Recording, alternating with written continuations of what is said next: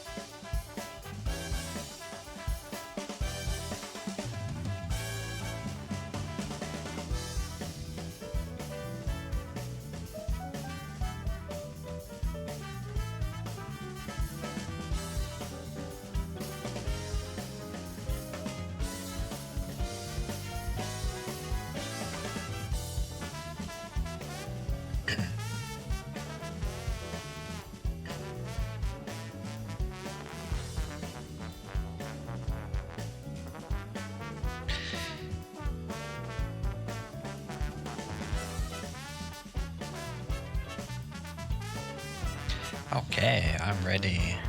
I'm ready to start.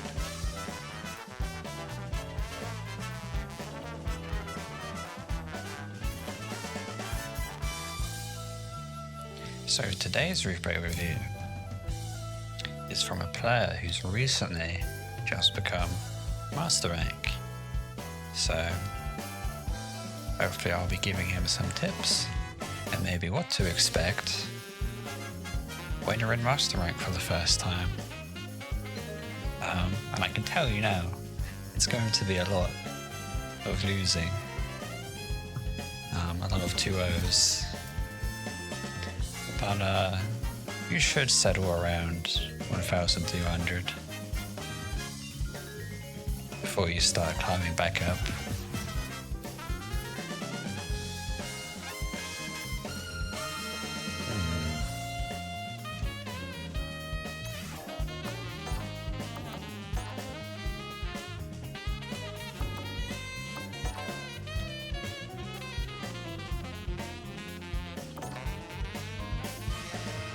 There we go.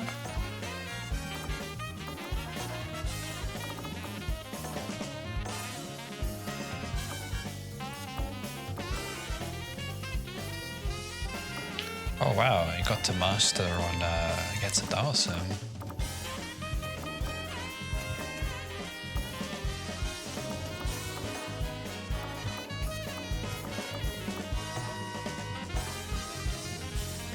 Dawson is one of Jamie's toughest matchups. But there's a few tricks that you can do to make the matchup a bit easier.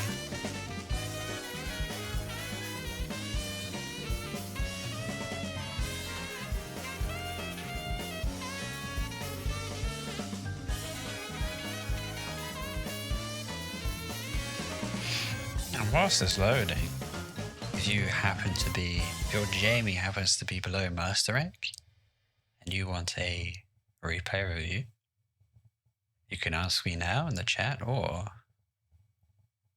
in the YouTube comments or Discord, and I'll happily give you a review.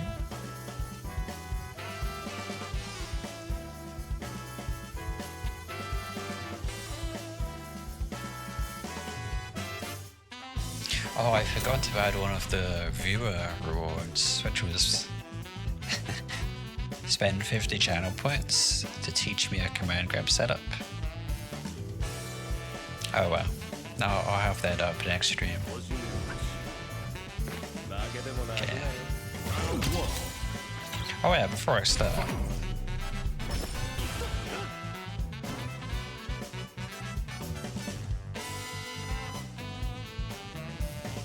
I was I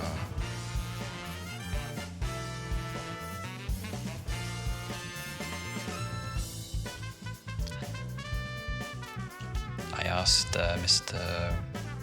Akan some questions. So I normally do this for my replay reviews. It gives a bit of perspective on the person's goals and how they generally play Jamie. So on a scale of 1 to 10, 1 being max defense, 10 being max offense, where would your Jamie be? And the answer was around a 6 or a 7, focusing on offense. I like to see that as a very confident player, which is good to see. Or in this case, a confident player that is still missing some of the fundamentals. Maybe some easy setups that could be added to your gameplay to actually make your offense more secure. As you've mentioned, you're still not great at Oki and some other basic things, but that's okay. Even the highest players miss anti-airs and don't check drivers sometimes. I watched a Hocho game the other day. In the first match, he was doing drivers 5 HP. This is the highest ranked Jamie in the world on the ranked ladder. And then for final MMR goal, I got an answer here. It's I don't know. We'll just play and see where I end up. And the final question was a general game plan, which seems pretty standard, which is get to drink level 2 and then focus on pressuring the opponent with the new tools that you've unlocked. But you can definitely expand on that a bit more. Find something you like and build your own game plan around it. Anyway, back to the replay review. That was a bit of context. Some players say I've done a replay review before and they were like, oh, I'm a 3-0. I'm like a defense 3 out of 4 or 2 or something. But they they don't show any defensive decisions whatsoever. And what's interesting is that as you get better, you'll say what you think you're doing and what you're actually doing will line up. Or your actions matches your words. Often, there's a bit of a mismatch. They'll say I'm good at anti-airs, but not land them in the average game. Anyway, let's jump straight into the review. Guess the awesome, and this was the set they got. It's the Hacker to Master rank. You know, if the top player, if the top Jamie does this, it has to be good. No comment. Even though I would prefer to see a driverish 2 LP, since it's safe to neutral jumps. You have time to high kick anti-air. Ooh. So when you go for the driverish cancel, I think you almost always have to go for a throw to make it worth spending 3 bars. Okay. That's fine, I guess. Nice. This is another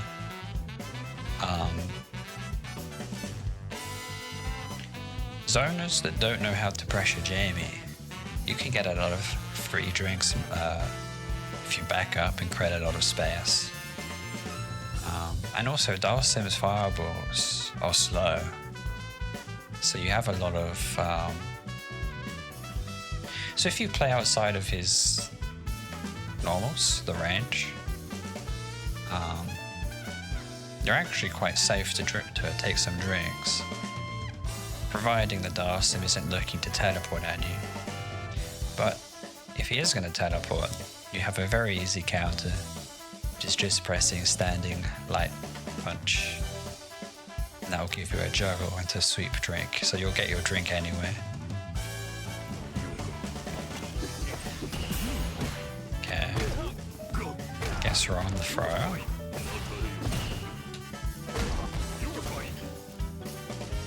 Here's what I mean. You see the fireball, and you can just I mean, it's a risk, so it's not inherently a good option. But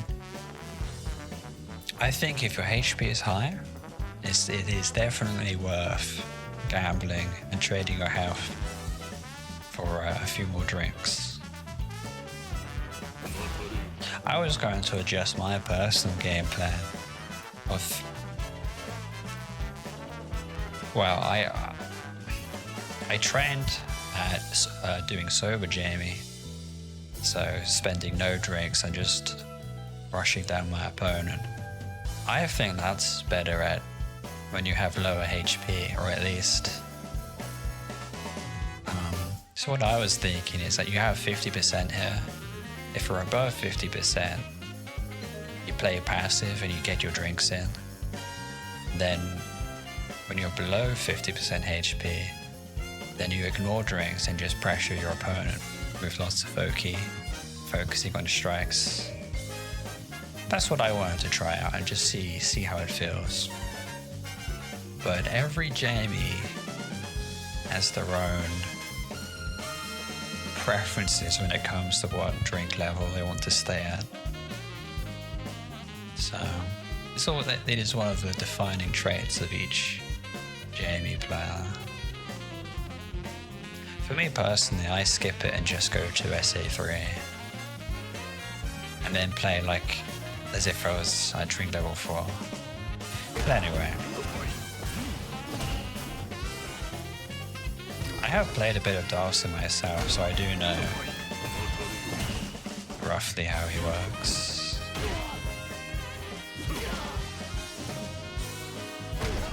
I think on the backdash.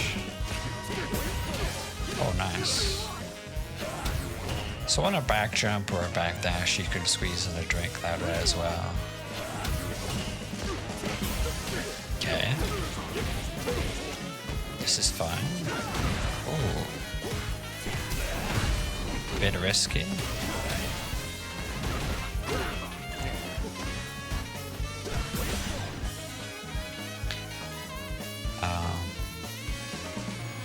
Pretty sure here you could have gone 2 OP, target combo, light back high, safe jump. That would have been very nice to see. Don't know about this driver's cancel. When you have the opponent in the corner, there's a very easy thing you can do, which is just do nothing. Just sit here.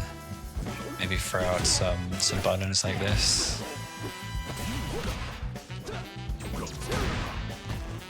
This is also very good. But yeah, you can just walk back, maybe look for an OD palm.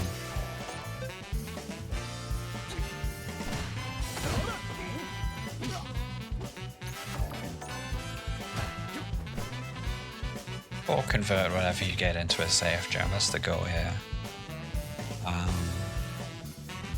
But since you are at drink level 3, you know, if the opponent has the HP around here, around 3 bars, maybe a bit higher, you could do OD palm SA1. That might kill.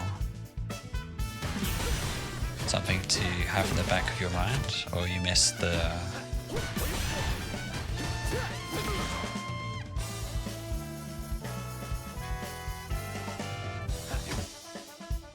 You missed a knockdown there, where you could dash forward or with standing light kick, go into 5 MP again. Or so here you backed up, but I think you could have.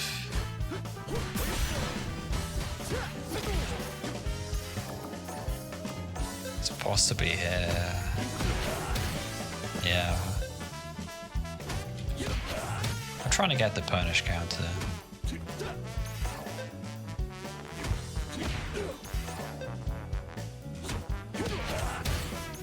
Oh, you don't have don't have meter. Whoops.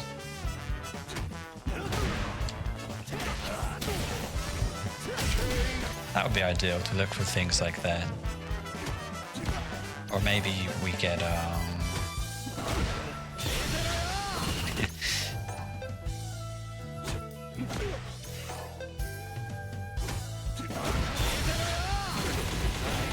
this does a lot of damage, but not. So when you put yourself into burnout, if you look at Dalsim's HP right now, he's like one more, I don't know, medium kick, standing medium punch away from dying. But if you had a driver's cancel available, which could be anything above, you know, as long as you have drive meter, when you're in these situations where you want to get lethal, you always have a driver's cancel to follow up and kill. And that's when you should be burning yourself out. Because now, it's just a lot harder to kill the opponent, and it takes more interactions. And to minimize the amount of interactions you have to kill the opponent, minimizes risk and maximizes your reward, and you will win more games more consistently by doing so. Anyway, some Dalsims like to teleport here as well, so throwing out standing light punch is good. Okay, he has anti-airs. Ooh.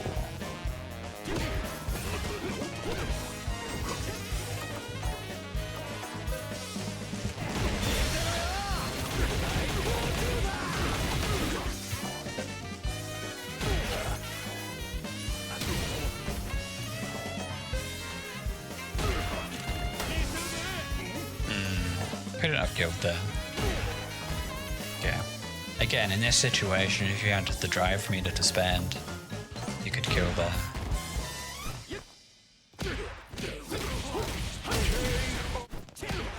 Okay, you got lucky there.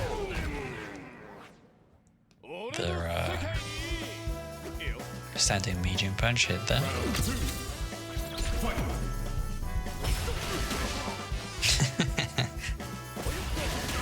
Dalsim sleeping at the wheel.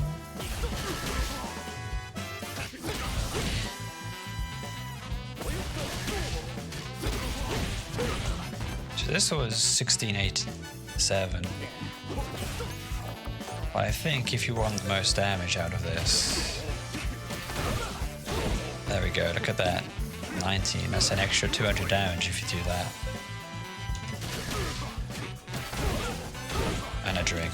And this is equivalent to what you've done, but it's more damage.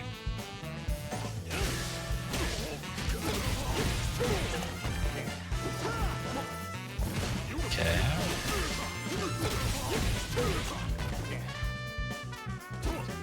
This was light.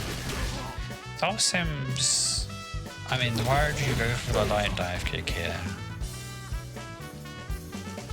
Because if Dalsim wanted to, I'm pretty sure he could anti-air you anyway. Not the best dive kick.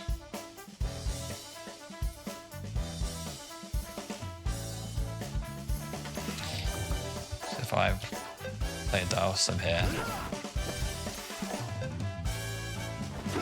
you see that hits you? Possibly the my god.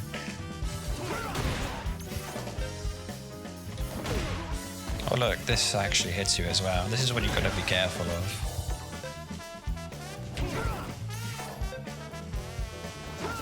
Wow, it's probably more of this button you have to be careful of. Yeah. But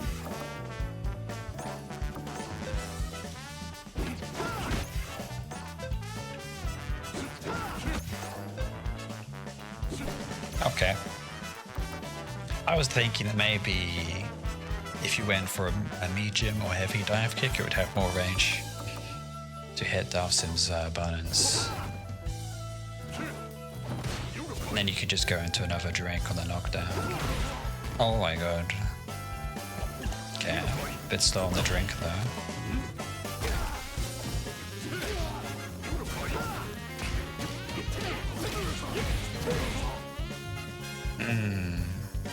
So here we, according to what you said, at drink level 2 you would be rushing down the opponent.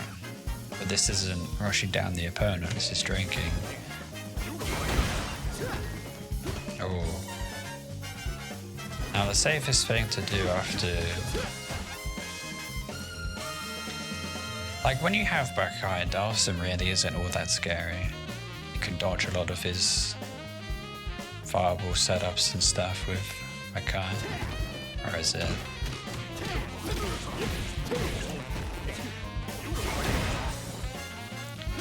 So the safest thing to do when you hit a sweep,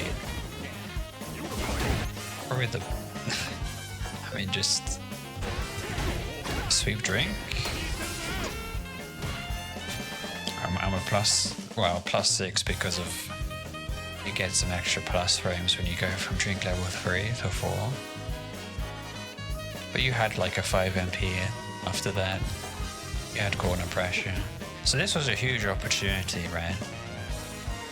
You could have forced Dawson to stay in the corner and guess for game.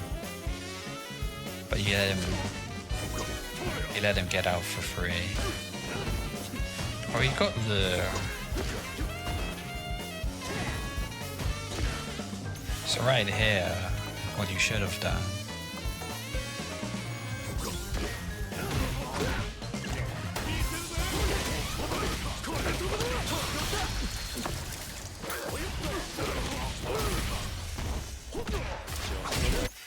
So yeah, just 5 LP here gets you another drink.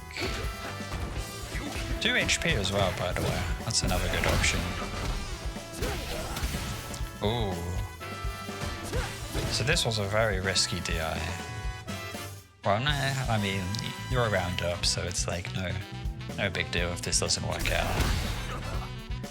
But just so you know, when you get a high wall slump here, we get to do some extra...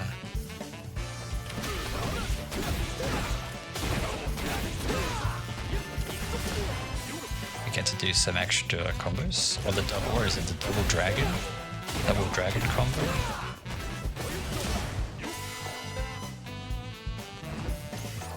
I think you can just DI again as well. Yeah, but this does a lot of damage.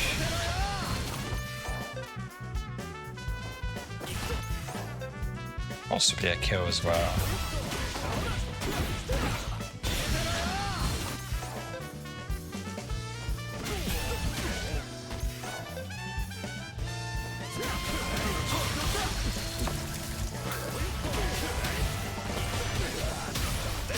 I mean, you could have killed in a bunch of different ways here. You know, you could have kept it simple, heavy Bakai, SA3. Well, let's see what you actually do here. No SA3. So I'll be thinking here, the opponent's HP is within lethal range, which means the next interaction I can kill, because I'll have SA3 available during my combo. There's like a 10% left of meter to build up. So this is SA3 time and you win the game. And I know why you backdashed it.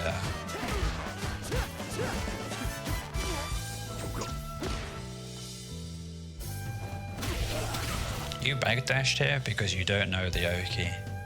You don't know what to do, but there's a lot of cool stuff. I think you get light arrow kick here, yeah.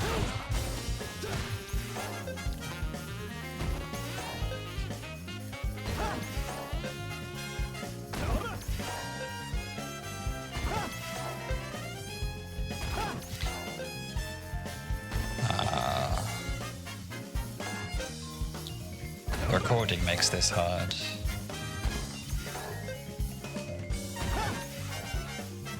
I guess I'll just go back a bit.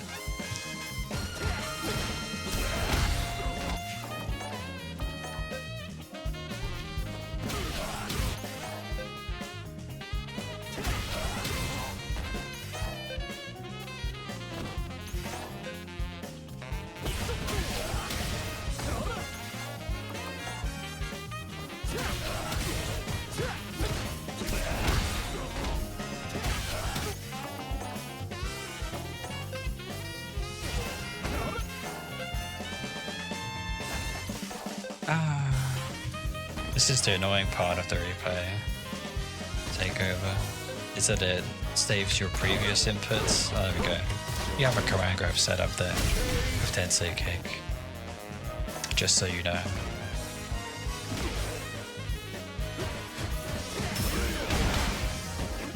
And this is like, well, this is one more interaction, second interaction.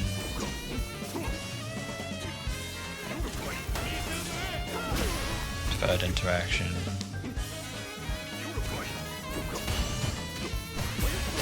Fourth.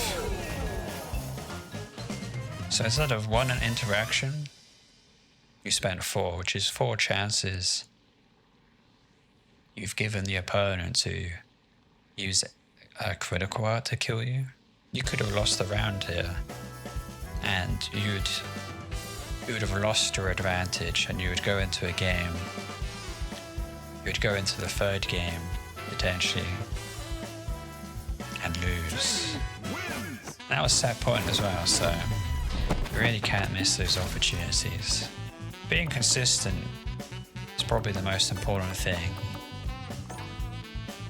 in ranked in general.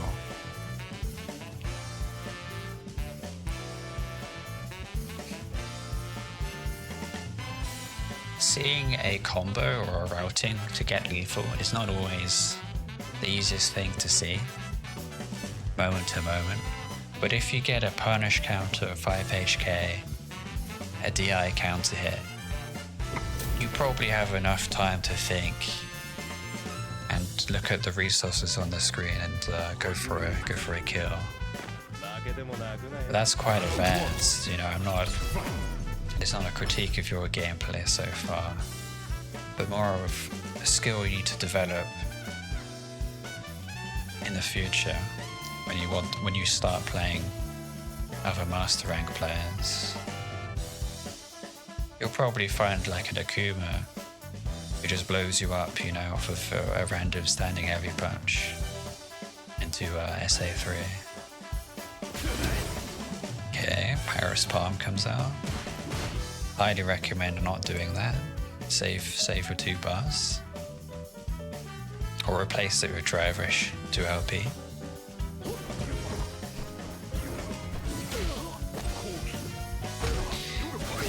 Unfortunate guess on the parry. Burnout. Dalsim is... he does have a burnout combo. It's like an infinite block string in the corner. So this character can actually be very scary to defend against in a burnout. And just generally speaking, approaching a zoner burnt out is impossible. You're just gonna lose health, so it's really, really important to save for drive meter. Because you burn yourself out here,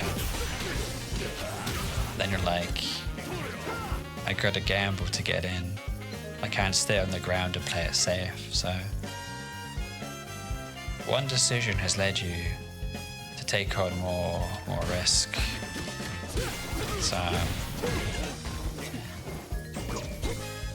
that could have been good, but unfortunately Dalsim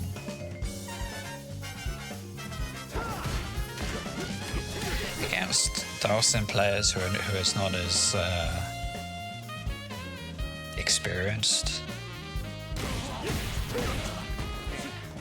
they're going to be taking like an easy option to get out of the corner, which is normally teleport. So you could probably wait and just press 5 LP and catch him jumping, and that will help you get out of burnout faster when you go for the super.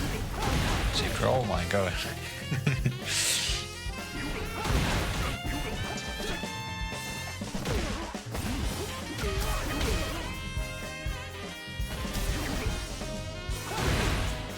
Oh, he mistimed it. I believe this is like plus 35 or something, so I can't believe they worked. So in this situation, you have to follow up with a strike here, you know, a strike throw. Fortunately, he didn't do that, but things worked out anyway. But ideally, just keep doing this.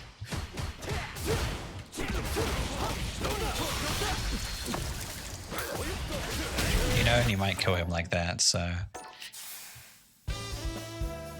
it's really important to not give up space. You want to stay as close to Dalsim as possible.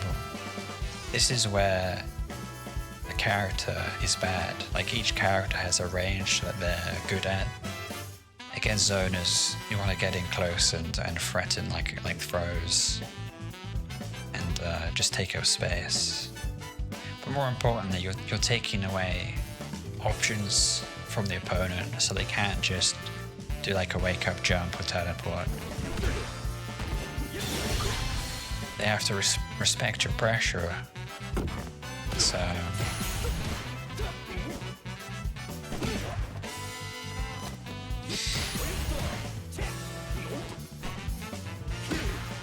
I mean, this could have been good. You could have killed her, I think, if that jumping worked out. Now you have to guess. I mean, the dive kick's not too bad, I think, in this matchup. But it's still a, it's still a risk.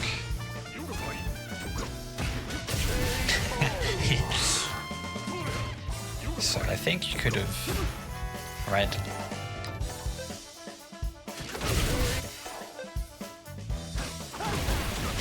Oh my god, look at this. Okay, you had to know.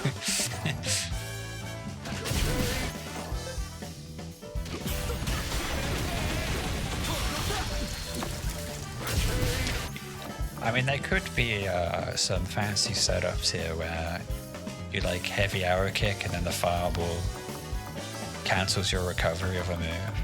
So you get some fancy combos. But unfortunately, you don't have the HP to spend because you turned. Essentially, when you had that knockdown from Lightback Kai, it's your turn. And when you decide to strike, you keep your turn for a bit longer. So as soon as that strike throw situation is over, you go back to a scramble where anyone can win. And unfortunately, that's where the opponent could win just as easy as you could throw the game. Unfortunate, but also... Oh, hey, again. How's it going? This was a very interesting situation with the fireball behind you. I won't go into anything too complicated with that, but you can do some cool things.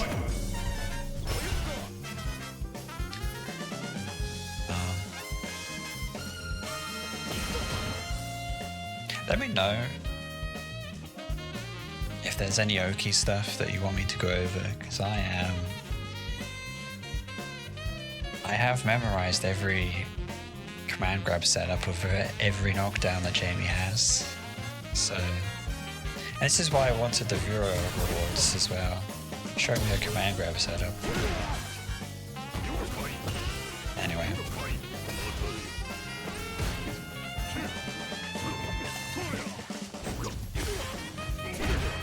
Oh, this was huge. So you had heavy palm here.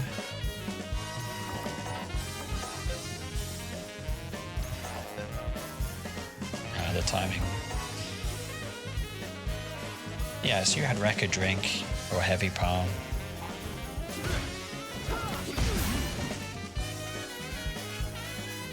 Yeah. I generally buffer stuff into Rekka all the time. Which is why, personally, I'm weak to DI. But that can remove some of the reactions. Like if you just do standing medium kick or crouching medium kick wrecker.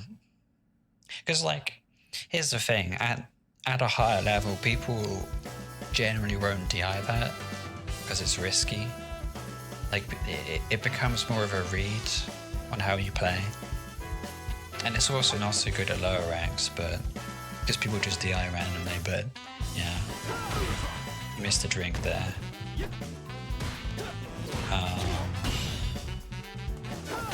So right here, this is another drink situation. Same thing if you hit a light palm. I think you could do one dash.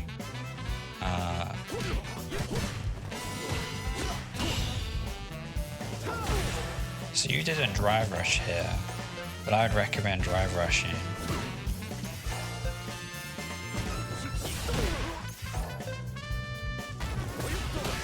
Yeah, that's just more advantageous than as +6 instead of +2.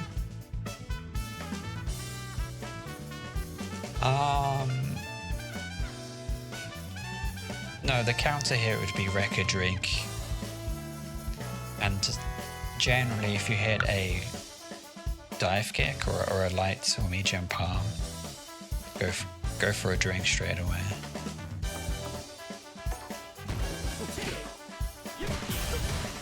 Oh, this driver's cancel.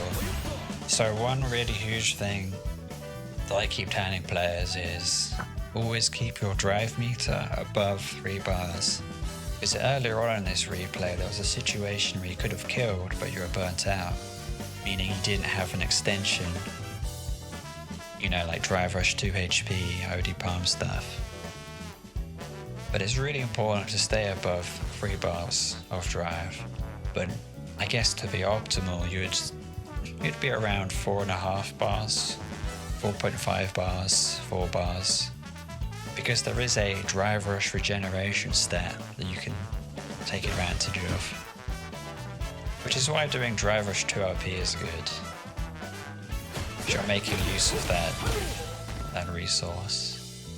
And effectively, by holding your drive and not spending it. I mean, this game is like, if I spend more drive than you, I win, basically.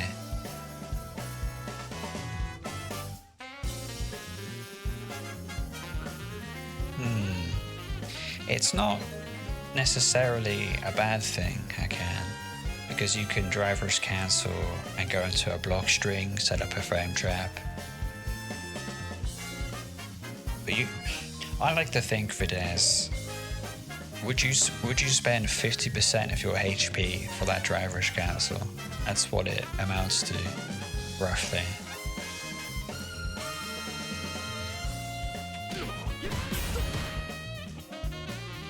Would you spend half of your health on a mix-up that might not work?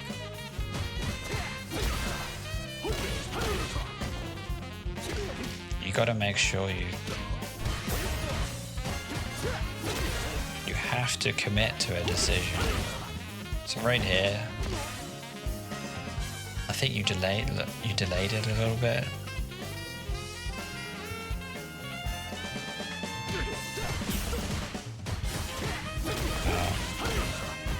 So it's quite simple here. You can dash forward 5 MP. You can actually medium palm and have enough time to 5 HP after.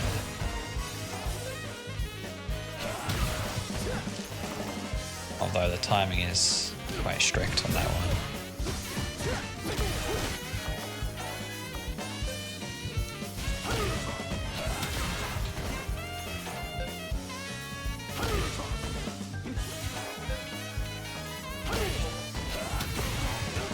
There you go. That's one of the more flashy and fancy options. I wouldn't recommend that. I'm just letting you know that's a thing.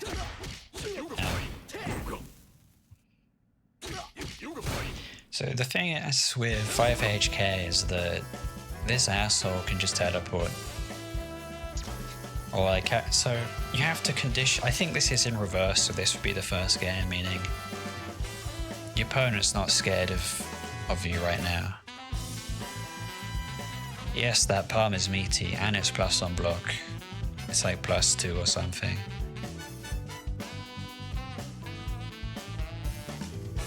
I think it goes up to +4. OD Palm goes up to +7 if you time it correctly. It's I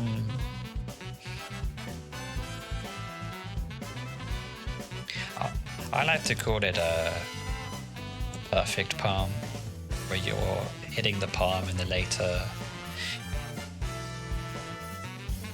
active frames, which means it's more plus.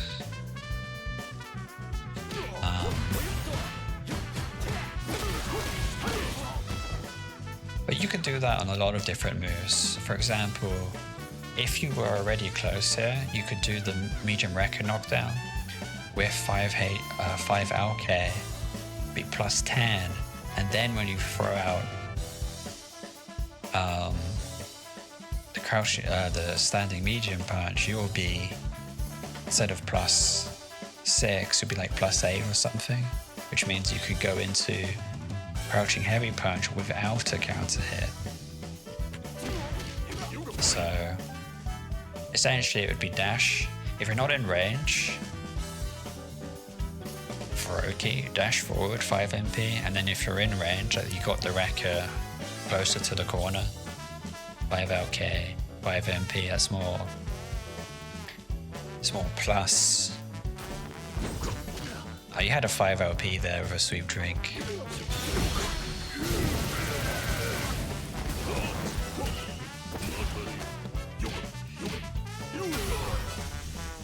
Not sure why you're holding parry there. I think you could have just... Sometimes you can't be a coward. Sometimes... I mean, my instincts are telling me to do this, but...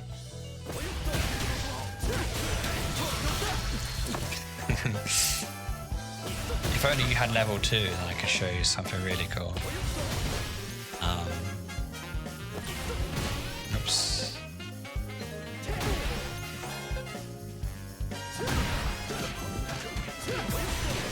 I mean, you had options here. This Dawson was very greedy. I wonder if you had time for 5 HK. Oh, look at that.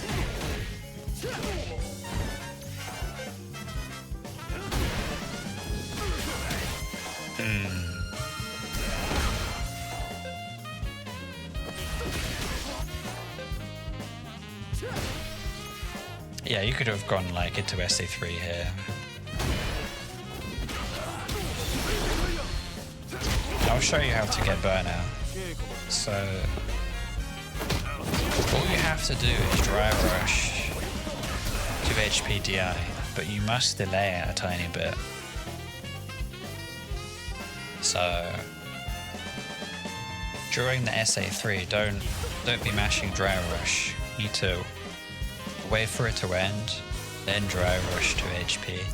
The alternative is to just delay the 2 HP during the dry rush, but as long as you delay it, the DI won't miss. So it's not necessarily about being on offense all the time, it's just that in the corner,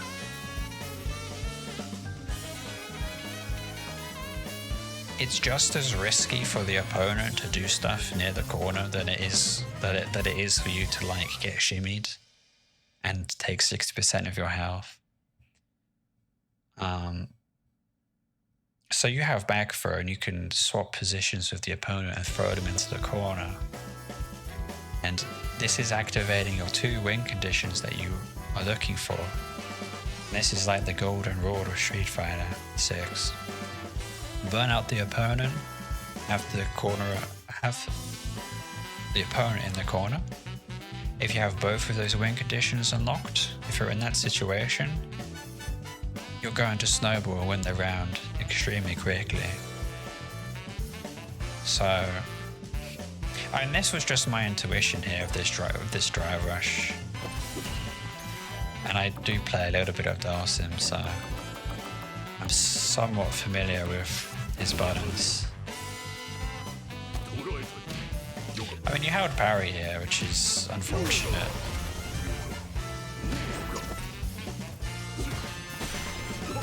Ouch.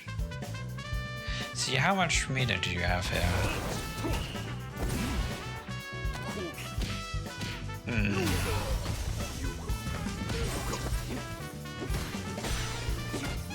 Now it's game over. Yeah, by now. So, holding parry is actually very good, but you just did it at the wrong time. So let's say you're below 3 bars of drive, and the opponent is and you know the opponent wants to do a block string, then you hold parry, and you get 2 bars back. And now the opponent can't autopilot their offense, because if they do, they're giving you lots of drive meter. For example, Ken's Jinrai, right? He just does like light kick Jinrai or whatever. Also on the Jamie target combo as well. If you tap parry, you can get a lot of meter back. Because you'll parry the target combo, and then you'll parry like a Rekka or whatever he cancels into. So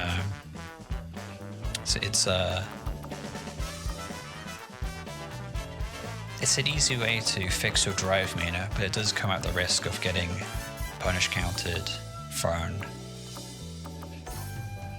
So it's up to you, but there is a time and a place for holding parry for sure.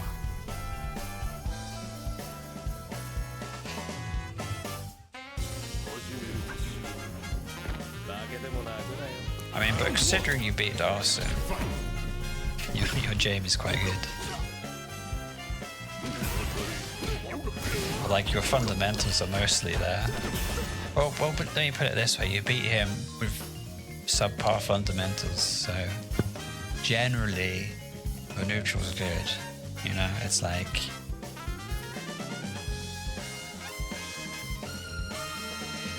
I don't know. If you implement the stuff I say, you'll probably sit around 1300, 1400.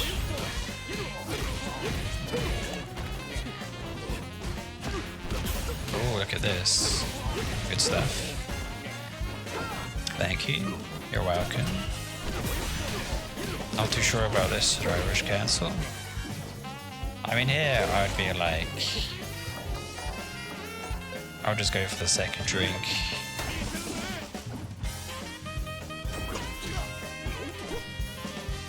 And because if I get something like that, it builds a lot of meter back, and it wastes a lot of time as well. So being at drink level 4 means you can get out of burnout a lot quicker. And if you didn't know, SA2 removes 50% of your burnout time. Did you know that? So you can, if you go to my YouTube channel, which is linked below, there's a playlist called SA2 Cocktail Recipes. And I think the last one I posted, it's a situation where you deliberately go into burnout and then use SA2. You preemptively spend your meter, go into SA2 and skip burnout. It's very interesting. Anyway, that's like super advanced stuff though. Learn it at your own pace. I mean, you also have another thing to keep in note is you have like with punish 2 HP driver's cancel stuff against this guy. That's also very good. Like round start, walk back 2 HP driver's cancel, 6 HK, 2 MP heavy error kick drink. That's like optimal round start against Dawson. You know about the burnout stuff. Cool.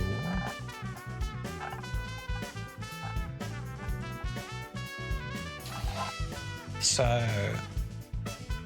I mean, I play a very aggressive Jamie, but that's more to compensate my bad reaction time and bad neutral.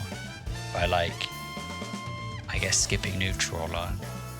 But I've hit a bit of a wall around 1500 where I do have to play neutral. So it's not the case that you can skip neutral and rank up high.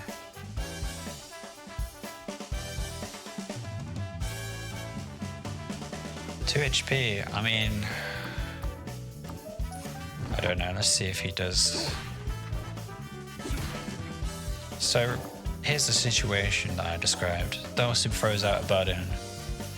You just walk back. I mean, it has to be heavy.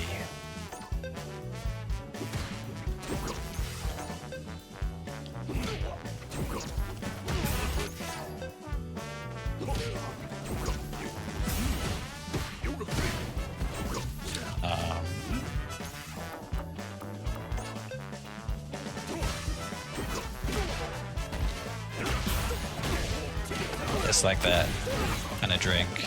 But imagine you whiff punish like Dawson's 5 HK or 2 HP. Anyway.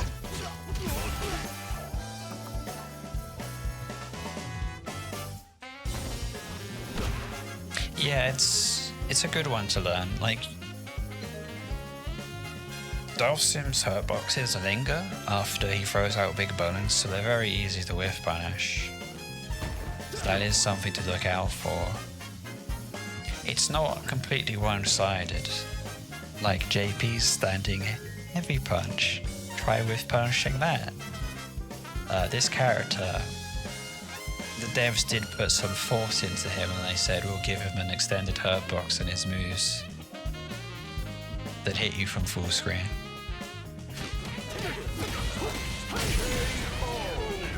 Okay.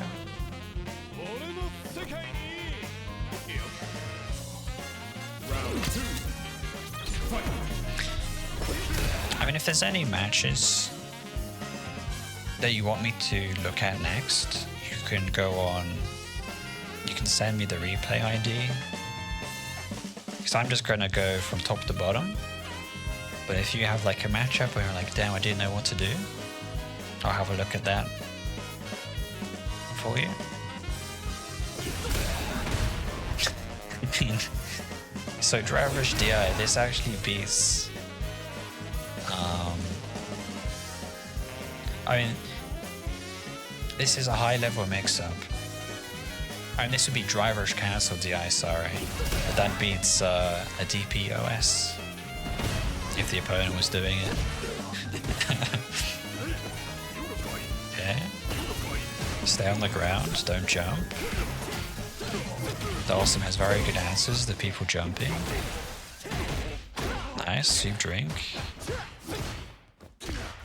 Striking is good, just keep him in the corner. Oh, this was bad. What you have to do here is target combo. You know, target combo.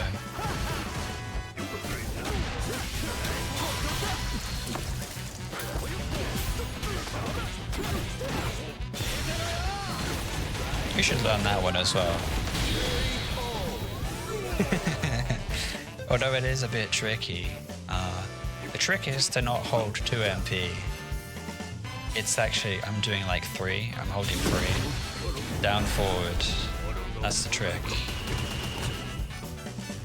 Because if you hold 2, you'll get that instead of the arrow kick. But if you do, you'll get that instead if you do down forward. It took me a while to learn that. I had to unmemorize some things.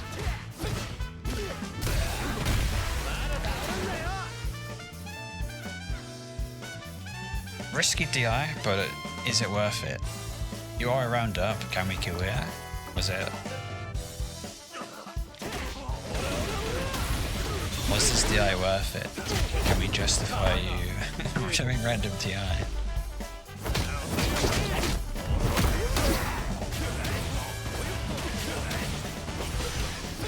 Whoops, that should be 2 2 MP heavy palm. And yes, it would kill, so that was a good DI.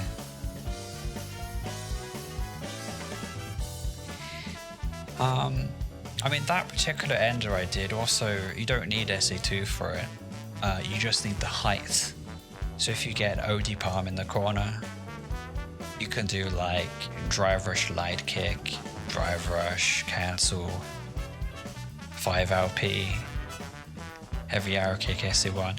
You just need the height for the, you need enough time for the SA1 to connect, but it's not, yeah, it's not like you need SA2 for that. But it does though, it does a fuck ton of damage. Very useful for an ender.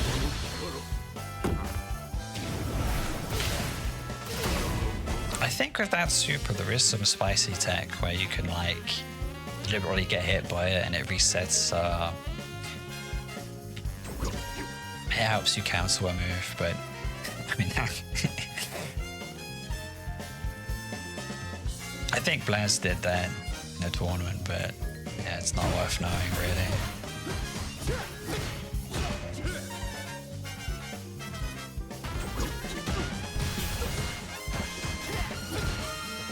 I think we have a frame jab here, so you can 5MK. Oh, that goes a bit. So if the opponent ever blocks target combo, just go straight into OD Wrecker. And that'll mean that you're +1 and you can set up some spacing traps.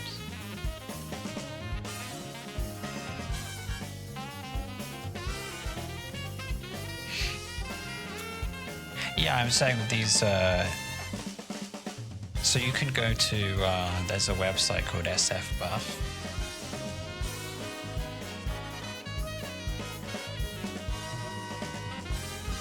And this is I guess a stat tracking website where it scrapes CFN and it records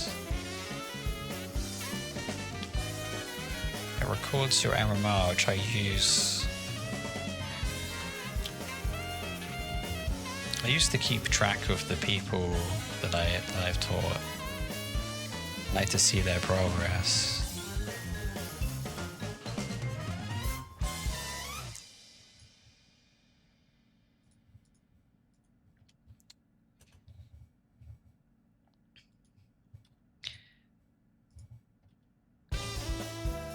So you just put a CF in there, and then it would actually give you your win rates as well.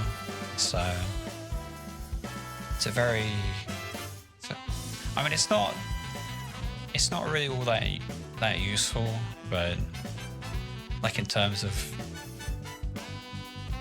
direct reward, you're not gonna like look at it and be like, I know what to do now, but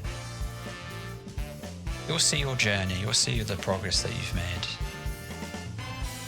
So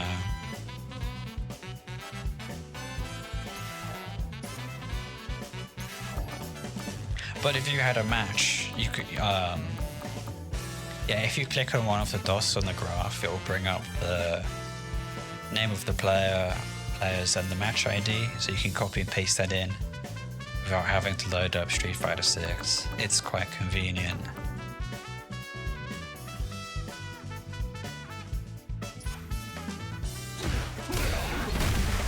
Anyway, let's see what you did. Oh, that might have been something else, my bad. I got distracted.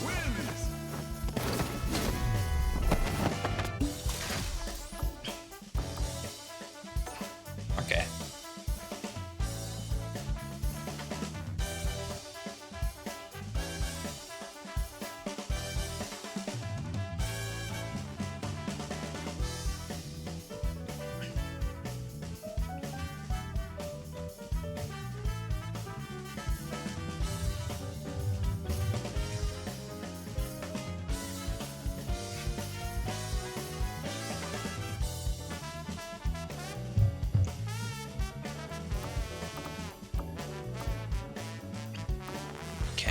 Got a Jamie Mirror here.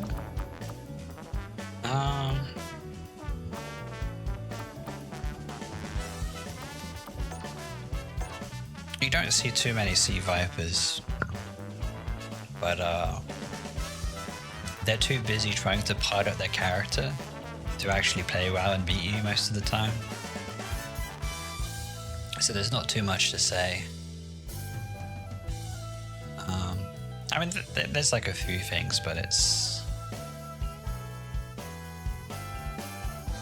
I think you can DI the burn kick. Like the double overhead, if you guess right, you can DI and get quite a good punish.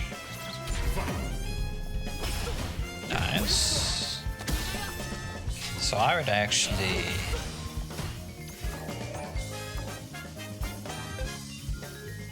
I would just go for the throw straight away.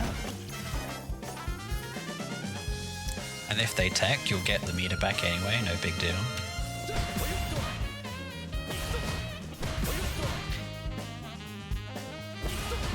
You had the throw here. Instead, you do nothing, spend an extra 3 bars, and then get your throw teched. Whenever you want to drive rush cancel, think, oh, I could just spend 1 bar, you know, and go for the throw.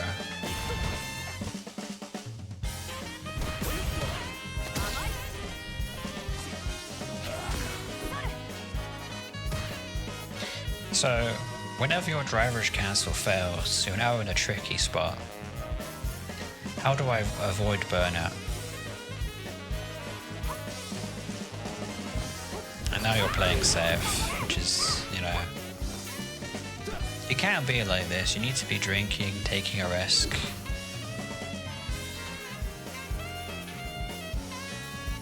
I mean, it's not inherently bad to do this, but by putting yourself at risk of getting hit, you can hold parry and get your meter back. You can just get your meter back from hitting the opponent. So I would recommend committing to a decision. Backdash and do drinks full screen, or just dry rush in again and go for some kind of block string. Set up a frame trap. I mean, you can do like dry rush 2 up here again, walk back, and start doing this. 5MK medium punch wrecker, you know?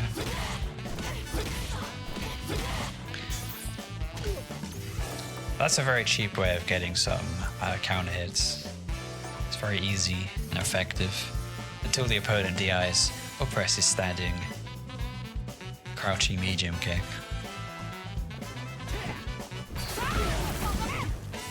Oh, here it is. Here's the situation where you DI.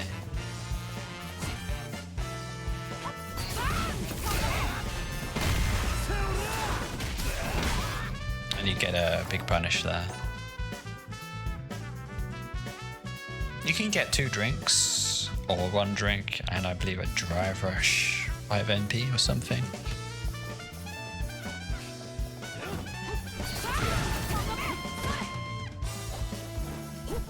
That's a risky jump. Why is it a risky jump? Because you get anti-air and then you go into a strike throw situation where you're in the corner and then you get burnt out.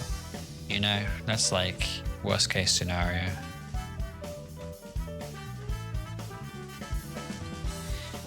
I mean, the best thing to do is nothing, basically, just block it out. It's a hard read to DI. I'm not too sure, you know, it's up to you how risky you want to play. I do gamble a lot, but that hasn't helped me improve my rank.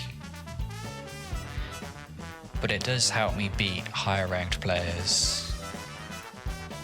That's not, you know, it's not... Relying on gambling and gimmicks only gets you so far. Or in other words, you win without learning anything. Or perhaps you win with less self-improvement. I mean, the exception is you make a hard read and then you commit to it and you go, okay, this guy loves doing the extended burn kick ODI, then it's okay. Just be mindful. And that's another skill. Observe the opponent, observe yourself. When both players know how to play the game, they're not really thinking about how, you know, how their character works. That's where the game gets really interesting, by the way.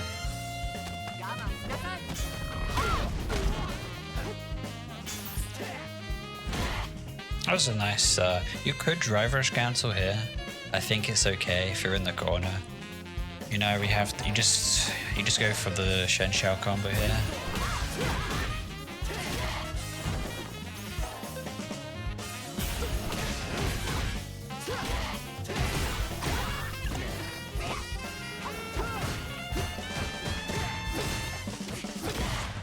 And then you do whatever.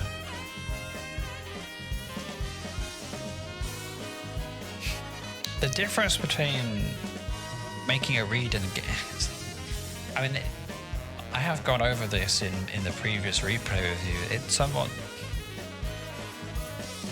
It's a skill that will come with time. You will get better at gambling. You'll develop an intuition that you'll listen to. Then you'll be like, you'll get a feeling, you'll get a vibe. You'll be like, I got a DI now, and it's gonna work. And if you listen to that intuition, like most of the time, I'm right when I gamble like that, and that's a skill that I enjoy. I'm very good at observing. And then just kind of not necessarily thinking about things, but just trusting that my brain will recognize the patterns and put together the puzzle for me. It's not that hard. I'll show you a very quick way to learn how to do it. I'll do that after the Sea Viper review. I'll just go into training mode and show you. I mean, I really should make a guide on it because everyone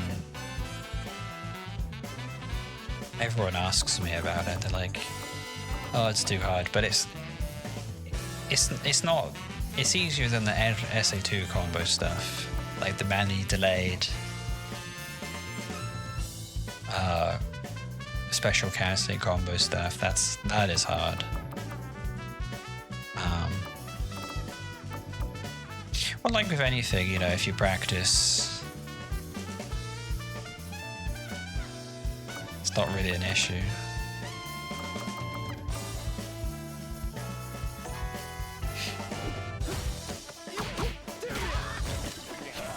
I would have preferred to did back throw in that situation. Putting your opponent in the corner as well with the win conditions that you need. Very nice. Good conversion.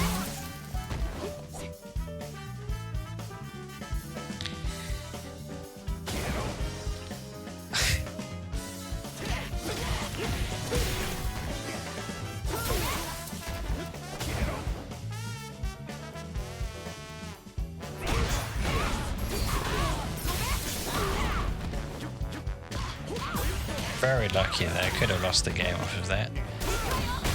Unlucky dive kick.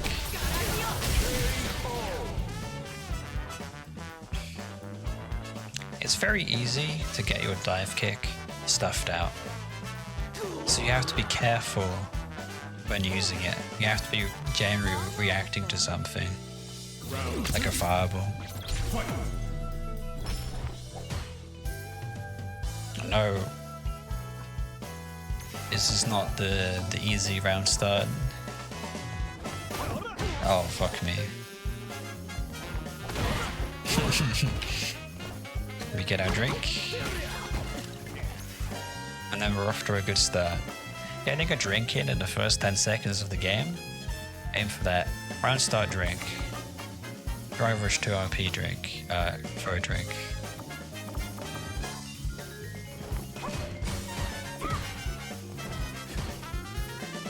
as a risky jump.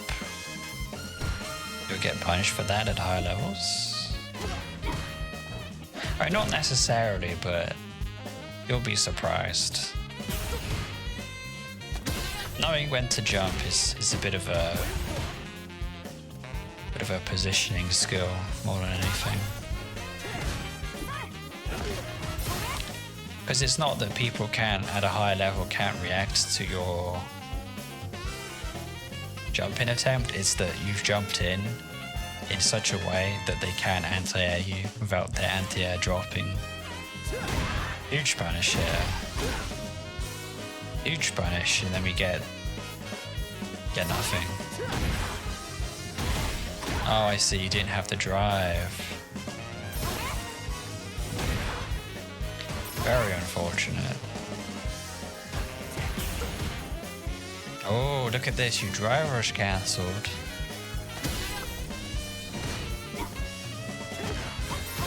Huge opportunity for big damage.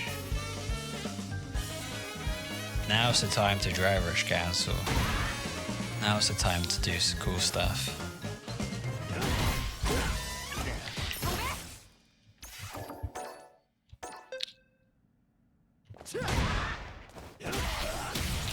You know, go into SA. Oh, you don't even have SA3, my bad. Just a very awkward position to be in.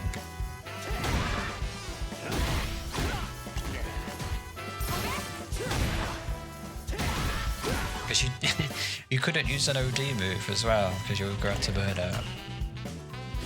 So you unironically did the best thing anyway, so... That's just how it goes sometimes. Not quite in throw range though, unfortunate. You missed the whiff punish here. If you walk back like this...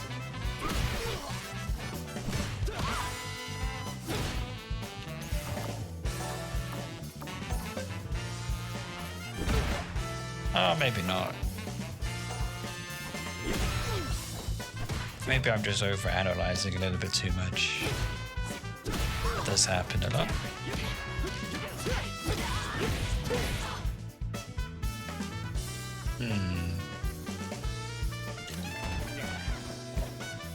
I would be a bit scared here. I would prefer to go for a strike here.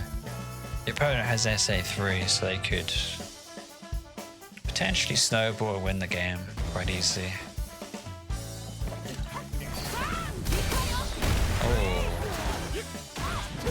Gotta be careful on the sweeps there. Or in other words, if I sweep, will the opponent randomly DI?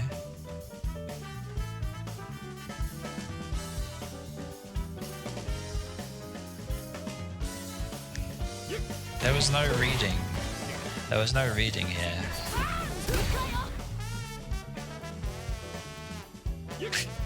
So...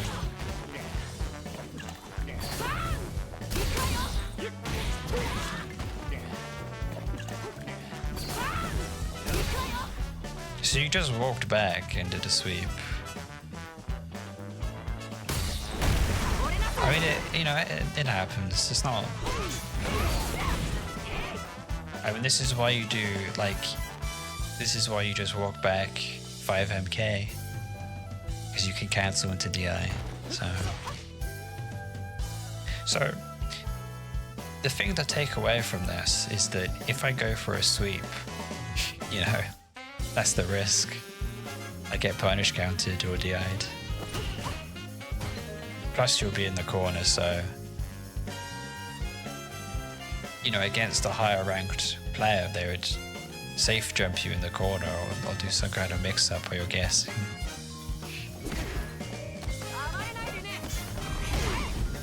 And then you guess wrong 3 times, lose the game. Oh, this is another thing at Masters that you need to get good at. People love neutral jumping.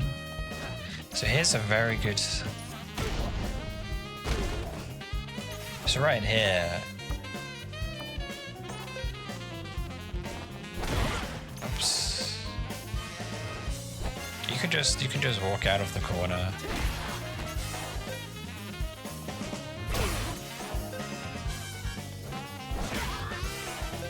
can go for like, look at that.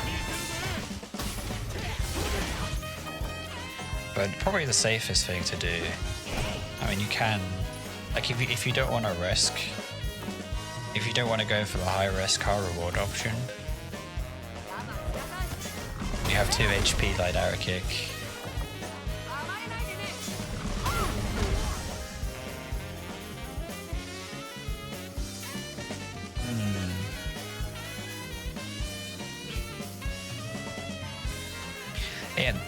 It works because it's a bad option, basically.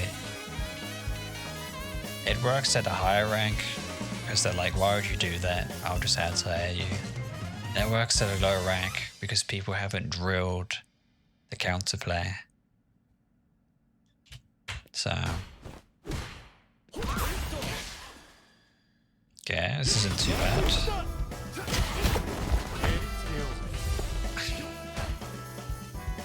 So, if you can kill, always go for the kill.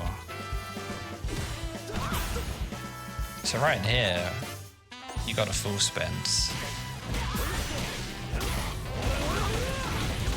You gotta make sure you get the round. This is really important.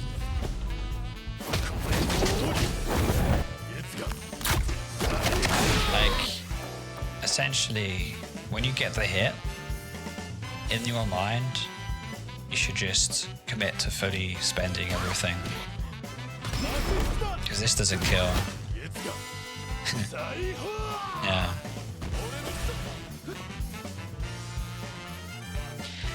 And the opponent is one interaction away from winning the whole game. That's a lot of risk you're taking. Never mind, the hands were off the controller. They have to scratch the nose. But the point is, that moment there was by you winning the round by full spending, going into critical art.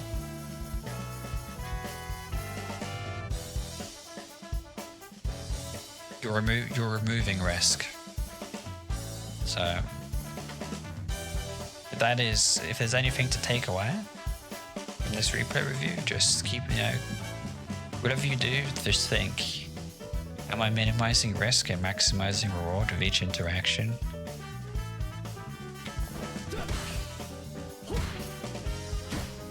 Bit of a risky jump in. We're getting away with it though, because we're diamond. Oh, that's simple. So you see the bars up here? The drive bars? Look at the drive bars. If the opponent's HP is below the 6th drive bar, and I'm counting from inside out, so like 1, 2, 3, 1, 2, 3, that way. If the HP is below this bar, critical art will always kill.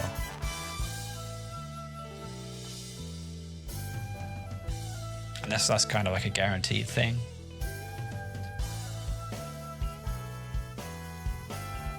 So during the driver's cancel and whatever combo I'm autopiloting, my eyes will go off the opponent, go over here and be like, oh sorry, it'll be, in this case it'll be over here, and it'll just be, can I kill the opponent? Yeah, there's lots of tricks. I mean, being able to use the right cash out combo to kill the opponent in an optimal way is not so important at your current rank, but at the highest levels of play. Knowing what combo will kill at what HP threshold and executing it in a split second, that is a skill that all top players have. That just comes with like, I mean, I would lab stuff and then be like, oh, this does this much damage, and I'll just keep a mental note of it. But generally speaking, you could say that if the opponent has less than 6 drive bars of health, if I full spend, I will kill the opponent.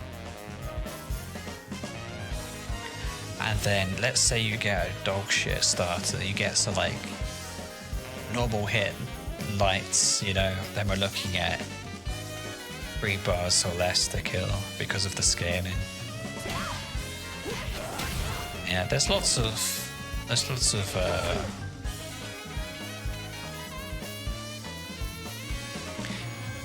I guess small tricks, like DJ, the high level, the grandmaster who was training me. You know, he said whenever I'm hit confirming stuff, I just look at the HP, and that it's like a faster indication of whether or not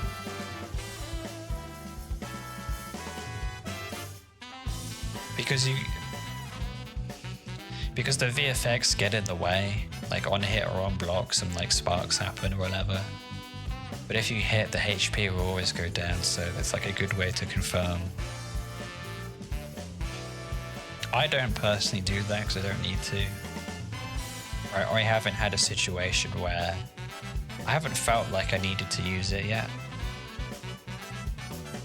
This is just very minor techniques to optimize. I've been thinking about not being able to kill CA or SA3 and then dying. I lose meter and aim at a disadvantage in the final round. I don't know, use SA2 then. save the SA1 for... I mean, personally, I think SA3 is cringe and I rarely use it.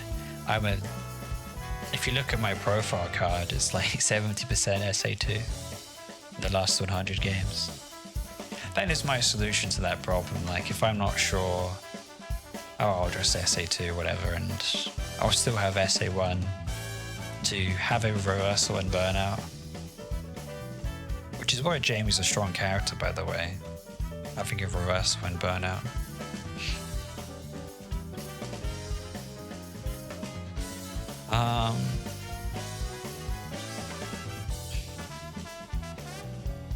Being able to look at a situation and know whether or not you can kill it, it will come with time.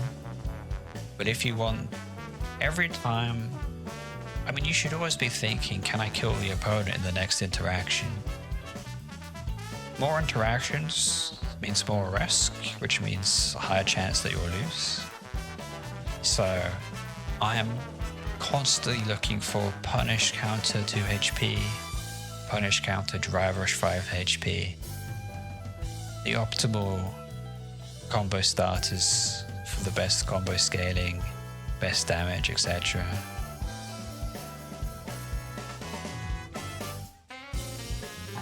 SA2 is difficult to use, but it will scale with your knowledge. It will amplify your offense that you could output, but it's not necessarily like it just scales with your knowledge. There are lots of different setups that you can do with SA2. Meaty command grabs, meaty like DI stuff. Lots and lots of fun stuff. I feel like that's where this character really shines. And also, I like to use it as a way to offset burnout as well. So if I do a driver's cancel level 2, that would put me at 4 bars because you get 1 bar back because of the buffs. Then I can driver's cancel again. That concept is very useful to know. SA2 gives you another driver's cancel to do whatever you want. So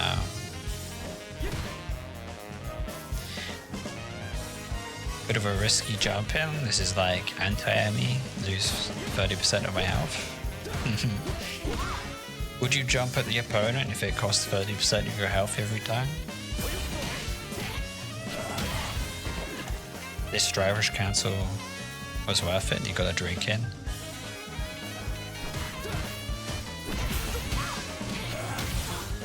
This was 1674. I think if you're going to spend it, best thing to do actually is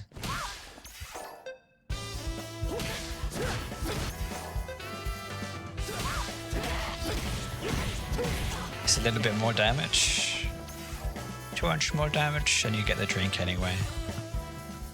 But I believe Nara does that, the high level Japanese. I think it was the rank 1 Jamie for a while as well. He likes to do that. And it costs 2.5 bars of drive, so not as bad as 3 bars.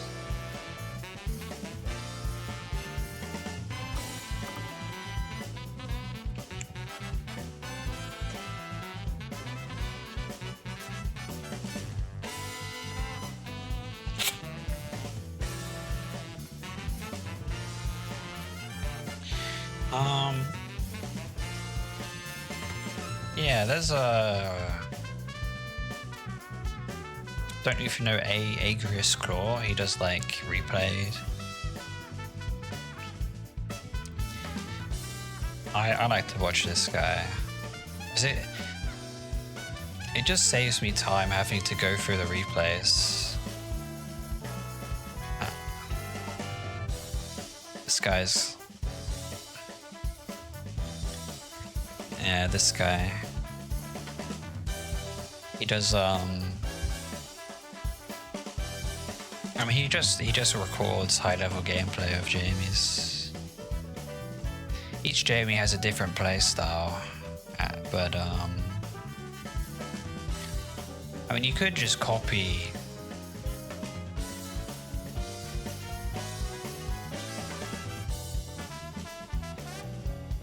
You'll find, okay, so the more you watch, you'll find some patterns. You'll find some like, oh yeah, this is what I need to do to improve. Oh yeah, I've also, here's another resource. There are more Oki setups that Jamie has. This is stuff that I personally labbed out.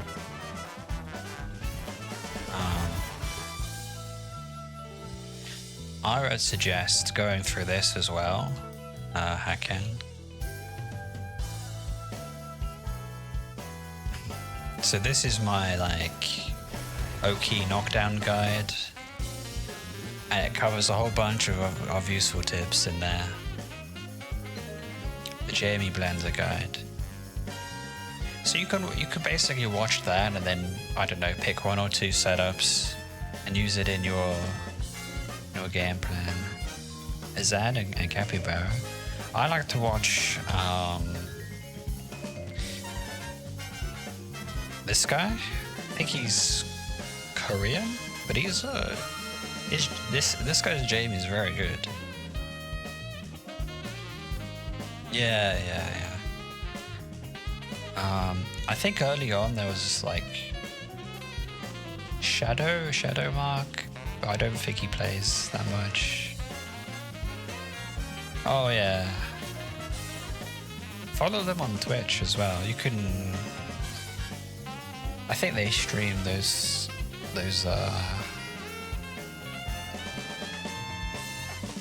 I mean, there's a guy called Tema who watches the stream sometimes.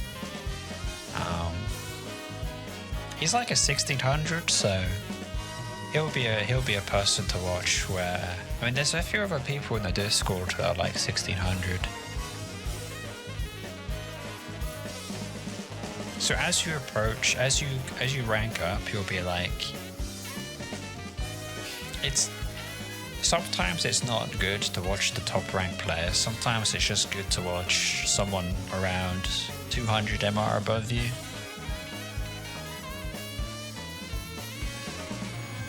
Because everything a top rank player might not be what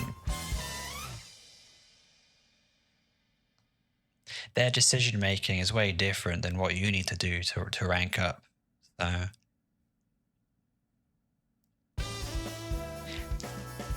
they can be. I mean, from what I've seen, they actually don't always play at the rank they should be at. So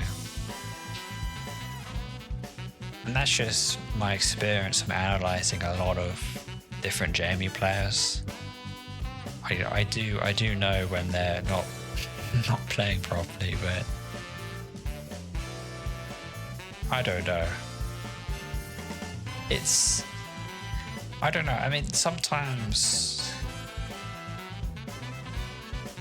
I have a very unique way of playing Jamie, and I think most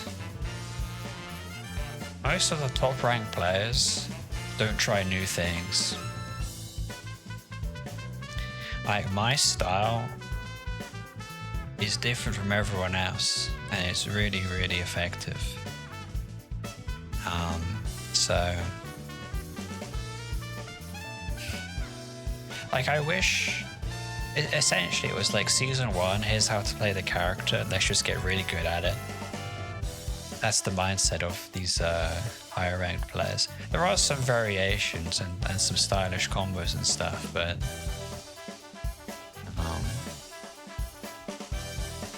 I think there's a guy called Bolt Strike. He has some. This guy does a lot of set play and stuff. He plays a very gimmicky Jamie, I guess. Yeah. I'll surpass Bolt Strike one day. I'll be the rank 1 Jamie in the UK. I'm pretty sure I have enough knowledge where I could like go into a tournament and and just gimmick everyone in the tournament with command grab setups. I really want to do that, but I gotta wait until I'm 1700 maybe before I kind of like. I just want to wait a little bit more before I go into a tournament. Why not? I mean, that's another good. Yeah, that's on my to-do list. You know, it's stream the tournament run. But for a tournament, I would have to be available. I think it's Sundays for me, so I don't necessarily always have that block of time. So I don't know. I'll just have to make it happen, I guess. Yeah. That's right.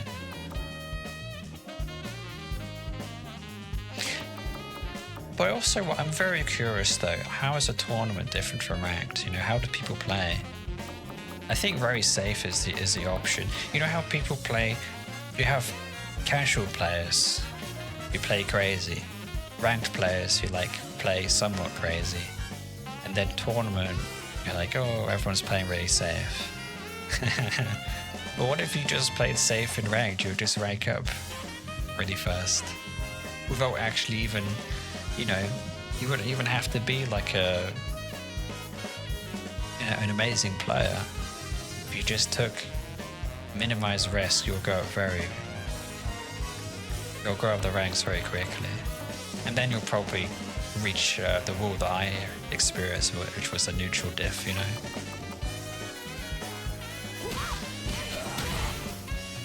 I think Dry Rush 2 HP Record Rig. Anyway.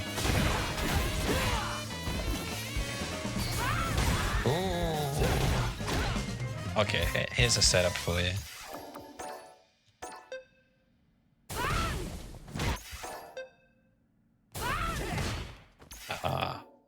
The timing's hard. Let's use the... Okay. So here's an easy one. You dash forward, 2 HP heavy back guy, dash forward, 2 HP. Yeah.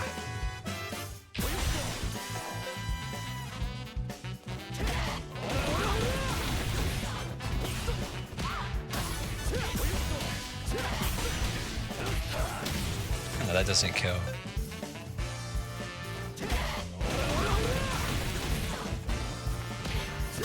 You also have Drive Rush overhead as well, after the heavy back guy.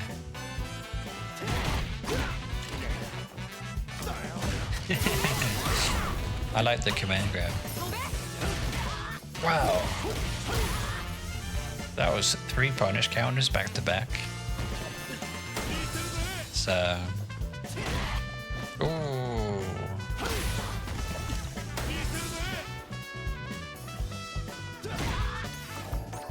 Unfortunately, you missed the headbutt there. That could have been a kill.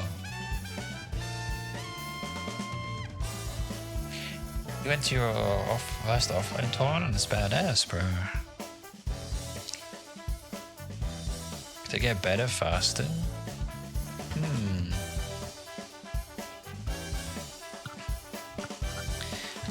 That was a book I was reading that came up. That's why I think it was written by Daigo.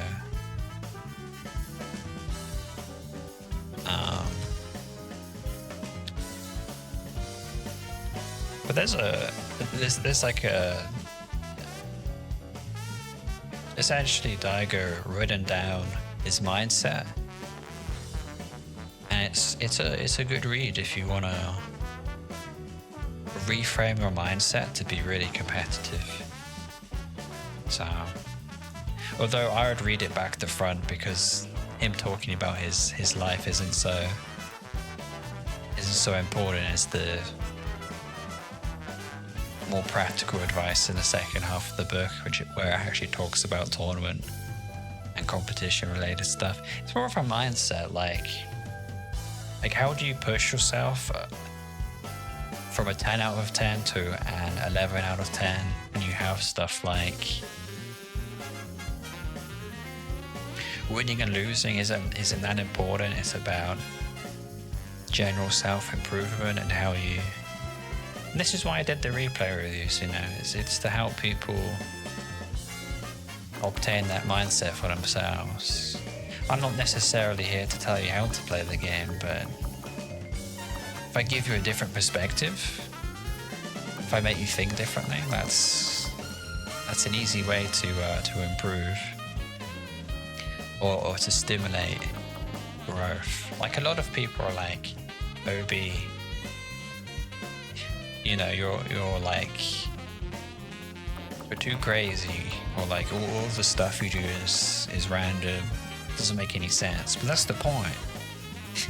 But you explore a character, everything is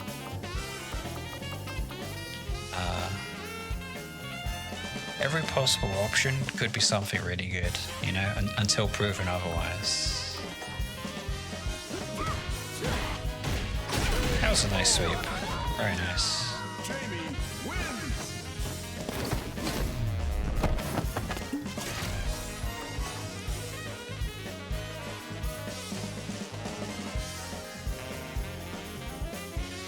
So, I mean, you can look at the clips on my Twitch channel. Pretty much summarizes the command grab setups that I do.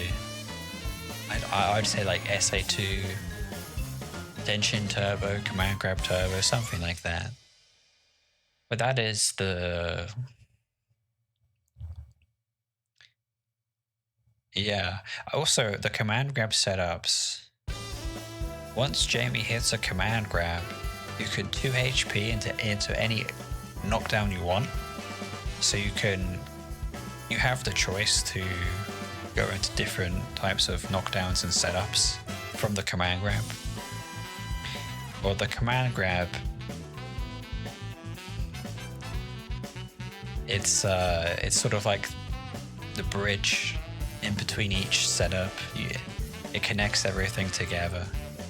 Also, command grab into command grab is a true string, and you can't jump out of that.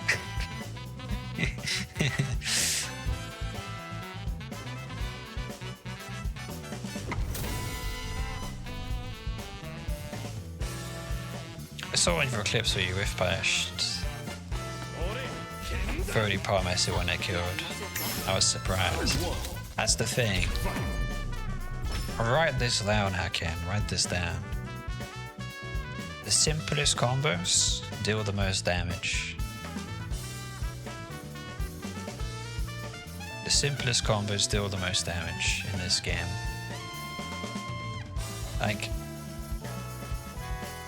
Like even the optimal SA1 combos and routes and stuff, generally it's situations that have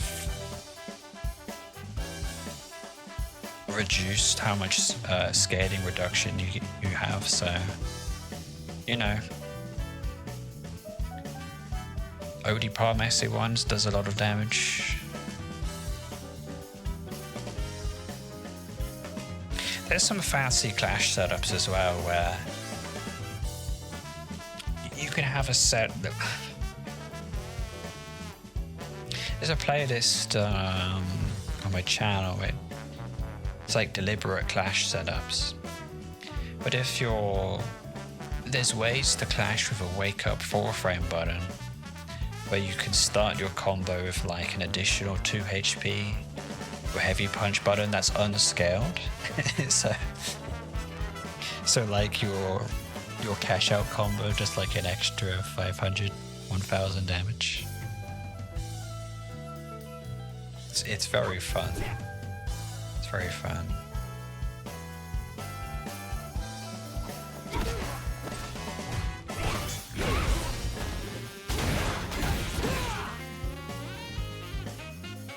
This ODDP is okay. Okay. I would...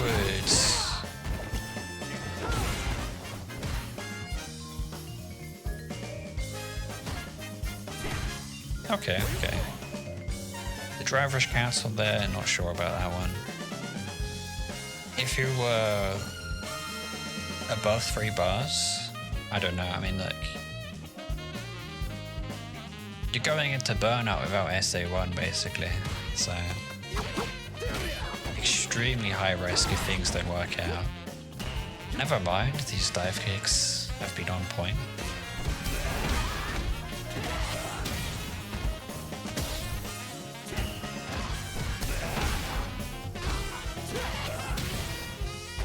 Here we take the safe jump. It's a mistake not to take the safe jump. Oh, here's an interesting thing you can do that's come up. And this beats opponents doing wake up tap parry. So, I know this is plus 43, it's not a safe jump, but this should still work. But basically you just jump twice, and you get a punish counter to jump 2 HP if they tap parry.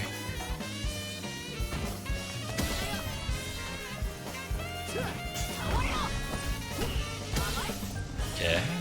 Ooh, here's another situation. So right here, around the spacing,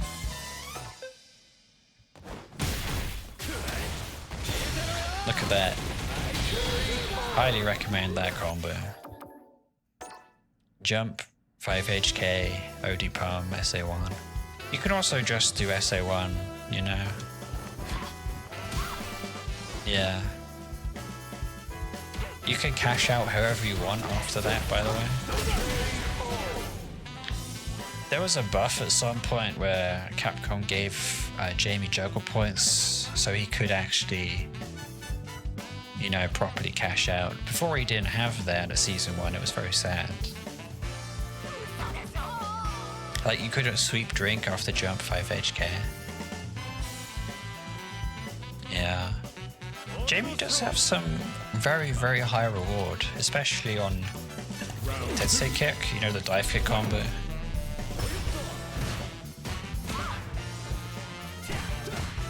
Okay, good stuff. This was a very good jump in. Because the opponent, any opponent, will struggle anti-airing this. They might even just hold parry, so you can go for a throw here. Like, that's the difference between a good and bad jump in, is when you jump here, a lot of, like, I don't know, unless you're like Ed or something with an extremely vertical DP. Yeah. It's going to be very hard to anti-air that, especially for Jamie. Very nice. Soup drink. Don't know about that dive kick. Why is it bad?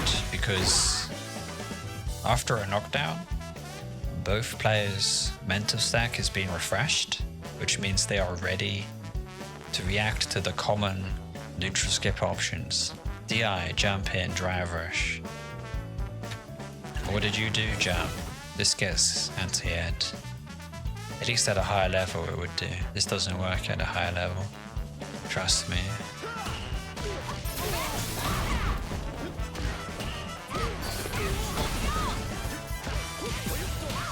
Very nice challenge. I would consider going for a strike here, just because you're below 50% HP. I'd like to see you try and keep your turn for a bit longer. Maybe just force some burnout, you know? Like, I don't know. You just do something like this. You just 5 MP a lot.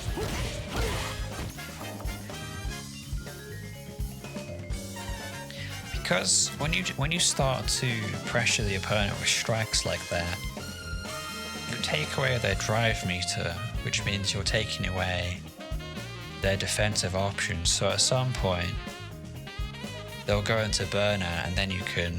That's a win condition, right?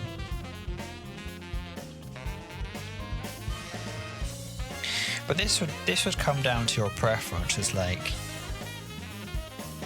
when would be the ideal time for the opponent to go into burnout. So you have to manage that. It's not an easy decision to justify whether or not to strike or throw, but for the most part, going for strikes is always good. Especially at low ranks, and you'll force the opponent to respect your options a lot more. Interesting.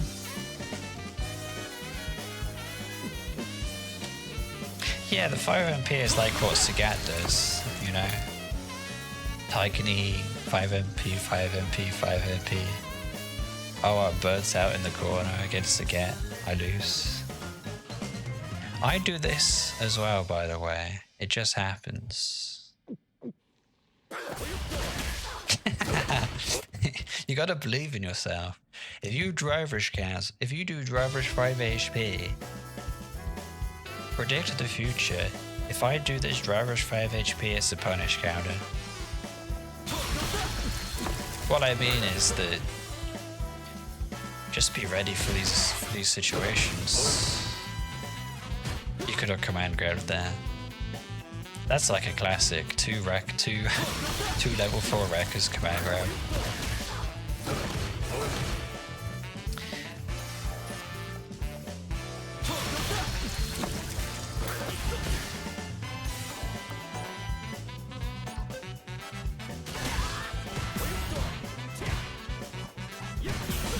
Yeah, I mean that was like safe jump strike throw miss basically. You also have a safe jump mid-screen as well, which is right here. If you this only works on light arrow kick, it doesn't work on light back eye.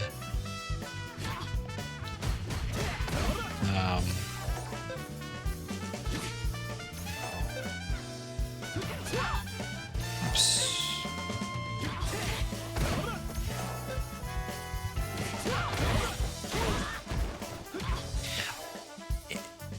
If the opponent back rolls, the jump light kick will still hit them, but jump medium kick won't work on forward jump. Strange, isn't it? I wasn't ready, otherwise I could have ended with Bakai. Yeah.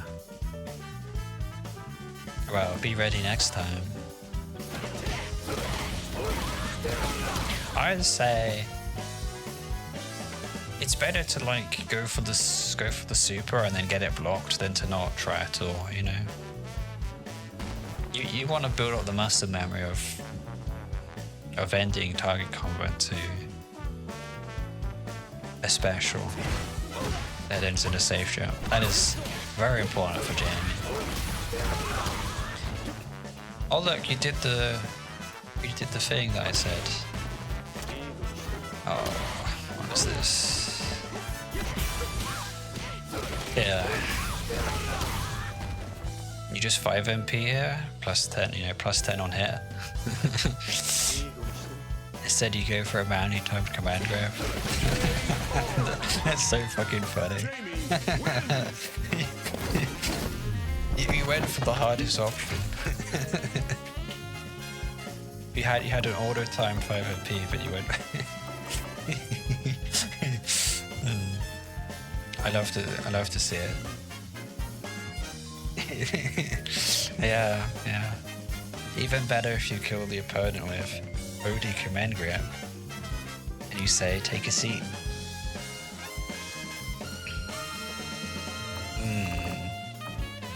Okay. Some Jamie mirrors. I am the Jamie mirror expert.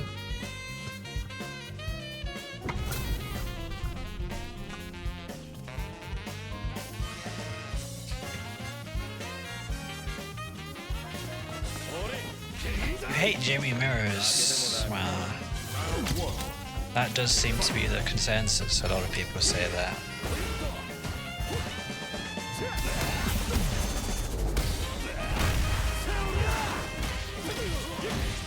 So I'm gonna do like a double review. That should have been jump 5 HK sweep drink.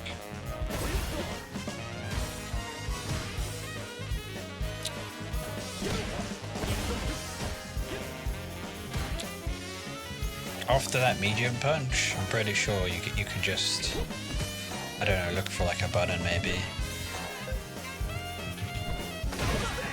Do something like that. But don't go for sweep there, that'll be a trap. It's just a stable fight, I mean a drink level 0, yeah. I guess so. Okay, mistake number 2, drivers cancelled there for no reason.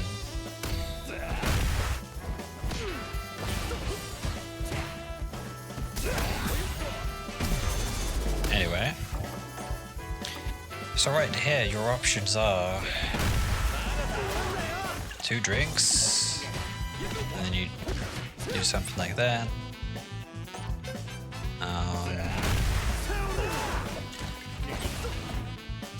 Can't remember what 1 drink is. Oh well. Back throw would have been good as well. Back throw drink, get him into the corner. There's also this combo that's worth knowing. Last time on stream I did this with 1 try. Yeah. This is like a side swap combo that's very good to learn. To whatever pressure. The trick to that is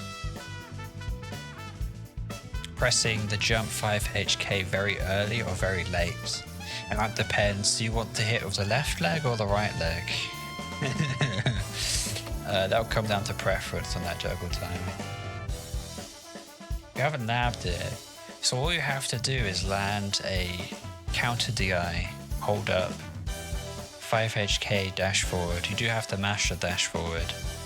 And during the dash you'll go under the opponent and have enough time to hit standing heavy punch, which you could cancel into any light of your choice.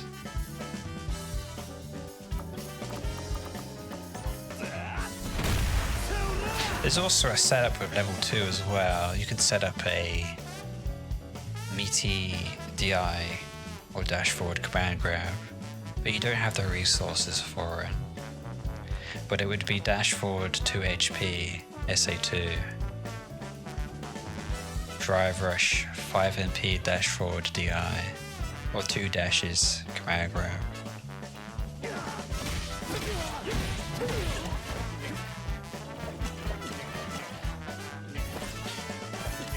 So if I were you, I would drink to 4, just because I have the knowledge that the other Jamie doesn't, so I'm always at an advantage if I drink the full, generally speaking, because I've loved the character for 3 years every day, like it's my job. Very unlucky.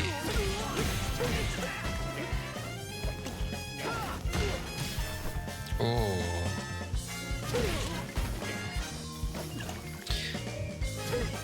Right here, you do have options. Oh wait, sorry. If you go for like the regular 3 punches, you have drive rush, 6 edge K, or drive rush overhead. Anyway. Ooh. Now if I were you, I know that this dive kick is not going to hit me, so I can safely press. Well, I mean, there's a timing to it where, holy shit, he's going to DI. Never mind. Okay. You know.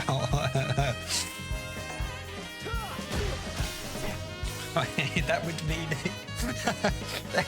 that would mean this guy's plan was dive kick mash DI.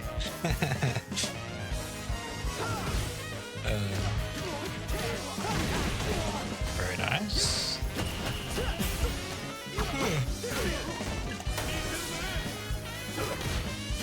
So in matchups where there isn't a fireball, this move becomes good. I would recommend trying this move out if there isn't a fireball. It definitely looks very, very cool when you land it. Oh, you did it there, nice.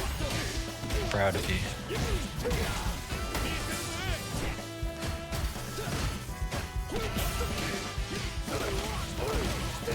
Okay, mistake. This is a huge mistake.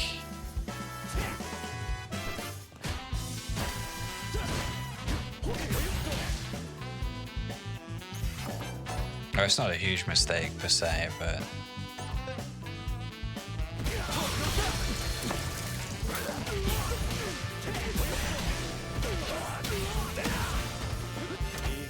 I mean, you could have done some level 2 stuff there, pressured.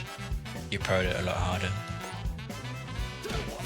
And it would have fixed your drive, so you could have just done level 2 HP, heavy palm safe jump, you know? Essentially, you're 1 block string away from burnout, but if you use SA2 just to get your meter back, not being burnout is very, very good.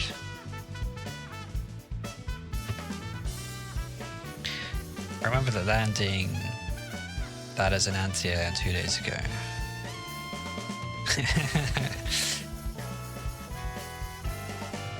Oh yeah, I'd love to see that. Yeah, post away your cool combos and stuff in the clips channel. In fact, everyone in the Jamie Discord loves to see sick combos.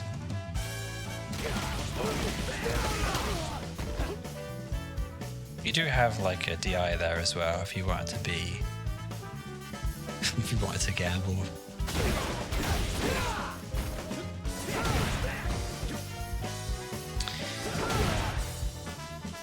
I want to say if you hit the toes you can light arrow kick there or SA1. But that's I did this in a batch once, it was very, very cool.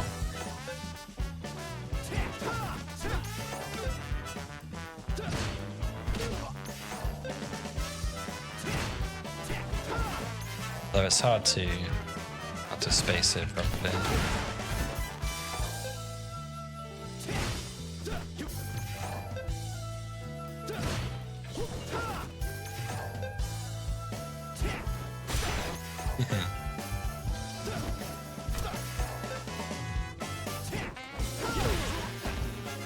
You have light arrow kick there, I think. Maybe it was some punish counter, I can't remember. Something like that. I just wonder if you can get it without the...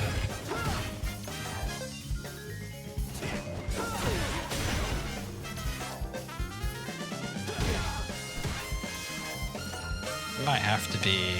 Yeah, it might just have to be OD. Oh shit. I pressed the... Ah. My bad. There needs to be a, are you sure? Are you sure you want to quit? You know? Because I basically just hit the button and I have to go back in and reload everything. Mildly inconvenient.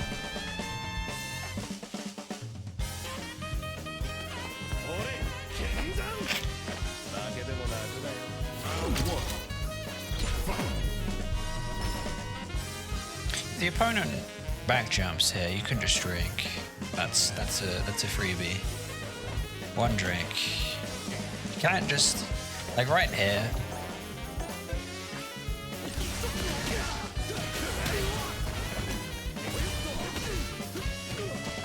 You gotta do this. You gotta punish the Jamie.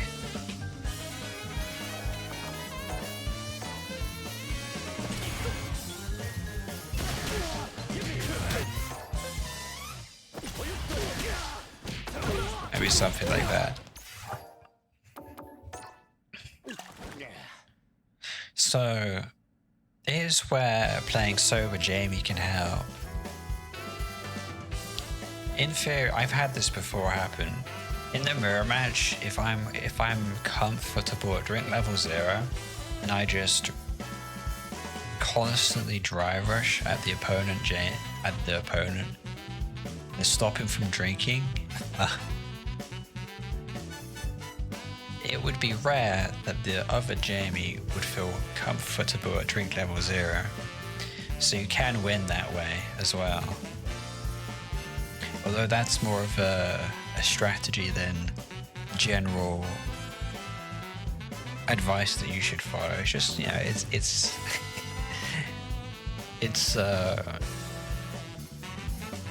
something that's happened in my experience.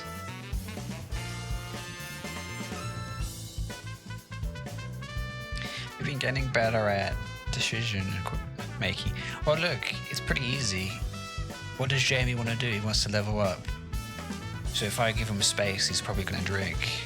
Therefore, if I just drive rush mindlessly and go gorilla mode, he can't drink.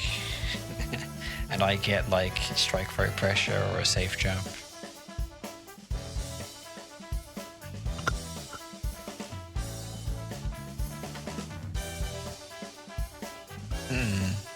Well, it probably works at low ranks. Well, I guess at higher levels of play, there'll be a more generally speaking, the opponents will be more well-rounded. You know, they'll have the drink level 0 experience.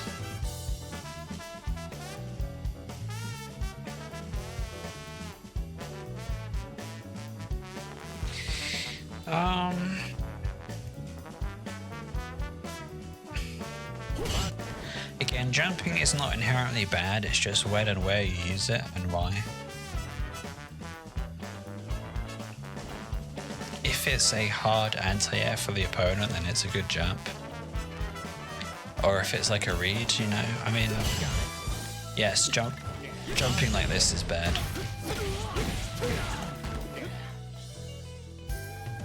I suppose it's a low rank bad habit that you'll need to iron out. Hakan.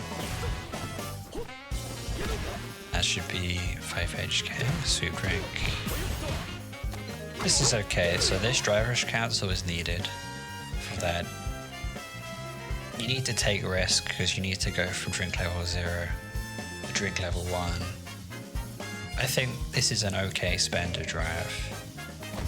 So, but if you were to driver's cancel here, it's always going to be kind of bad. It's going to be a bit iffy, you know. If things don't work out, I'll go into burnout and lose.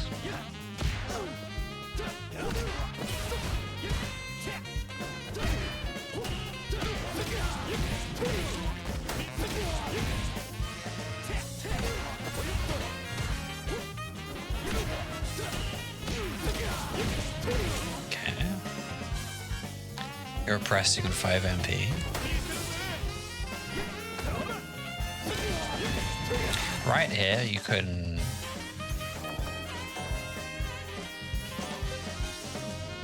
You can like kind of buffer. I'd recommend buffering a reversal. Just in case Jamie drive rushes at you. It's like a guaranteed reversal that will hit. If the opponent drive rushes at you. Also recommend buffering on 5 HK and 4 HP, just in case DI comes out or something.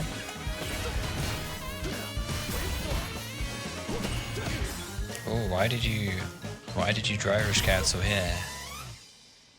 Back throw would have been good. Get the opponent in the corner. So you took 2 risks here. Look, you did drive rush cancel.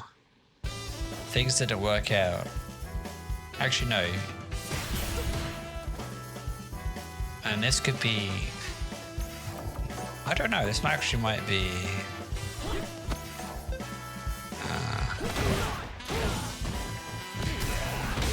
something like that, and then you're gonna have a hard time.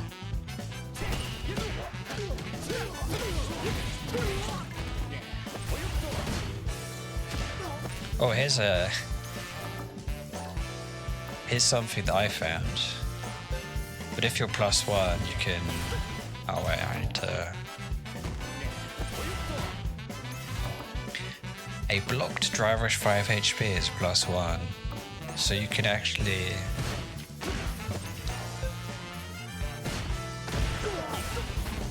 You can get this trade, which is very funny.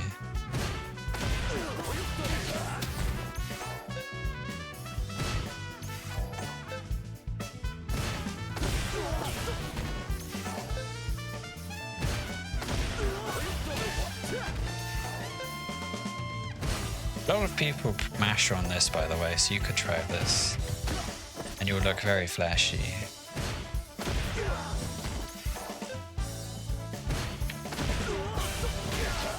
That's a command grab setup. There it is, I remembered it.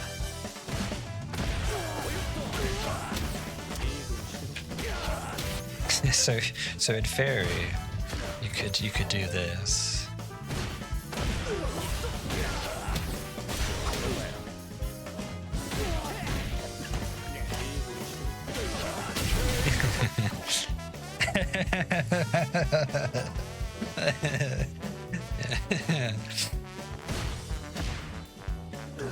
Anyway. Yeah, I get, someone told me I might have the most scary Jamie to play against, because everything I do could be routed into a command grab at a moment's notice. That's the fish and chips Jamie style. Everything I do is a command grab setup.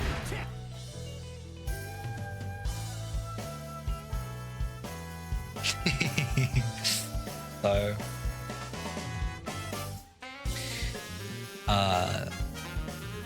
yeah, I made a video on those clash setups as well. There's some cool situational routing you can do. But +1 on block, light arrow kick, +4 on block, sweep drink, medium arrow kick, and conveniently +6, which you actually get from a lot of command grab setups, heavy arrow kick. And you can also do setups like +17. So you could do at +17, you could do drive rush heavy arrow kick and still get the clash. Yeah.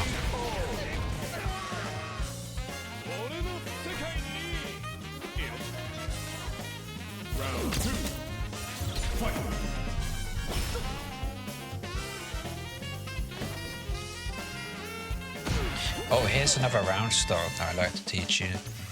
That's very, very, very good. So if I know Dry Rush 2RP is not working as a round start option, I'll switch to Dry Rush Medium Kick. So go something like this. Let's +4 in the corner at round start with a drink. You know, and then you're doing this.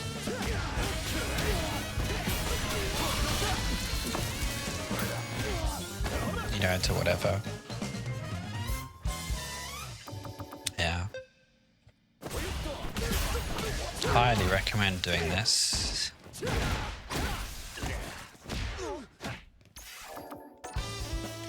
It's more of a read though. You need to observe what the opponent does at round start before you do that. Because it does cost a drive rush plus drive rush cancel. But the round start Shen Shao combo, you know, it's a strike throw in the corner. It's just a very high tempo play. And this works against all characters, so it's kind of like you could flowchart it basically. Drive rush 2 LP lost.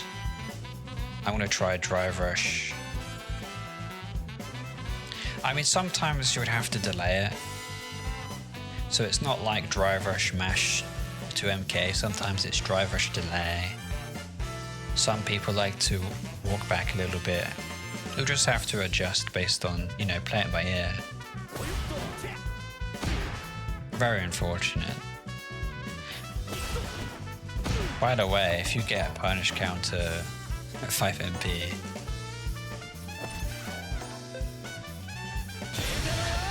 that links into SA1, just so you know.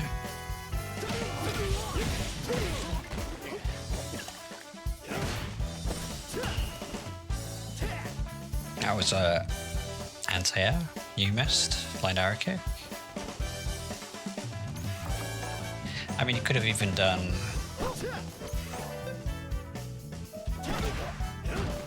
maybe something like that. Or light arrow kick. When I say AO, AK, MAK, HAK, because it's I say arrow kick so many times I abbreviate it like that. Oh, one thing to do. When you get perfect parried like this, I think you have time to... Sometimes you can mash out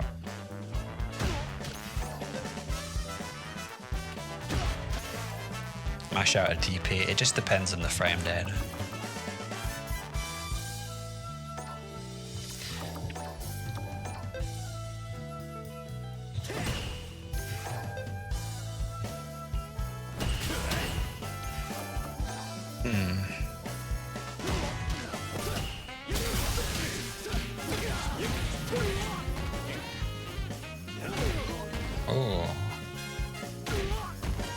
I mean, if I'm gonna gamble on a sweep, I would do the full sweep drink.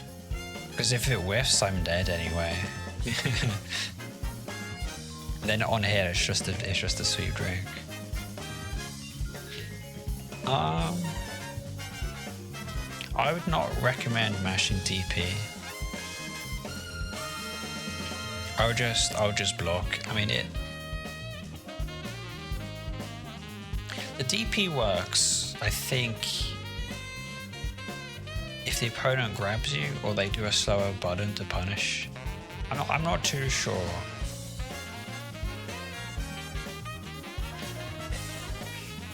Let's say you parry a safe jump in the corner. I think that's the time to do the OD DP. But as you just saw, I couldn't reversal. It heavily depends on the frame data, so I would just recommend blocking.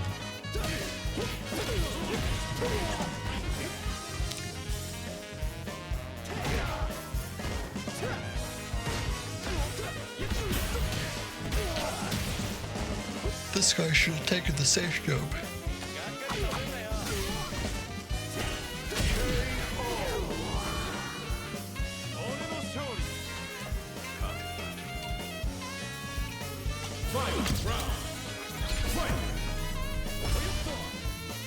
So, When you're on the receiving end of a drive rush, you have this. I'd highly recommend learning this combo. That goes into some command grab stuff.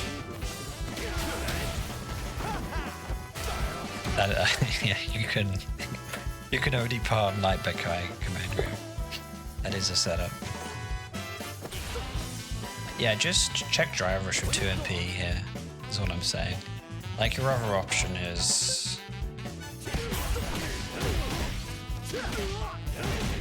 just go into the Shen Shao combo.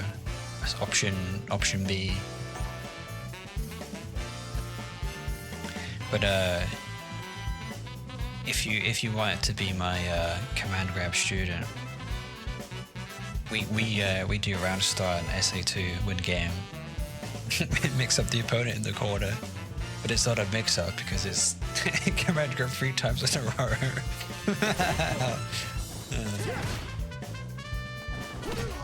Gotta stay on the ground.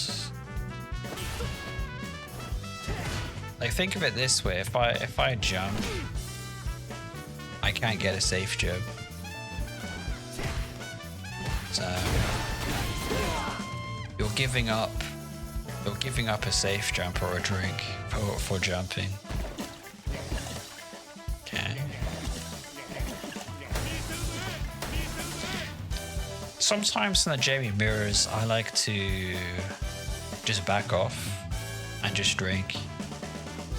And you know, if they're a cool guy, I'll have a drink level 4 mirror match. That's the gentleman's agreement. We both drink to level 4. Oh.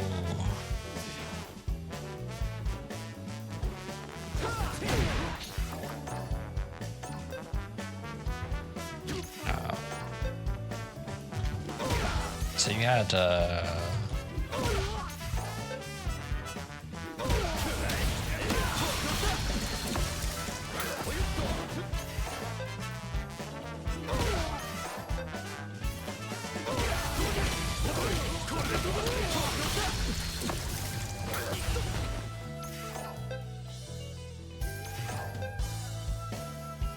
wow.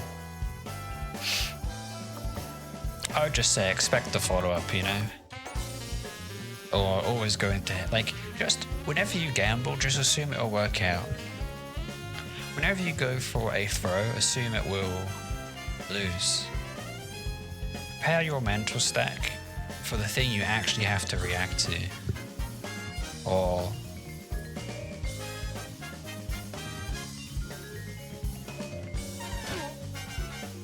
I mean, this is okay too.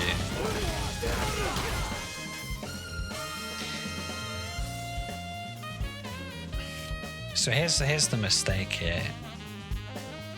The 3 hits of Rekka build up a lot of super meter, like a lot. But you're already at full drive meter, which is why I think frequently spending your super meter, going into SA2 a lot, it ensures that you won't be in a situation like this where you'll not gain super meter.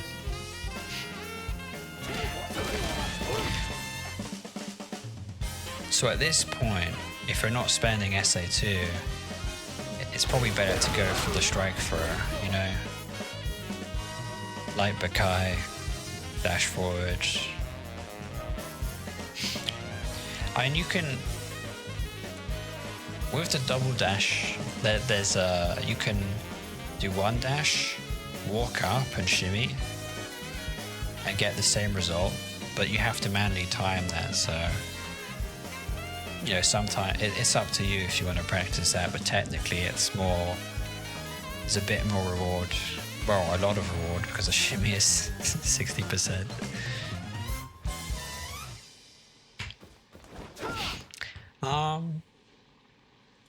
I guess the short answer is just, I don't know, be ready to convert into big damage, you know, if you throw out a big button, buffer a super behind it.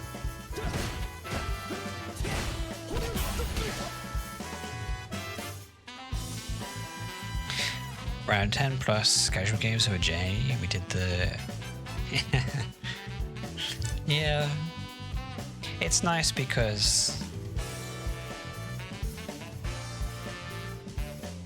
In that sort of relaxed atmosphere, you get to express yourself more.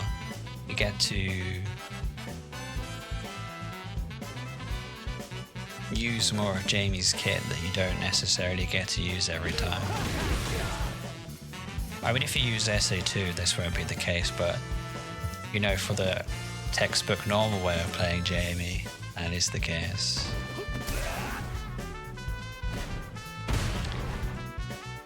This is actually a very good DI, because if you, I think if you DI here, you go into burnout. Oh, never mind.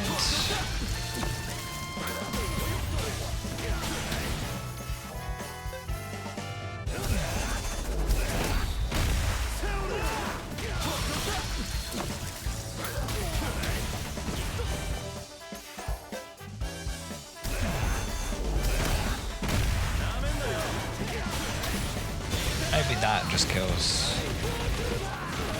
Not quite. I mean, I think you have time to command grab as well. Yeah. Look at this shit. Oh, you can heavy Bekai after this as well.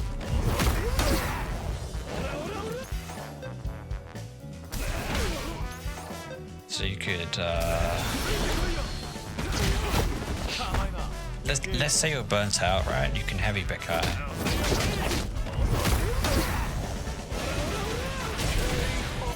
That's an option. You do have to mash it out though. You have to buffer it properly, meaning, dude, Street Fighter 6, I think you have 6 frames that are saved before, you know, the cinematic, or so you can input a move and then it will come out frame 1, you know. Everything does more damage like that. That was 2 moves, so the simplest combos deal the most damage. Alright, write that down. This was around the time I was first around playing ranked. So here's an interesting mindset. So when I got into master rank, I was like, I'm just gonna play ranked like casuals. I don't think I played a single casual match other than a different character. So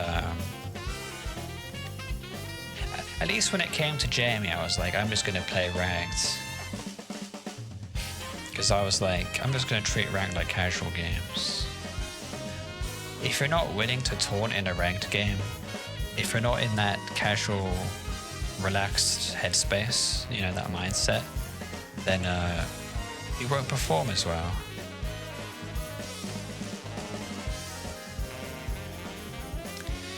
When you don't care about winning or losing, your overall performance will skyrocket. You will do so much better. When the goal, mentally, if you're like, I have to win, you'll just play worse. Why? Because you're focused on the outcome. There's now a need. I have to react to stuff. I have to. Don't put that pressure on yourself. I think Daigo said this. You know, if you put in the training and you just play the game every day, winning will be natural. You don't have to try to win. You will win.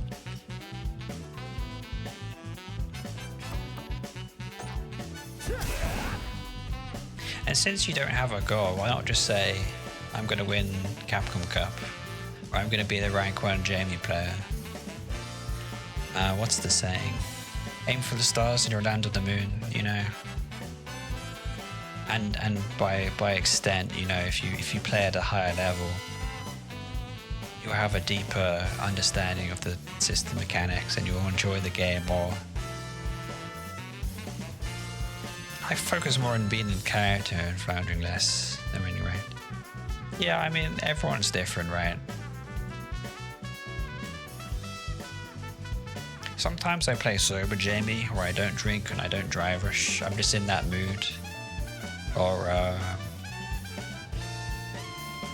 sometimes I try and drink to level 4. I do something a little bit different every day. Because sticking to the same playstyle is limiting your growth. You need to use all of Jamie's tools. You need to explore the character fully, so that, you know, essentially you're not limiting the ceiling, your skill ceiling, by doing that. And that's also that goes in hand with, you know, having fun. And you know, it gets boring to win, by the way.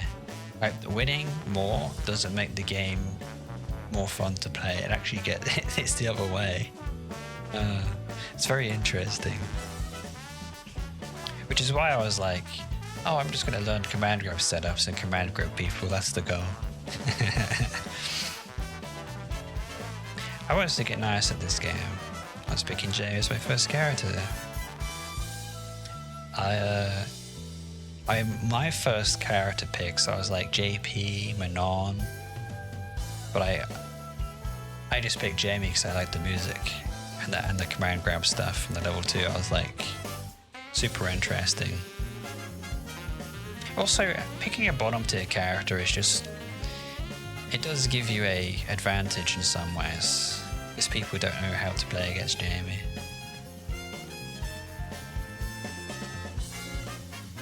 It's not that top tiers are boring, it's just that, like, JP's not boring by any means. Or, okay, Naya's pretty fucking boring, you know, for our OD fan. Ed's not a boring character. I played a bit of Ed. I had a lot of fun on him.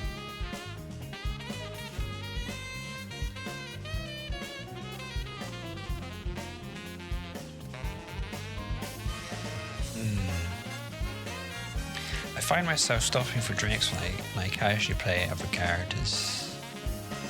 But it's fun. But yeah, now that you've hit Master, the other characters are going to be easier to get to Master. The more you play one character, the faster you'll learn the basic. Like, there's just some... Like, if you swap characters around, you won't improve the fundamentals as fast as if you mastered Jamie. Like, the reason I keep playing Jamie is that I learned something more important than playing the character, which is playing the game properly, playing it in a structured, fundamental way,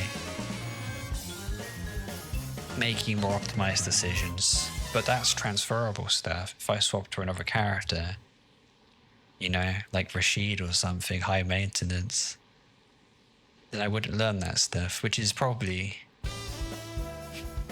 I mean, that type of stuff is what makes it impossible for you to beat someone like 200 MR below you. I want to see if I get my to master pre-requirement. Yeah, go for it.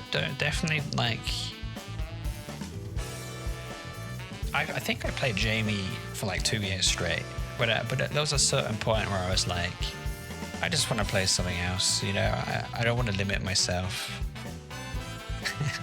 Like, what is it? The game comes with like 15 different characters and I'm only playing one. I gotta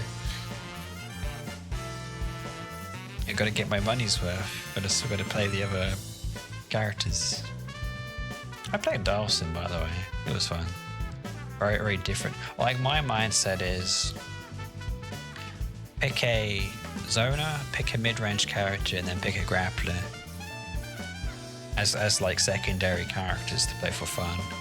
You know, don't pick Jamie and then swap to Jury or Cammy. Pick like a completely different playstyle. Pick a zoner or a grappler. Like play modern Zangief, or play a modern character if they're too hard. Well, not too hard, but I don't know, I'm just lazy. Yeah. I'm also on a keyboard, I can't do an SBD. I can't do the Zangief SA3 on my keyboard. Head and Terror are my main picks. Wow, that's like every Jamie player ever. If a Jamie player has to swap, it's Ed or it's Terry.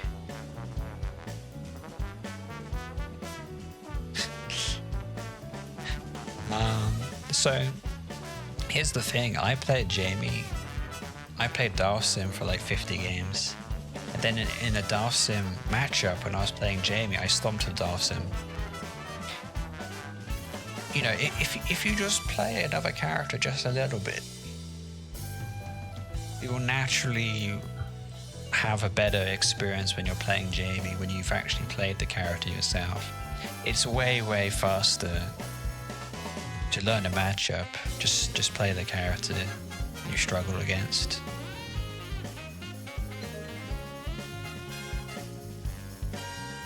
Oh yeah, I know Exotic Toby. I don't know him as a Jamie player. Yeah, he's alright. He's like 1800 or something.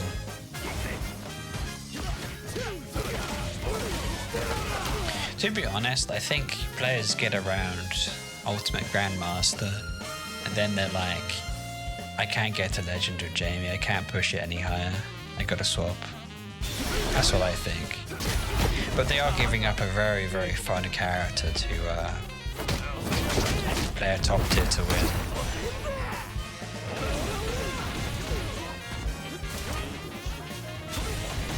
So your mistake here on this heavy bit guy, you have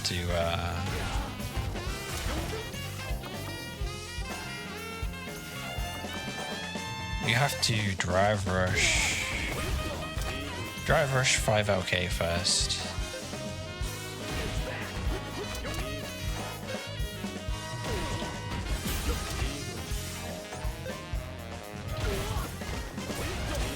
I mean, it's a bit harder the other way around, because you have to frame kill without the drive rush cancel, like that. But the advantage is you have around between plus 16 to plus 18, you can drive rush 5 MP or command grab. It's a double command grab situation because on block you're plus 6 anyway after the standing medium punch, so you can command grab twice. It's very scary.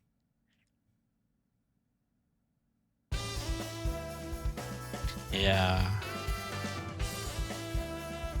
I mean, you could also go for the...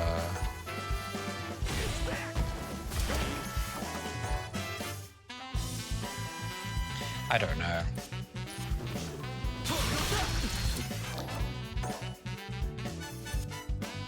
Like 2 MP, 2 HP DI, go for the checkmate stun.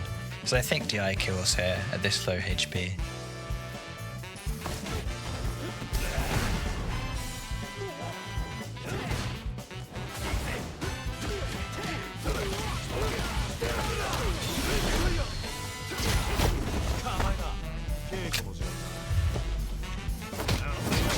Oh yeah, you had a thing here you could do.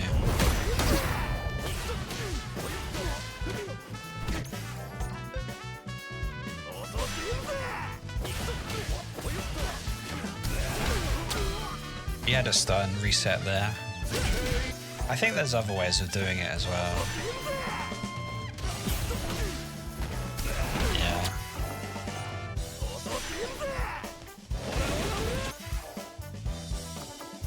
Anyway.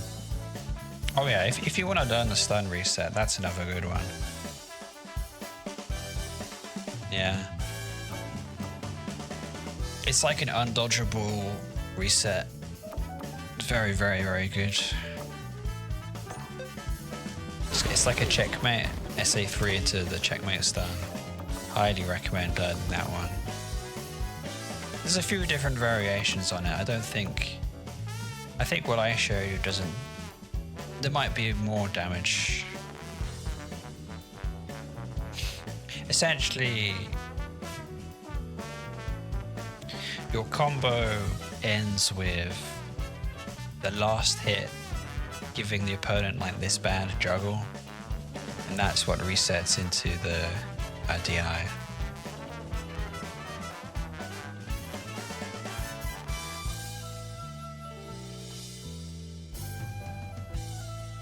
Recently I learned about the dry rush.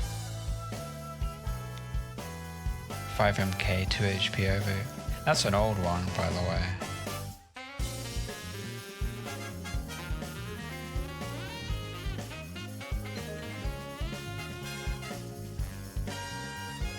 Yeah. It's very expensive though, but...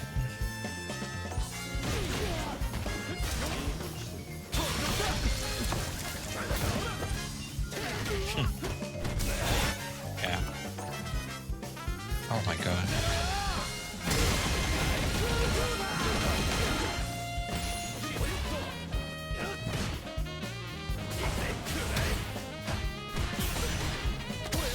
Okay, we're in burnout, this is bad.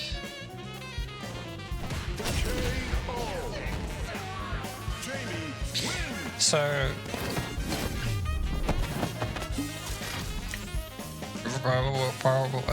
write this down. If I'm in a scramble,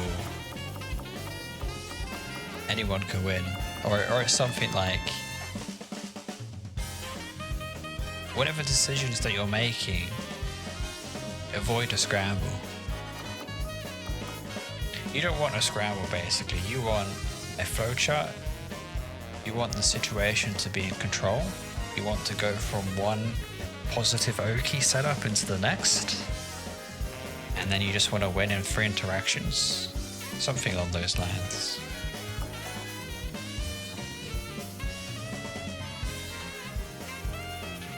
I mean, you don't have to write this down. This will be going up on YouTube, so you can watch it back at your own leisure. Watch it back on the, you know.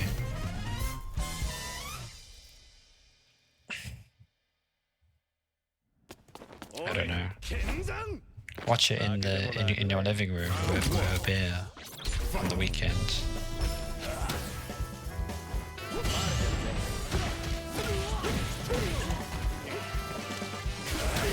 You can punish. I would recommend just doing this. Sorry.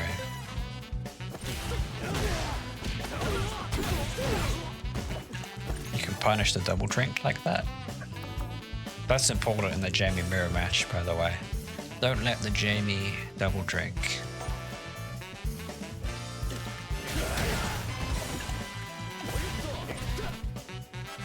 That's not safe as well. It's the same thing.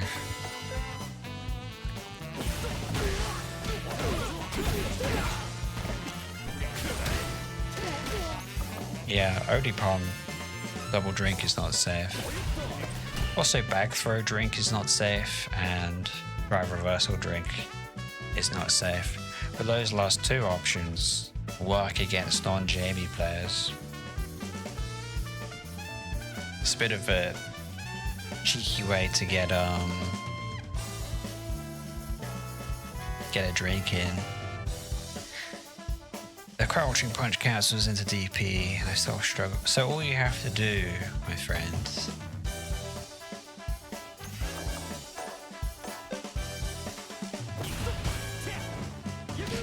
so I'm holding down like this, right? But all you have to do is replace the down input with a down forward input like this. Like look at the arrows over here. Just, I mean, another thing you can do is in the training room, just walk up and you know, you can just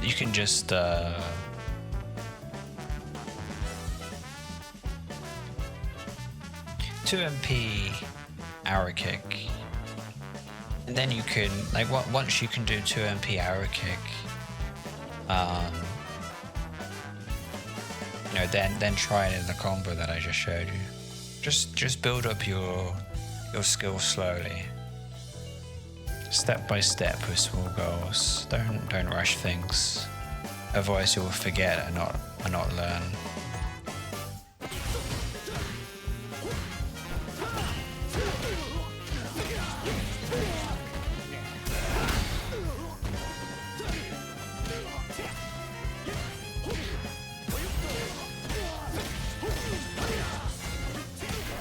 I mean, it's up to you. Like, let's say, learn the stuff. So I skipped the fundamentals. I just learned whatever was fun to me at the time. But that meant that I could play, or like my interest for this character didn't fade away. But at a certain point, just practicing the boring fundamental drills every day is just what you need to do to rank up past, I don't know, 1500 probably.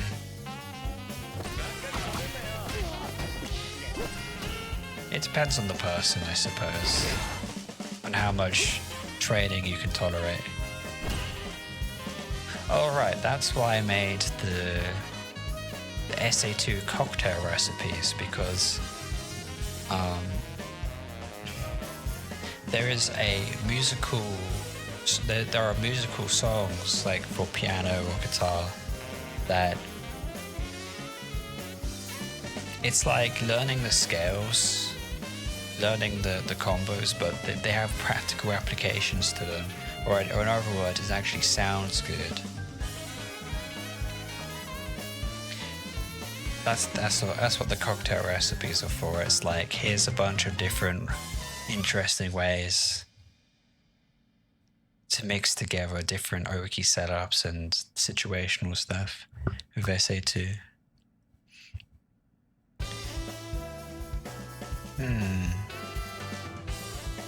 Well, you'll be surprised about how much you don't know.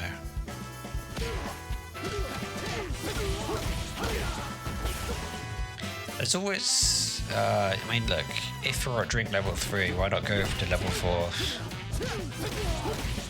Why? You're close to level 2 for 3 bars. This is all about removing the chance of drive rush, burnout. Very lucky. You know what this is for the opponent? This is the Shen Shao combo.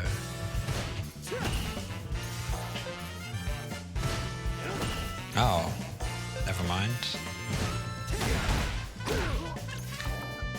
Could have been worse.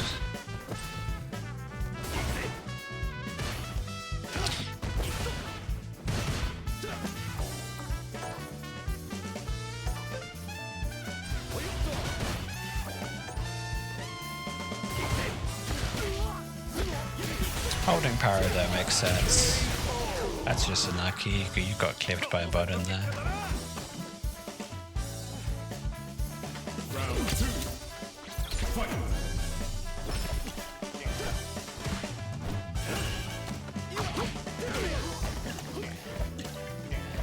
You didn't punish the double drink there.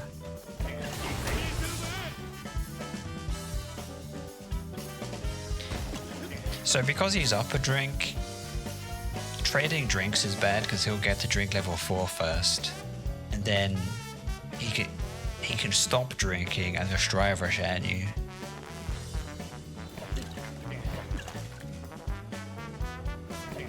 So you could probably do like, you could go for 2 drinks yourself, then stop when he's at 3, and then punish his attempt at drinking because he wants to go to drink level 4. That's kind of the mind game that you play in this matchup. He made a mistake here. You'll drink level 4. In this matchup, if you have... All you have to do is to be at drink level 1 or higher, and the opponent, Jamie, has to be at drink level 0. If you can keep that... Yeah, if you can stay in that situation, you'll probably win, basically.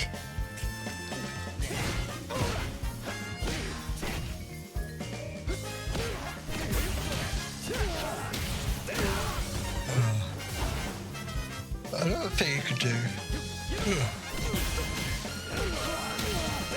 Right here. Take a mental note. Whenever the opponent goes below 3 bars, and you have drink level 2, you can do this. I'll just do it here.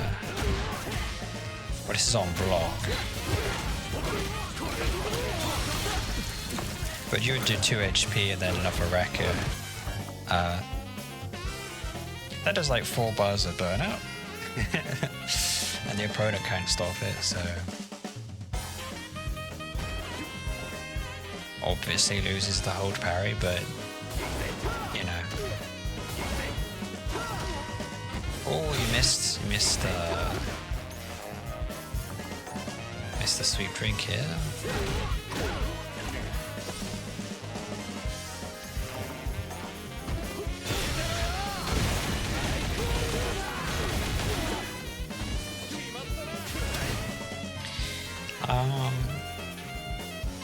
So the thing is with level 2 is that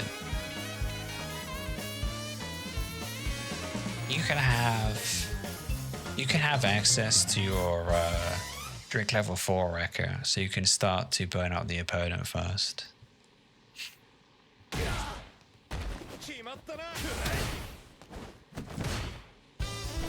I mean, the other important thing is like also when you have drink level 2, you have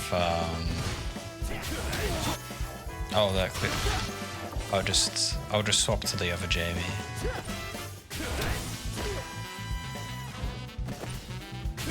Oh, he was buffering level 2 behind that. Yeah, you have like OD Palm level 2, 5MK, OD Palm SA2. I'll show you training mode after this.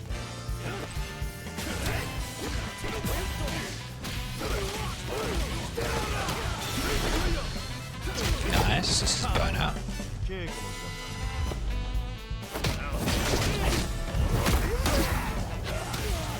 So guaranteed DI punish. That's an easy one. The opponent does like ODDP, you know, you just DI them. Take away. Oh, the punish counter DI does a ton of drive gauge damage.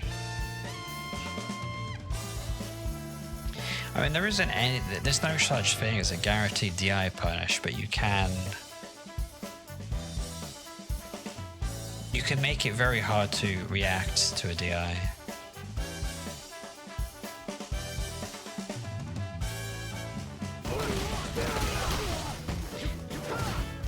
Guaranteed DI in the corner.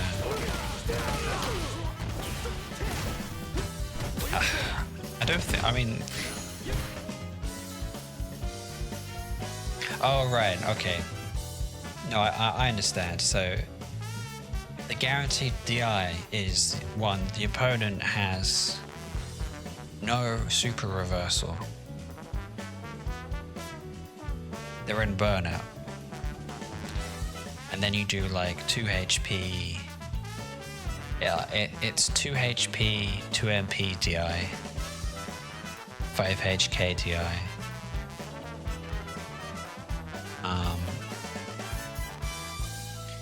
If the opponent's not in burnout, 5 HP DI can be jumped.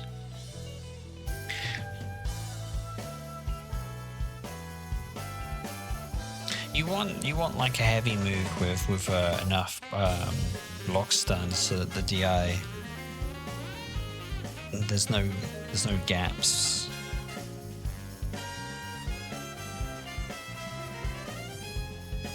Oh, yeah. Checkmate stand. I got what you were saying. Oh, very nice.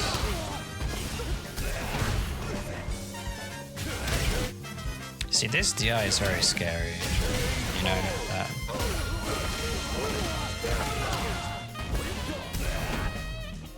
Kind of a smart DI by the opponent, because you will lose the game if you DI back. Okay.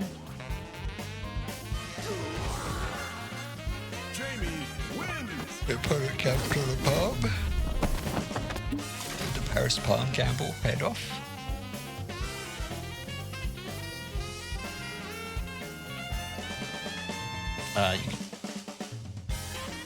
You can't sweep DI. That's not a thing.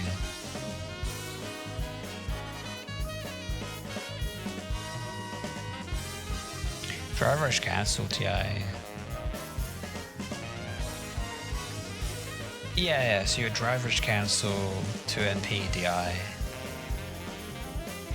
As long as you route into like 2 HP DI, you know, you'll be fine. Or 2 MP DI.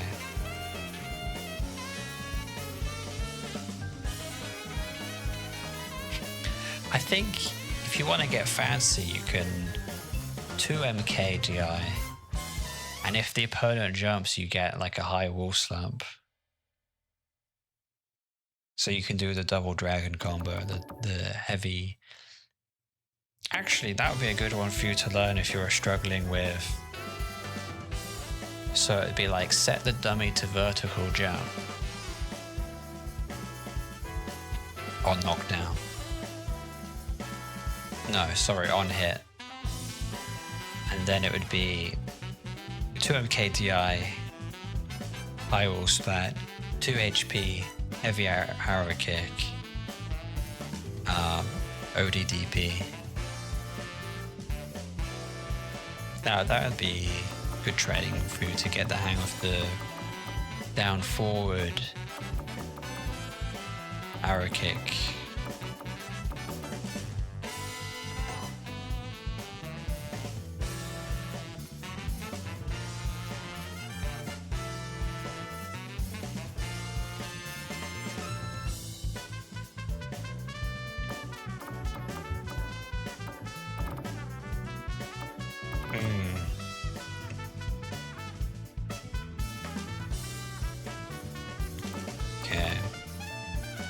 And there's a lot of good matchups here. I'll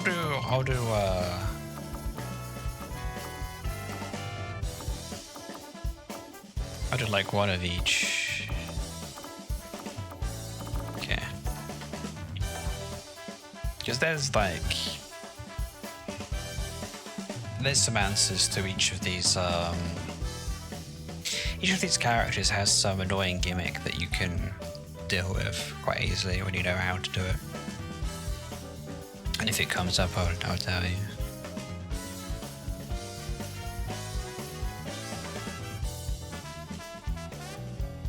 Yeah, I think he's a character that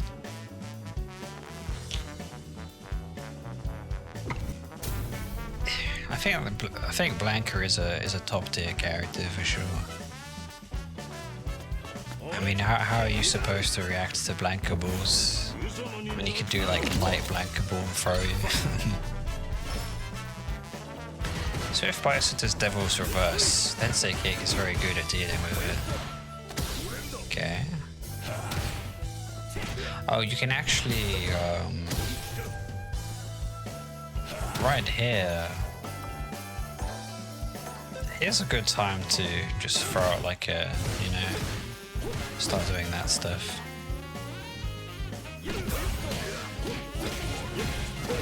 Okay, no burnout, very nice.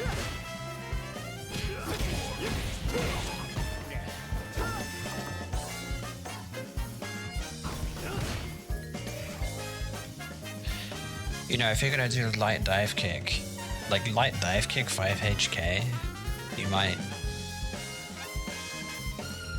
punish counter a whiffed anti-air attempt.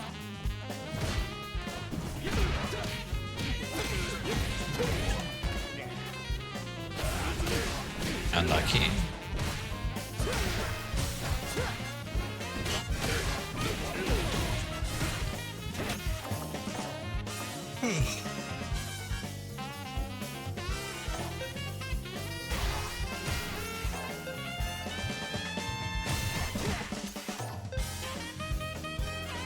Oh, +3, can't do it.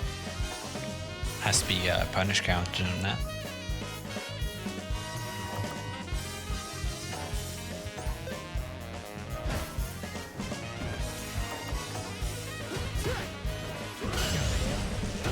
Hard back throw there. Back throw Bison into the corner. You can back throw DI, that's another setup. If the opponent's burnt out,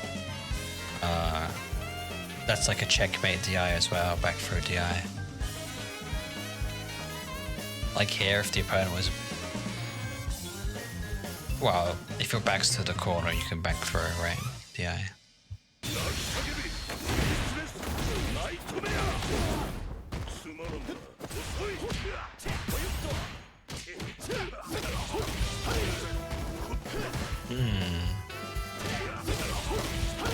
So instead of doing dash forward DI, you can just,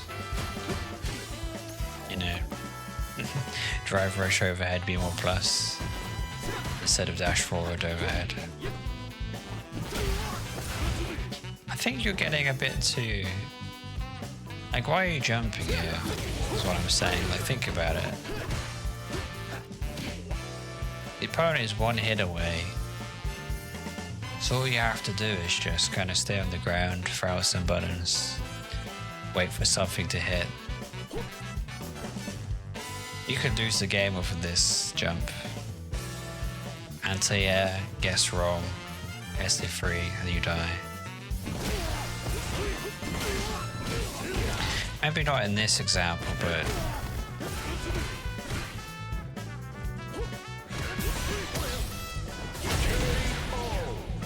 The game was a lot more scarier now after that jump failed, right? So... Consider the risk and reward. If I jump and it doesn't work, do I want to be in that situation afterwards? If I jump and it doesn't work, do I not care? You know, that's when you can jump and do whatever. Okay. He tacked last time. You know, so now it's time to... Now it's time to do this. I fucked it up.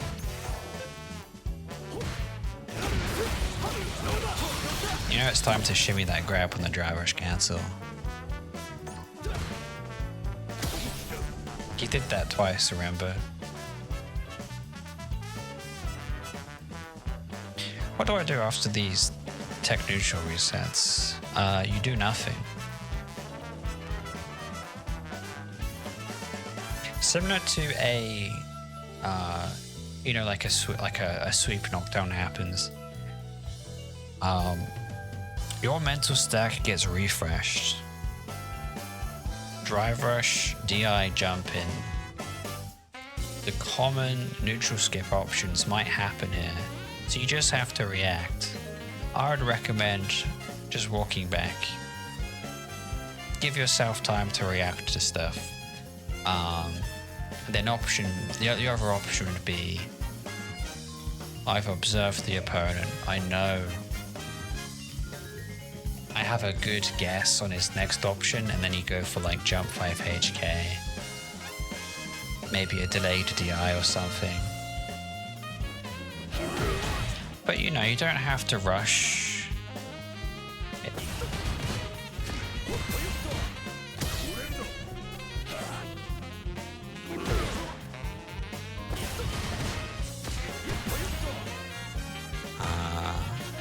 So in this example here, it would be like, this bison loves scissors, you know.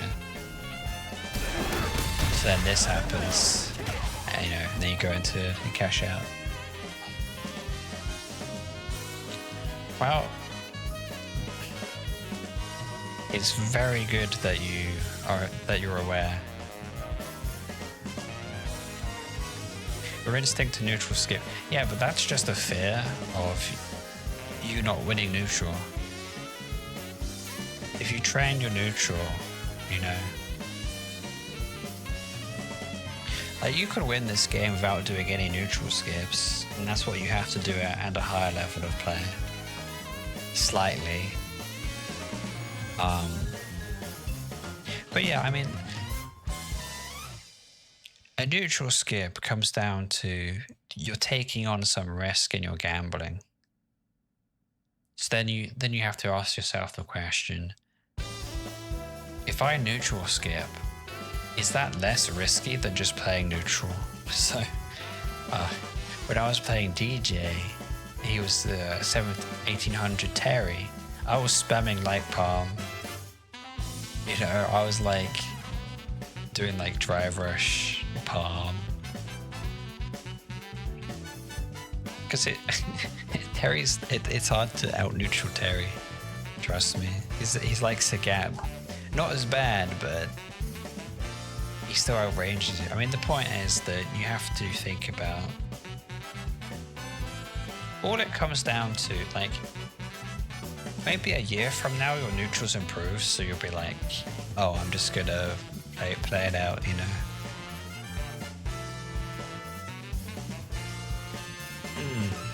The light palm is good. It's plus on block if you space it right, and it does good chip damage. And the plus of block palm is safe to DI as well.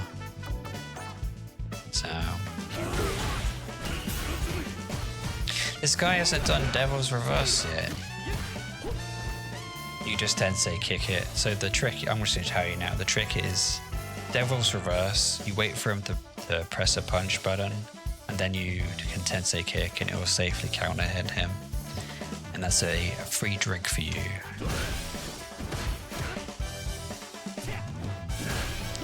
I mean, it would be like this, right? Devil's Reverse happens, and then you...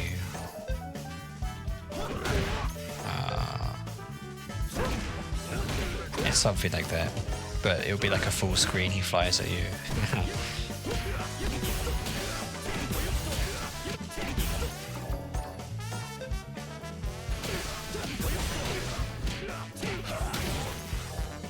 You can micro walk there and do like 5 MP, 5 MP, 2 MP, cancel to special. Not recommended though. It's very hard.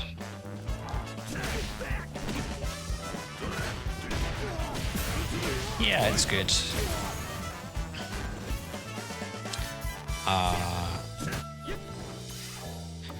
So your other option is you can actually just 2 HP. And if you have level 2, you can do this. I have to time this right. Which is harder. But you can 2 HP SA2 DI,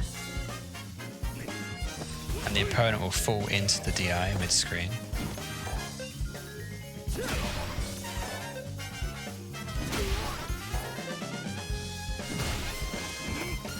Okay, here we go. This is easier to time.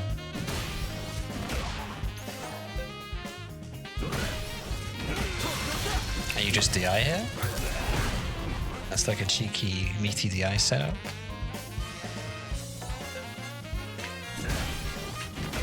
You can also dash forward, command grab, do something like this.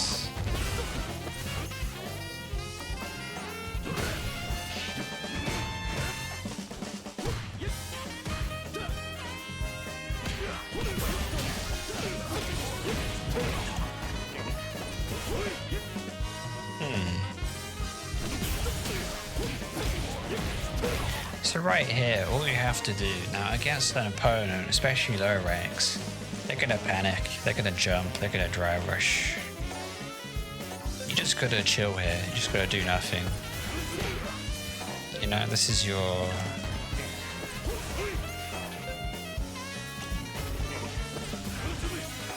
Like, they could jump, but you just sit here. I mean, it could also be this.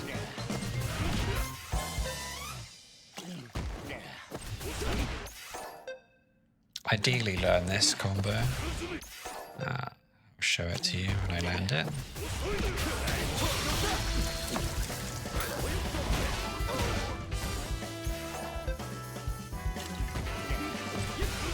You can do this at like mid-screen and it will corner the opponent. This is very, very worthwhile learning. 2 MP. Command grab. Or he backdashed, but yeah. You can 5 MP instead.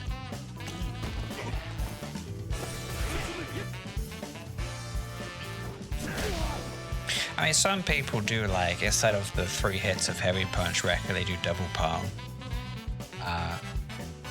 But the problem with that is that you don't get the corner carry. The spacing will be off. There'll be a gap between you and the opponent, which means you can.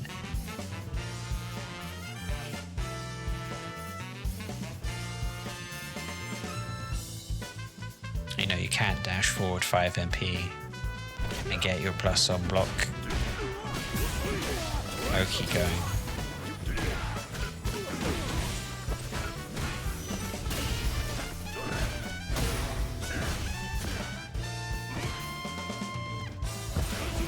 I mean, Bison's weak to DI as well, so maybe not in this situation, but a lot of Bison's pressure does lose to like wake up DI stuff, so keep that in mind. I feel like I'm wasting so much meter. Wow, that's every diamond Jamie ever. All you have to do is not drivers cancel. Have like,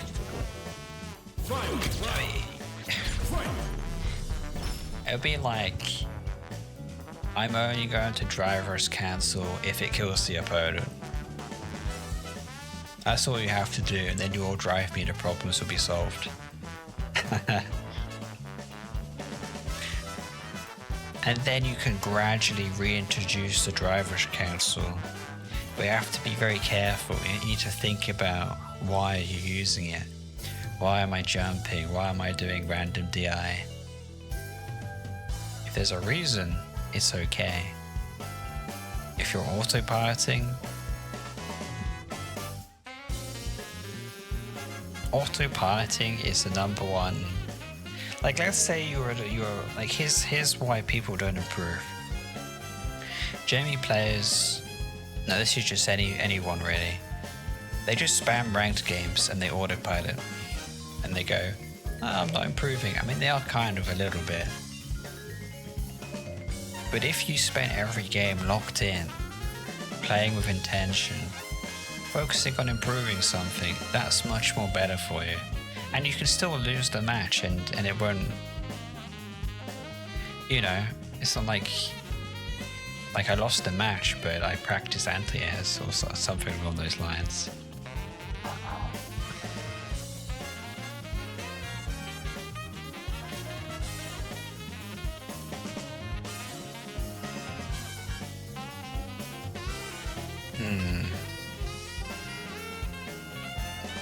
Yeah, just get against the habit of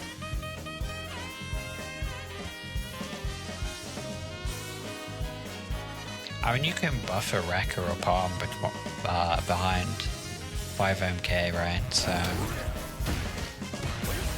I mean, it'll be up to you. Like, oh my god. Oh look, here's the Devil's Reverse. That's gonna be hard to anti. 1 driver's cancel. 2 driver's cancels. Now you're in a very difficult position.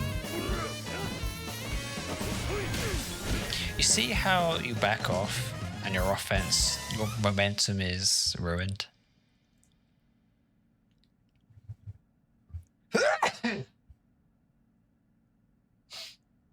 Like these like if you run out of drive meter, you're giving up your offense too quickly.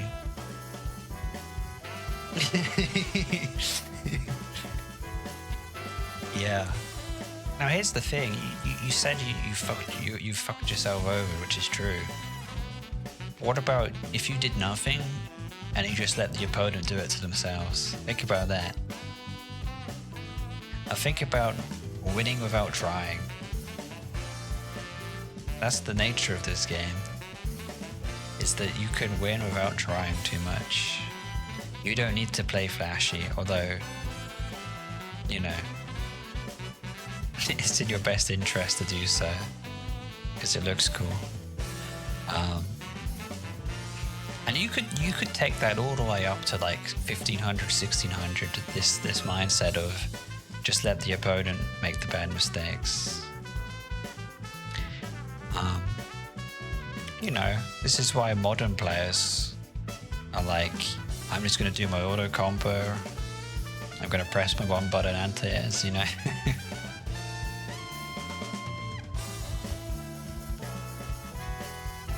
Like those matches where you get the safe ass players that poke and then back away. Yeah, okay, then you back away yourself and get some drinks. That forces them to make a offensive decision.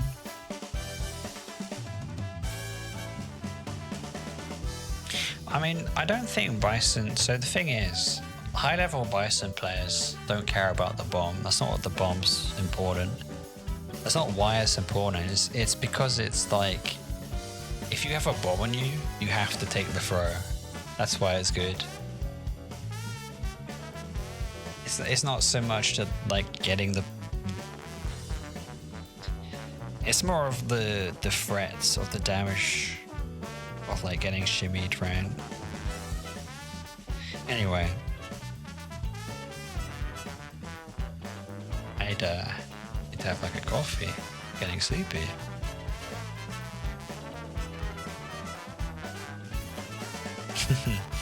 Yeah. I mean, there's some very interesting, you know, stuff you can do. Like, if I'm gonna trade drinks against a Jamie, I'm always gonna come out on top because my knowledge is probably gonna be like the average Jamie is not gonna know as much as I do. So in that way, I'm baiting them into. I mean, this is what makes fighting games so fun to think about, because you can take any situation and then break it down and be like, why does this work? Or, you know, you can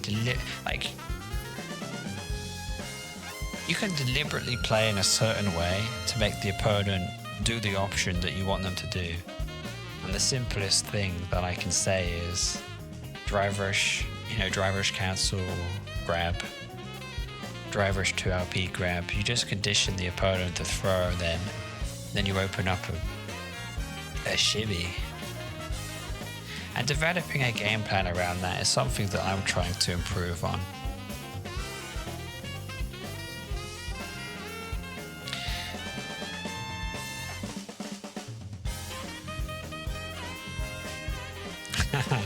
I see. Yeah. I was actually so I was in Caution's Discord, and then someone was like, "Oh, by the way, there's like a Jamie community Discord," and then I moved over. But I was missing out on a lot of tech. So,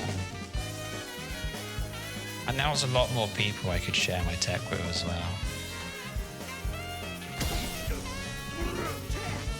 Go and watch the Caution videos.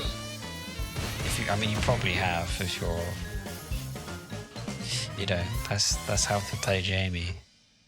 Just go and watch the Caution videos. The Jamie Guide 101. Shimmy is such a crazy concept. Does any other genre of this? Wow.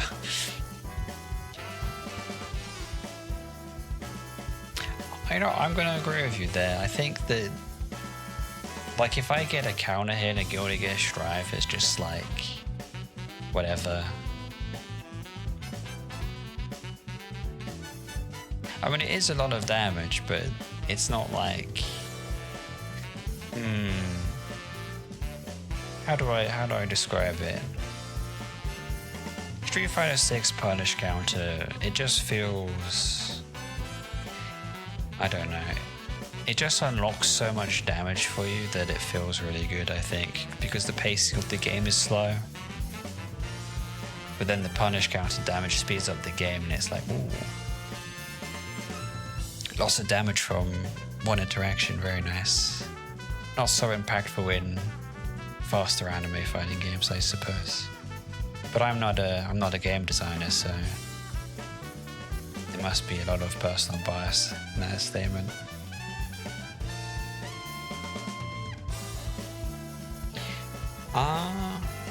Yeah, I mean, I don't think Caution's videos are that in-depth enough.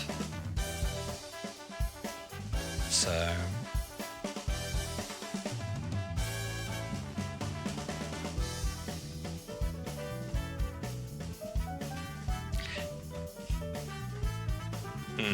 I mean, some of his stuff is a bit complicated, but that's not... I don't know. There's the +5 option select that you can do that's very powerful. That's in the Blender guide. That's a bit annoying to set up in a random replay review. Oh yeah, that's... Okay, so the 5LK SA1 option select uses the same technique as the down forward stuff, so I would recommend, once you've mastered the SA1 optimal cash out combo, you have a look at that, because it's actually the opposite. Instead of holding down forward, you actually want to cancel into the super, meaning you hold 2, not down. You hold 2, not 3, or you hold down, not down forward. It's reversed, which is funny. But the other genres of fighting games, well, I don't know. I mean, I think every fighting game is complex in its own way, even if the game is simple, due to the nature of just how humans play fighting games.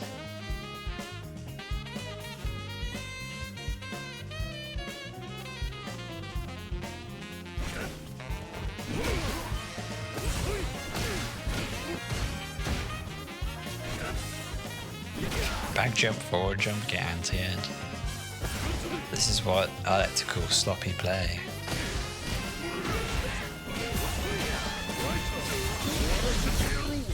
And you're burnt out, not quite.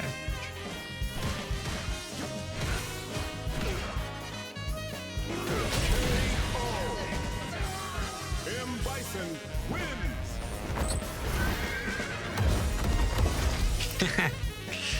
Yeah, I agree. Fighting games have evolved and grown on me a lot more than, let's say, MOBAs or first-person shooters as a competitive game. It's really... I mean, it's just... I just like the self-improvement side of things a lot. Like, I feel like I'm growing... I'm understanding more about myself as I get better at fighting games, which is very, very interesting.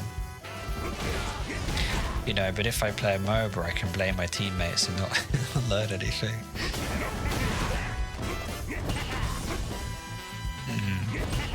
You know what? You know what's the shame, again? I just got better. Like, I had some friends, right? I just got better than them. They stopped playing.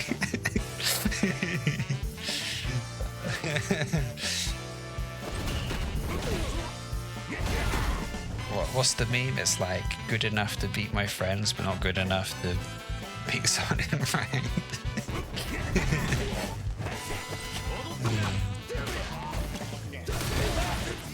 Oh, okay, so don't 2MP headbutt. It's going to be very hard. Perfect parry. Oh yeah, and if you can do this as well. You can go for a jump.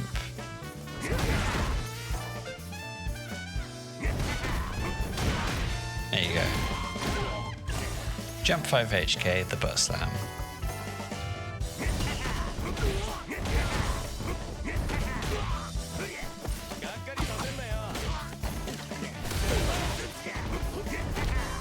Yeah, you just try and jump 5 HK. Driver's cancel. Imagine just going into light arrow kick. And then striking the opponent, putting them into burnout. Yes, it's very nice. Oh, the jump 5 HK stuff, yeah. So like instead of... oh, you drinking it.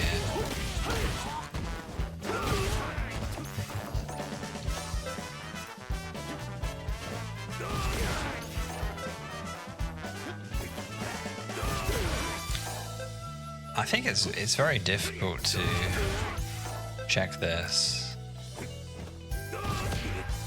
Like that's very, very hard.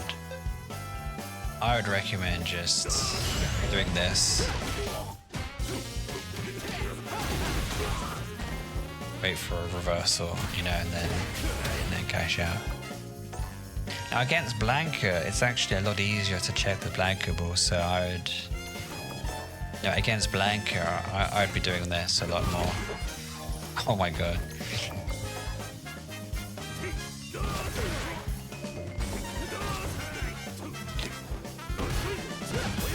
Oh, let's try. This was a bit... You gotta...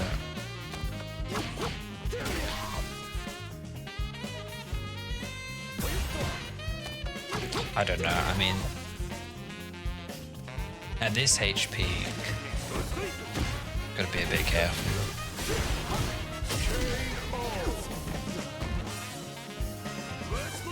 You can DP, yeah. You can DP Terry's burn knuckle as well. Light arrow kick has a lot of active frames, so you can catch things like this. You can optimize this here. So on punish count of 5 HP, you have this.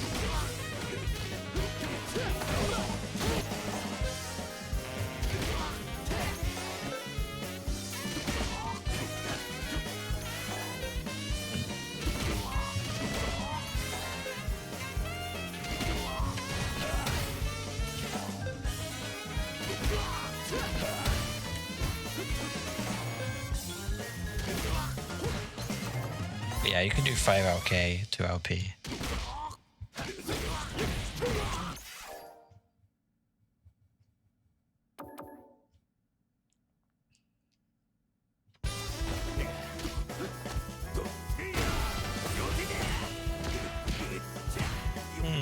I might ODDP there.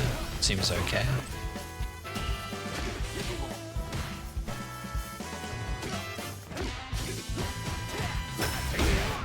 Okay. Put it out. Very nice. You just keep doing this, you know? Why are you driver's cast now? Here's the thing.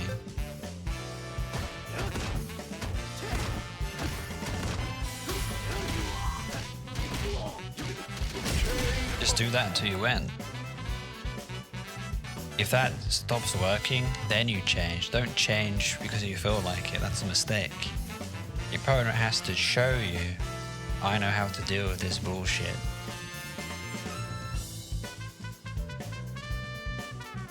Yeah, I mean, they could. That's... Yeah, but if they... Here's the thing. I want them to do that because that's really risky. Like, if they do that, like, if I lost to that, I'd be like, wow. I lost to an opponent taking a huge risk, so fair enough. But generally, like, you you can push someone into the corner just looping the 5 HP 2 LP stuff, so... And then you could go for a stun.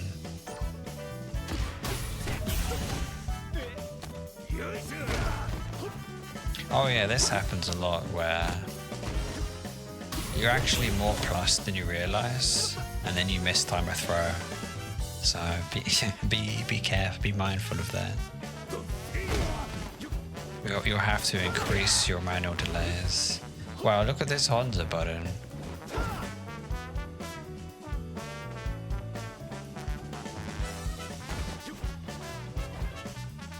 How do I step through? No.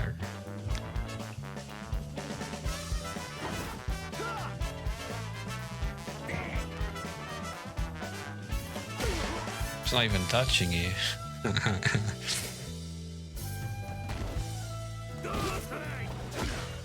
Jump 5 HK missed. Right here.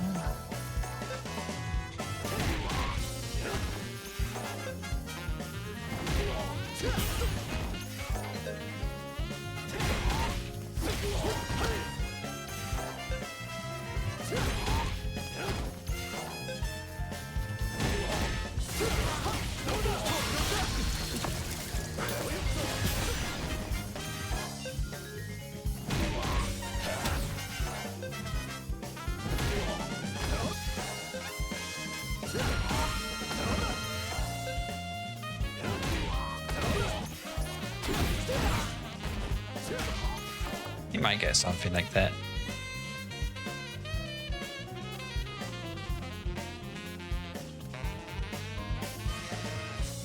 SA2 on the jump heavy. Don't know. I don't know if I would go for that. I mean, you can. You can SA2 in between juggles.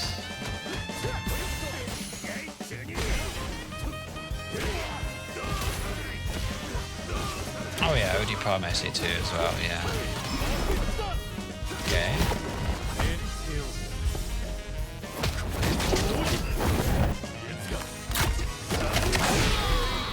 Possibly could have killed in a different way here. Oh, you had to spend it, that's okay.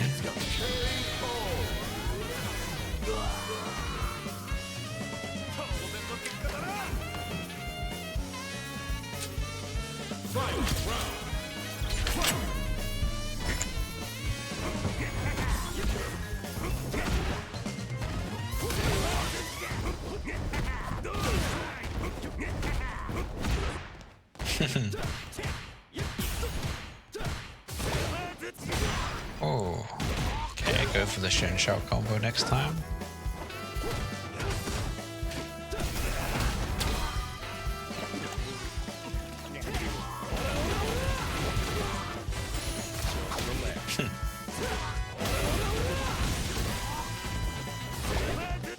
Okay, nice.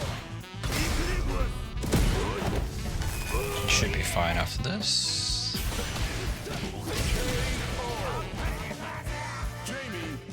Oh, did you? Nice.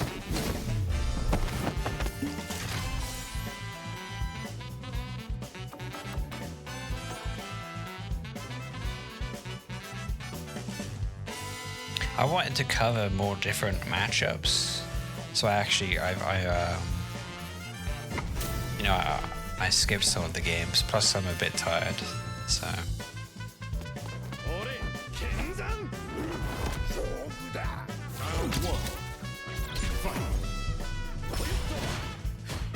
Oh, Chad delays. My bad. Yeah. I guess this blanket, you know, I'm gonna call it after this blanket game. It's hard with some of these replay reviews, I can analyze a bit too much, but then there's a balance where if I spread out what I review a bit more or skip over some things, I don't know. It's probably fine. Like, since you're a diamond player, there's a lot you don't know. So I'm sure I'm sure everything I said was helpful somewhere. Dive kick loses.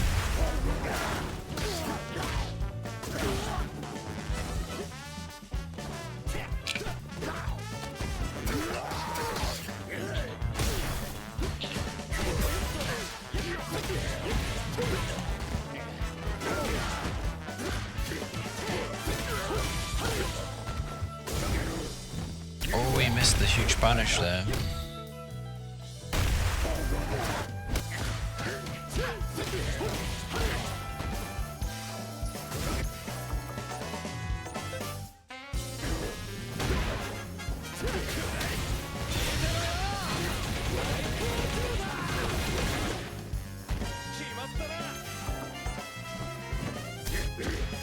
I think you also had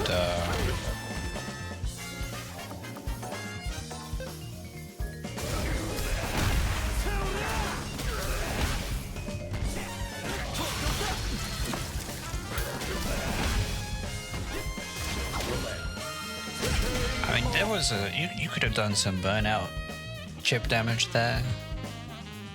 You could have done some cool stuff.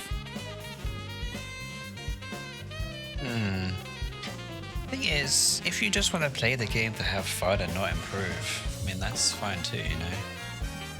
It's just that if you want to improve, like, there's one guy on the Jamie Discord, he's like, oh, I'm not improving, and I'm like, well,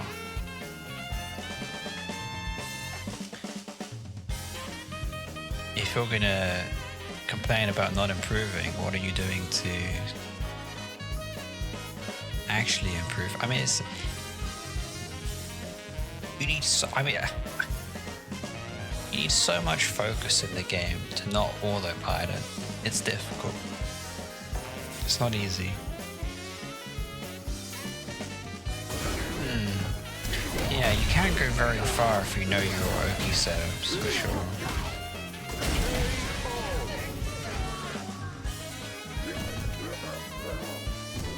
I think you just need one or two, you know.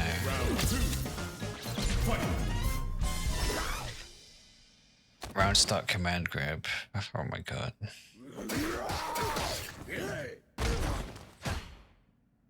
So I think you just keep slowly adding setups, and you just...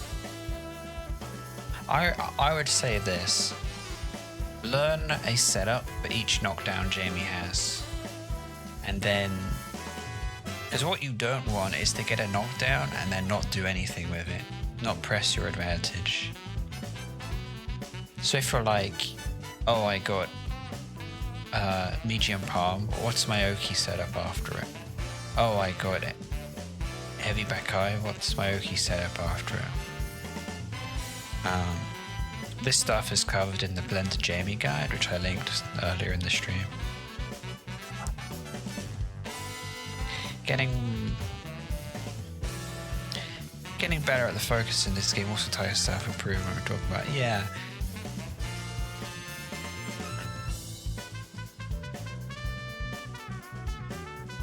Because doing the boring stuff, doing the training drills is how you improve at this game. And then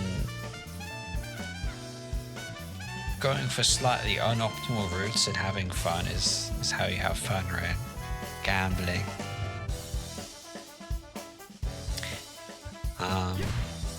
Because the feeling of being correct on the gamble is very nice.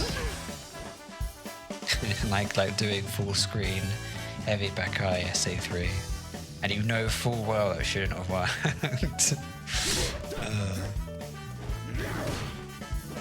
Blanca has very good balance, by the way, like poking you.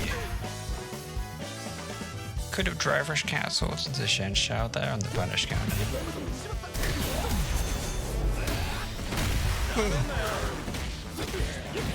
What would have been better here? Right here. Burnout. You know, and then you have this. Burnout is very, very important.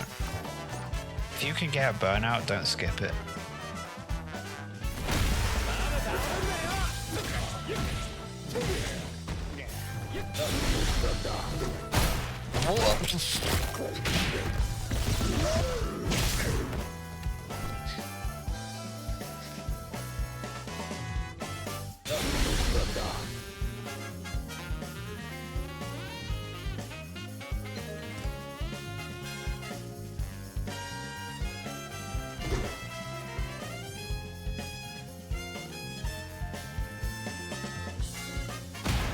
Interesting. Interesting hitbox, Capcom.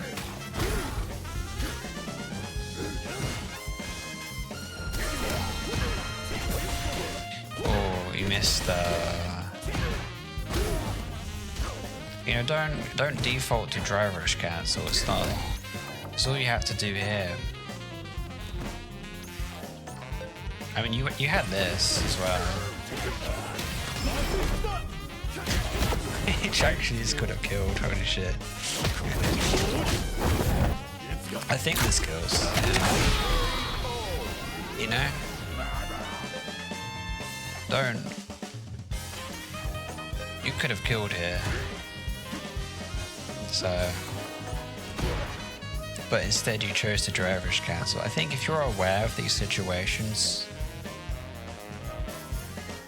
Also, he has no super as well, so if you didn't have CA, you could checkmate stun him and win anyway.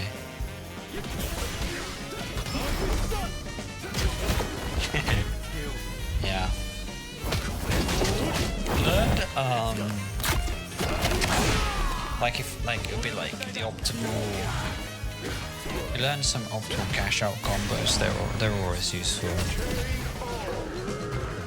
SA3 OD Palm, Drive Rush 2 HP, OD Palm, Drive Rush 2 OP, double Heavy Palm. I think that, oh very nice, that should be Shen Xiao. Alright, you got those, yeah, okay. That's good. It's like, okay, good stuff. Wait, did you have DI again? Yeah, look. Burnout. You missed burnout again. And like you could like once he's burnt out, you can just run away and just because he'll be scared to approach. You know, so then you can do whatever you want.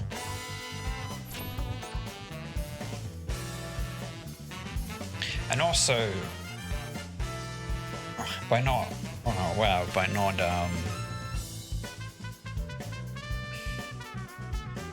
you get burnout back by taking damage. So if you back up, it actually makes burnout longer anyway, so.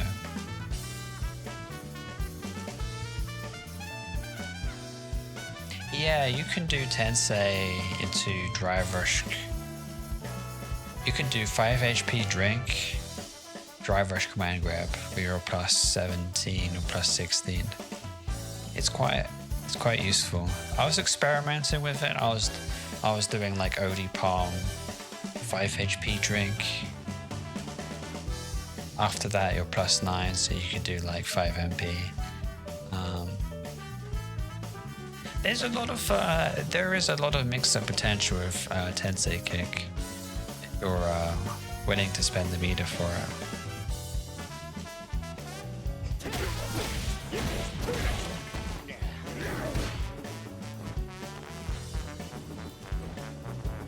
I'm in there.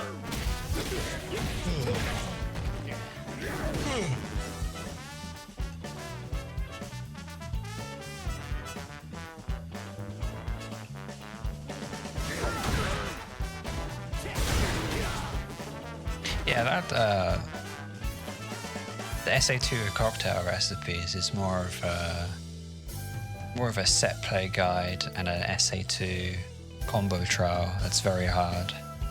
There's lots of micro walks in it, so if you get good at that, you know, like double SA2 stuff, all of that flashy stuff is not particularly practical, but I don't know. It's more about the routing, you know, how things connect together. And And then it'll be up to you to like decide if you want to be flashy or not.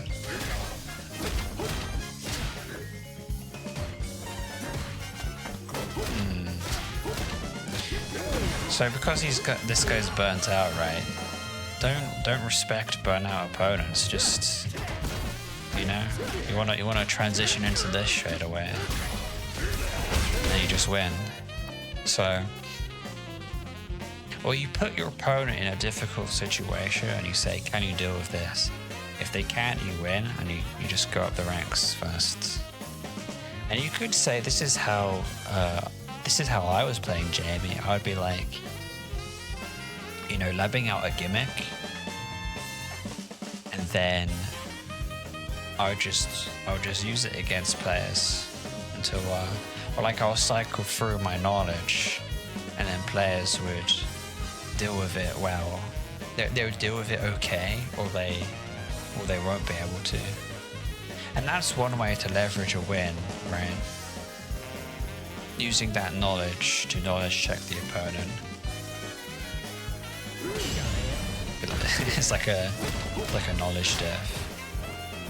Okay, missed the light arrow kick there.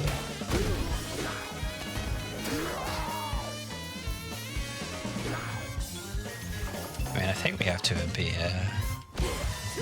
Yeah. This only works if you're scared of pushing buttons. So, yeah. That is me as well. I always get hit by random command ramp from blanket. But since he's burnt out, you know, it's like, how much? Oh, hang on, let's see. Okay, there was a CA.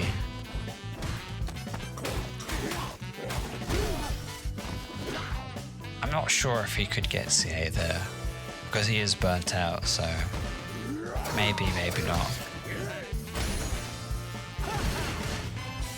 Wake up again.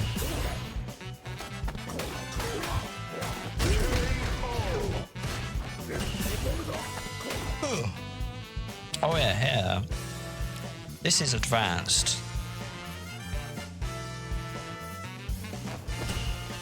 But if someone cancels into drive rush, you can buffer a DP, I believe. Like that. It's a DPOS, it beats throws. In other words, if there's a gap,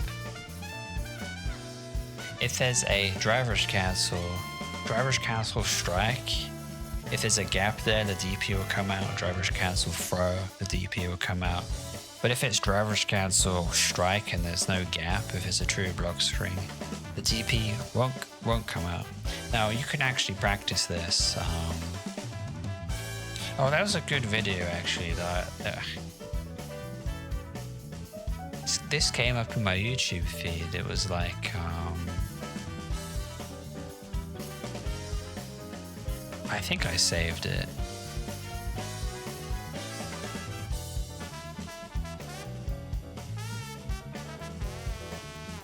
This guy showed you how to do the drills. I just can't be, but yeah, I got it. Nice. So. I went from bronze to 1800 at one. Yeah. This is quite good. So this guy.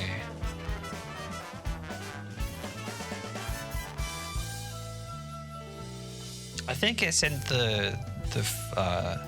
the final third of this video, but he like shows you the drills for the DPOS.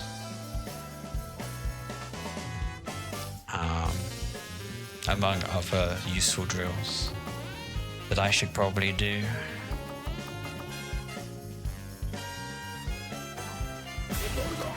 Yeah, you won't lose this drive rush grab if you do a DPOS here. It is very useful to know. And the thing is with option selects is that you're kind of trading mechanical skill for not having to stress over like what happens in the game. So, oh boy. Oof, almost midnight for me. Or do I stay up until 3 a.m. for the fucking Alex to come out? And more importantly, the Jamie patch notes. Okay. I wanted to cover more characters, but I guess this was fine.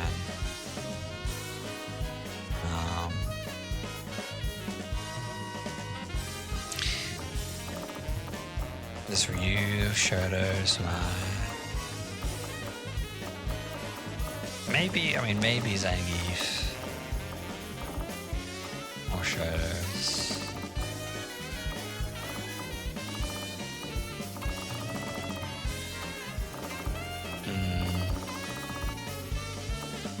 Ed is this will be a good one to review. I could do Ed because I play Ed. Maybe next time. It's time for me to rest. Hopefully you found, I don't know, some of the knowledge helpful. Hopefully I helped you in some way to improve, give you a different perspective,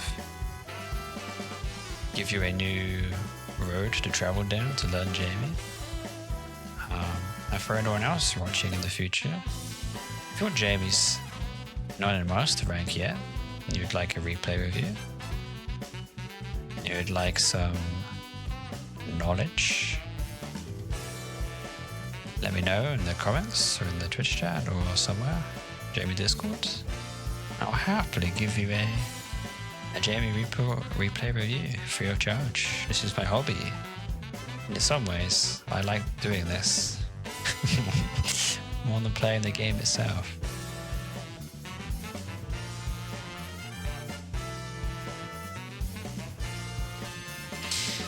Right. Thanks for hanging out. I think the replay reviews always go a lot better when there's people along. Oh, Hyoga's here. I'll do one more replay review. Shit, no. I mean, it is late for me, but I didn't realize you were hop on. I tried to stream later anyway. Okay.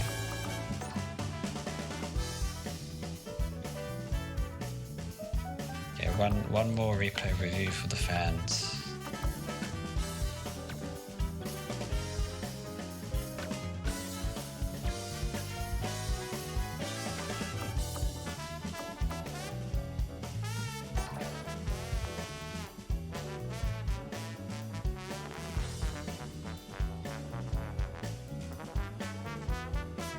Yeah, I mentioned you mentioned that. I tried to stream a bit later for you. So yeah, I was writing down. I wrote down the days that you mentioned earlier, so that's when I'll try and stream.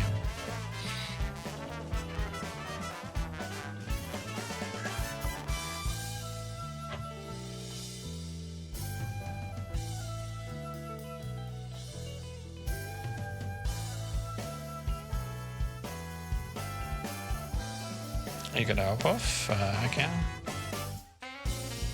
Nice. I hope.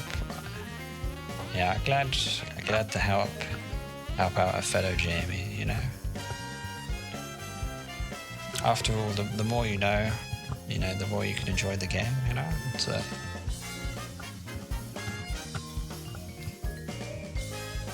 Yeah, hopefully you can improve and reach the ranks that you want to get to.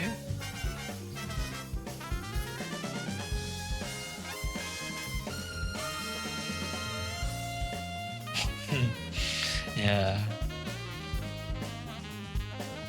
that was one of my goals as well. Was make the Jamie Discord interesting. So make it active, or at least if someone asks for help, I'll be here to give them the answers they need. Because running games are hard enough. Like we need someone. We need a hero like me to give away all of the answers for free. Uh,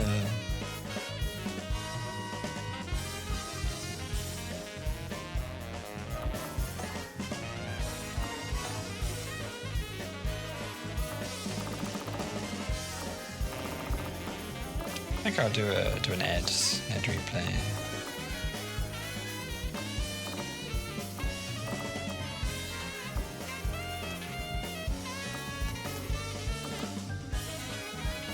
Yeah, ciao. Enjoy your evening or the rest of your day.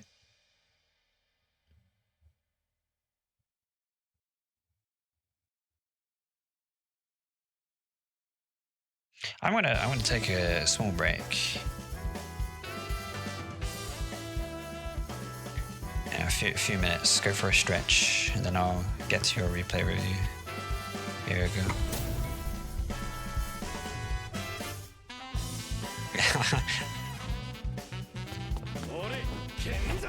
Yeah, it's been 4 hours and I haven't stretched, so. Alright.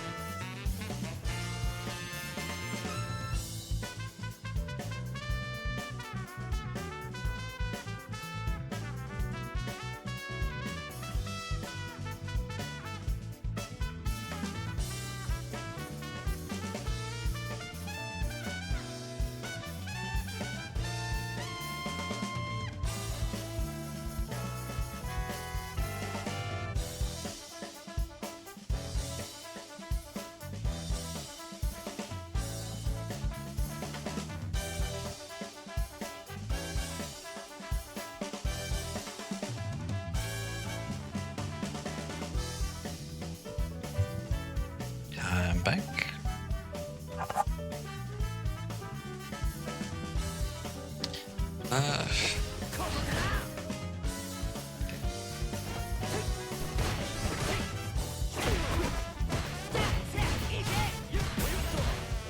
Oh, driver's cancel.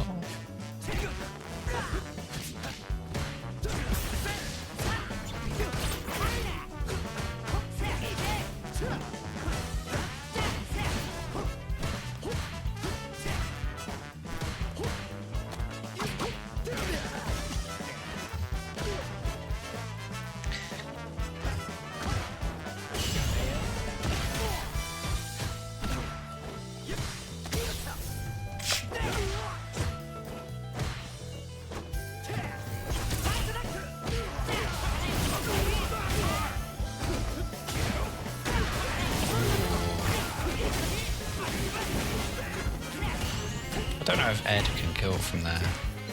Possibly.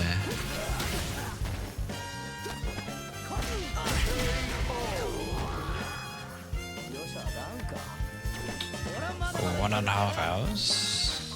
Round 2. Fight.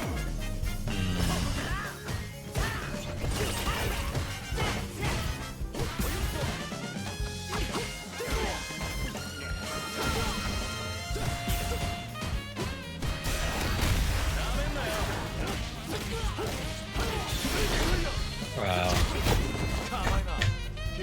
I could try and stream for another hour, I guess.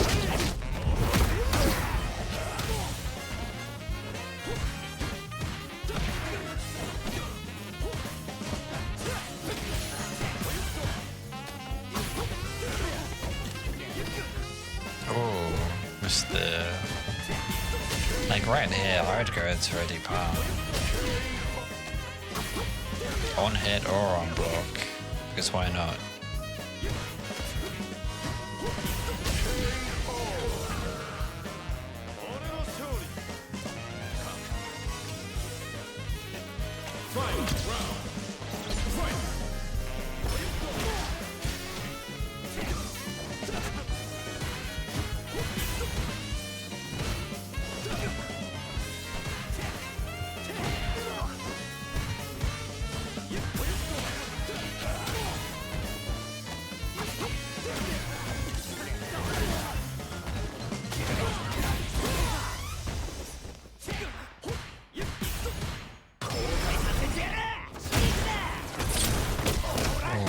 Unfortunate.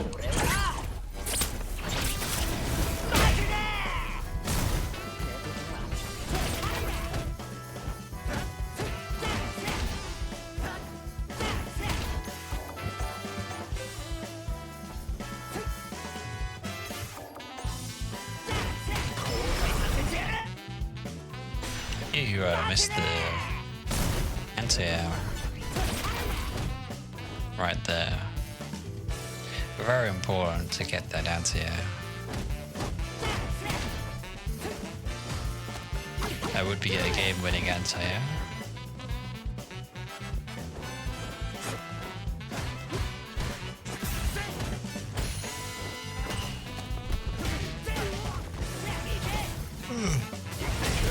Well, that was nice.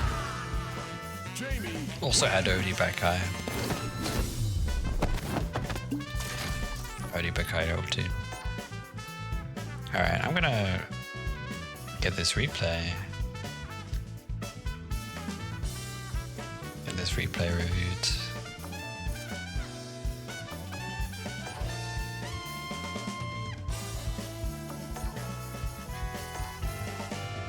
Oh, Sagan.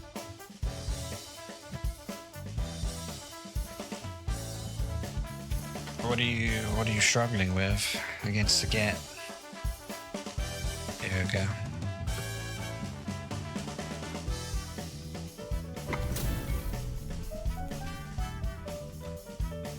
Tigany.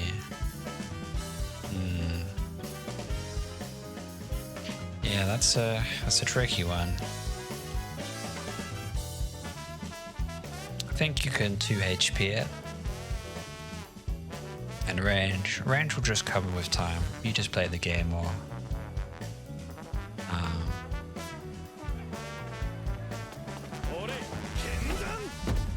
can compensate by not having the range by using a light palm if you space it correctly.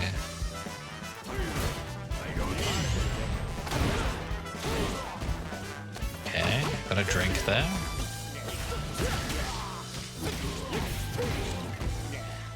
Can't skip the drinks on the first knockdown.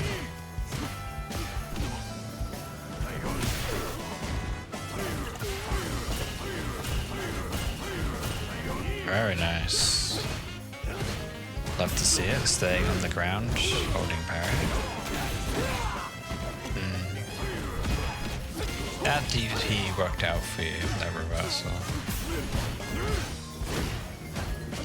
That was a nice challenge. Oh, I see what you mean.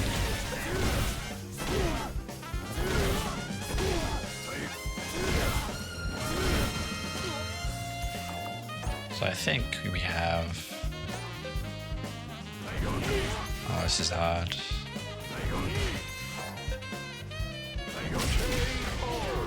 You do have to sort of preemptively throw it out.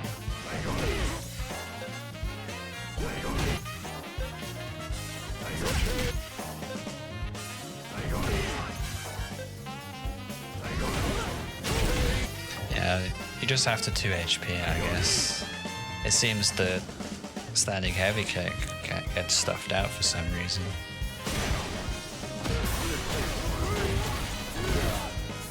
All the timing's just harder.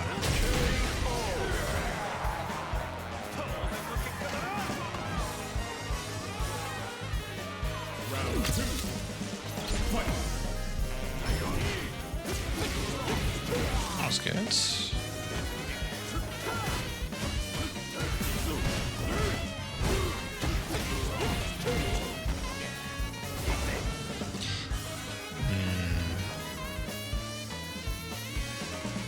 So, you're dive kicking here, but it's not going to hit again, which means that you just wasted 2 bars basically. If I were you, I would use the light dive kick, try and bait out a reversal for a punish counter, sorry, an anti-air.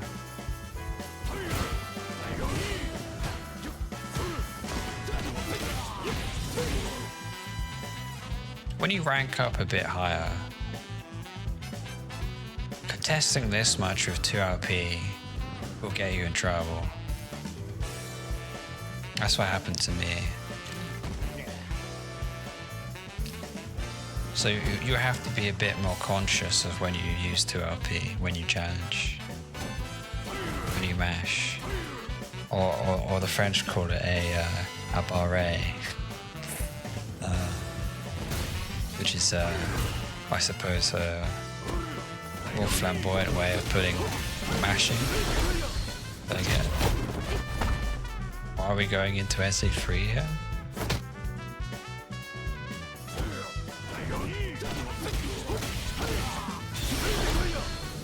This is like throwing up emoji. You know, if I saw this in Discord, if this was a clip in Discord, I'd be dropping the throwing up emoji right here. Why? You know? Because you can't kill, plus you've just done this on an awful scaling, so... Your super meter has a lot of potential damage, but if you spend your super meter on bad scaling, then you're cutting, you know, instead of 6,000 damage, you're getting 3,000 damage, which is significant.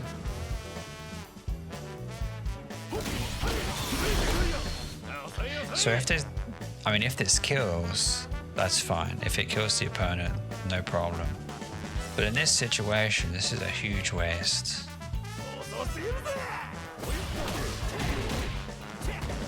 Nice try. I would back through them. Remember, the 2 ring conditions, burnout, and get the opponent in the corner. All of your decisions should line up with reaching that end goal in some way.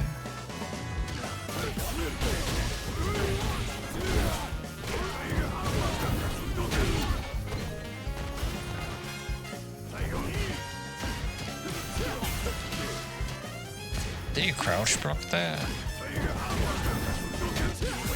Possibly. I mean, you're challenging this guy a lot, and it's working out for some reason. Okay, you got him with the command grab reset. That was very funny. But the amount of times that you're winning interactions with 2RP and mashing, that is, I mean, it's working out for you, but it's not going to work out at higher ranks, which is probably where you're getting stuck.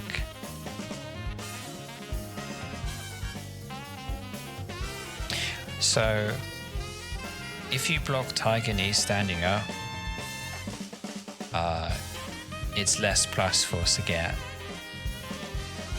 So always block Tiger Knee standing up, basically.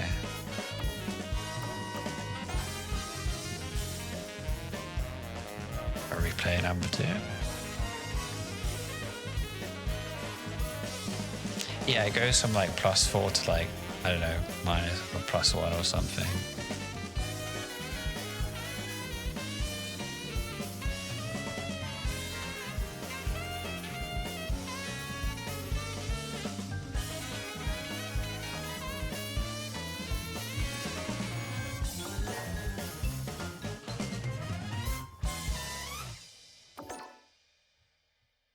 Oh, a Viper. What were you struggling in this matchup?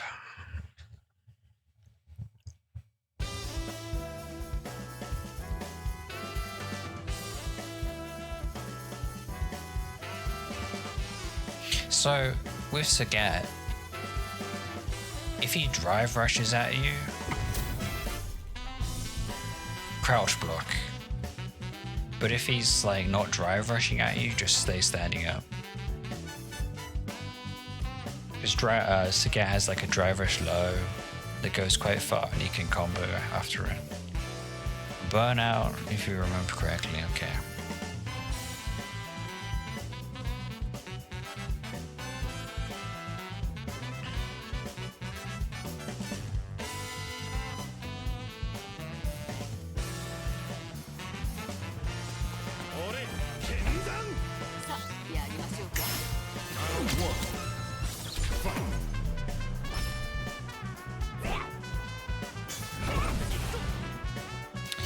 Oh man, you missed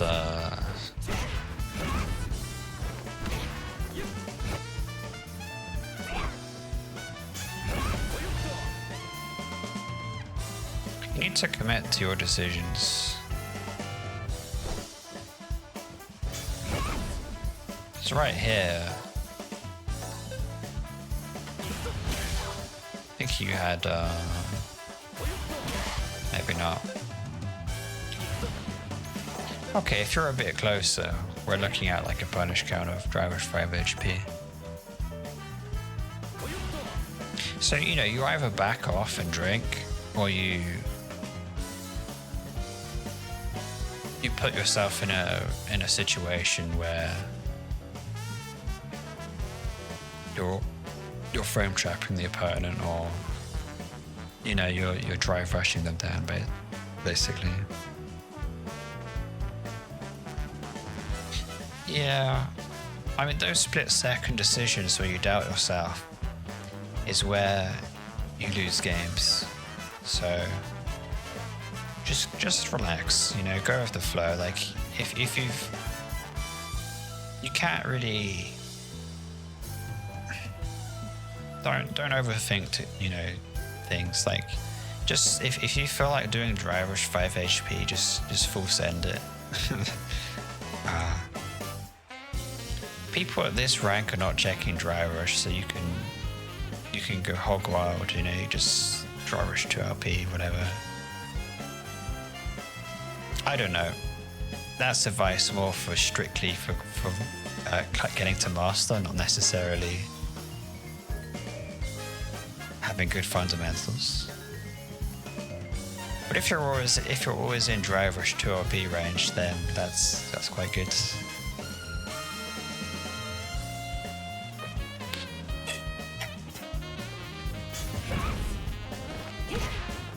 Oh, we missed. Jump 5H. Okay. Right. Don't sleep on that combo, it's very good. Yeah, I mean...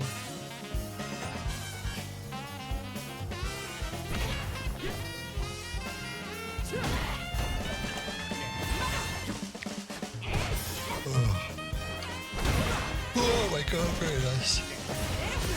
Oh. I mean, you're probably only looking at... I mean, you had...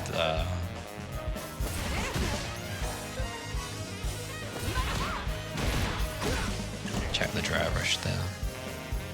I think you were like hyper focused on anti-air, so this is okay.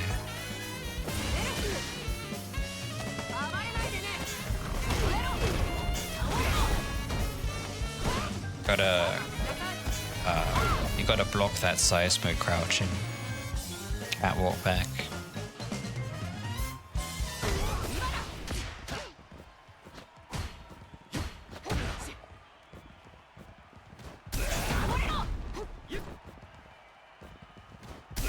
Why are we drive rushing here?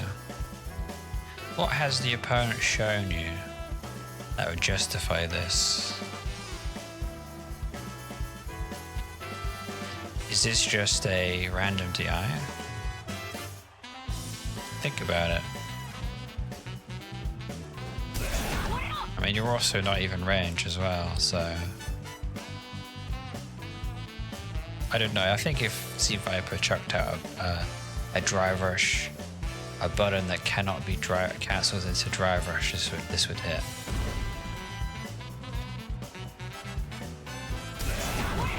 I mean, possibly you could...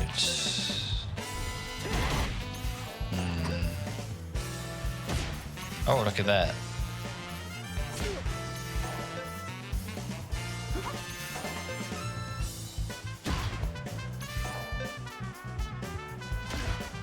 Oh, this is hard timing.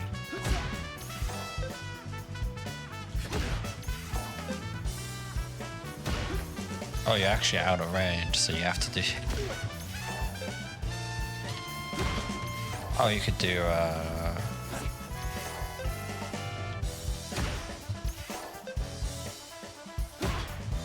This is tough.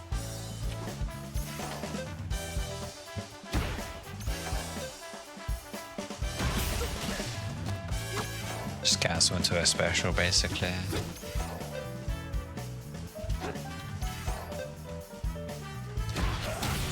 Something like that. Oh, misclick. Oh, I see. Wow.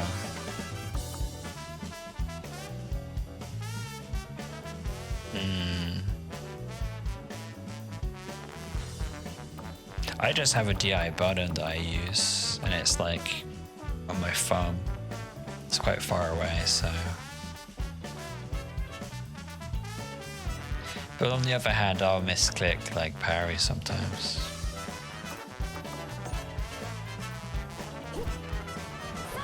I mean, possibly a 5 HK punish counter as well.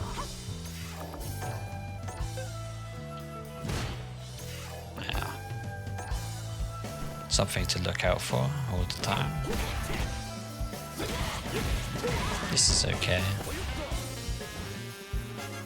Drive rush. I'll let you off the hook for that drive rush, since you are full resources.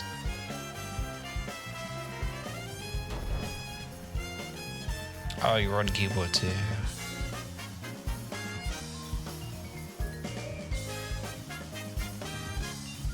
So, I don't press.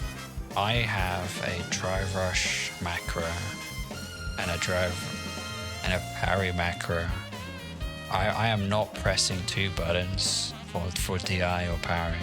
I have one button macros. I have them set up.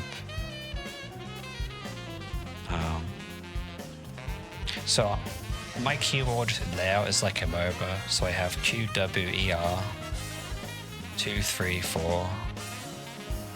Those are my punch and kick buttons. Oh, sorry, my Q is taunt.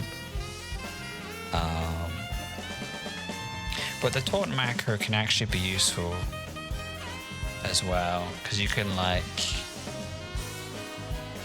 replace the taunt with other buttons and the game overrides it, but it's a bit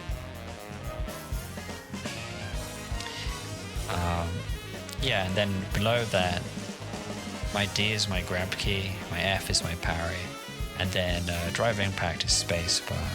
That's my layout. And then my arrow keys are for movement,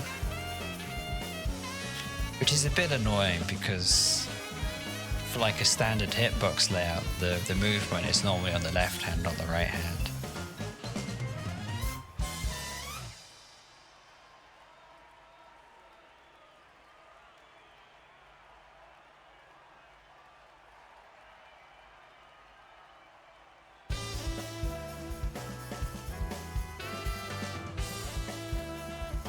Oh, okay. Yeah. I think if your hands are spaced out, that would be a bit more comfortable. Which is what I went for as well.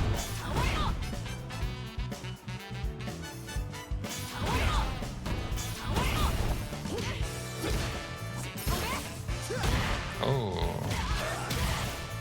That was a good punish. Good job.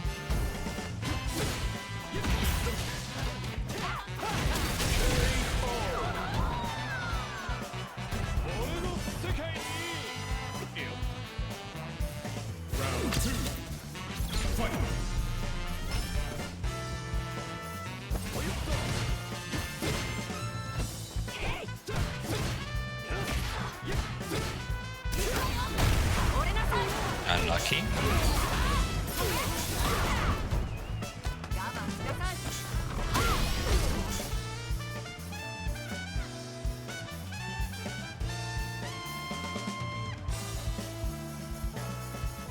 Oh, you're building your own hitbox? That's really cool.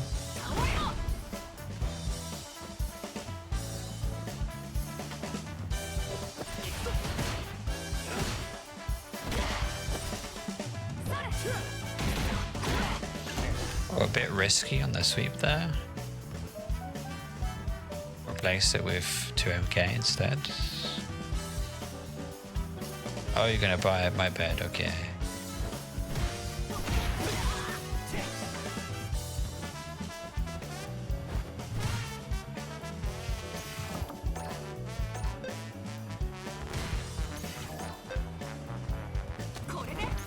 What the hell that happened? Oh, you walked back. That's very good. Good stuff.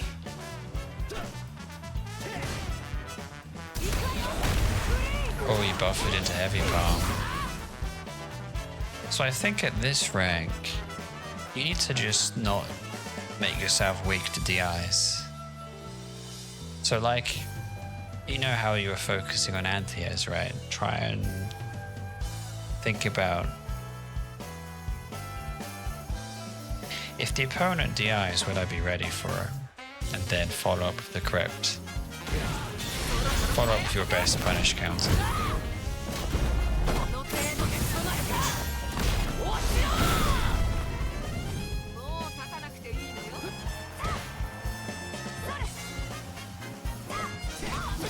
Oh, that was good.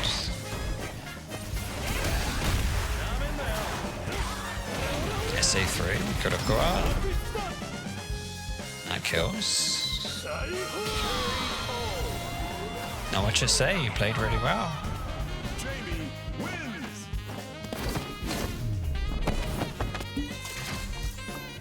Now it's just good stuff.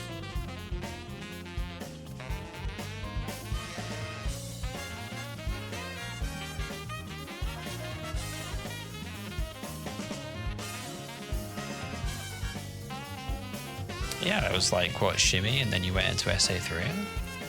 Textbook Jamie stuff. Love to see it.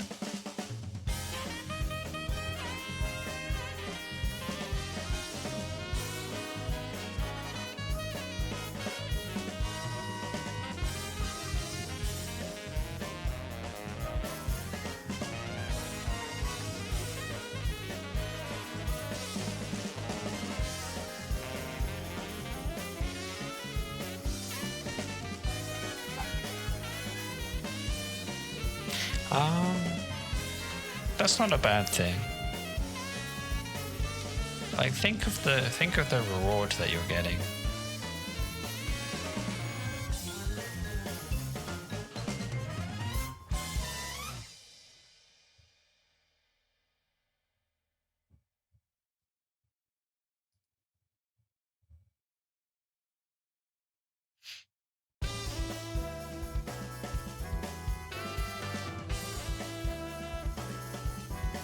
I'm trying to make them afraid of it first, yeah.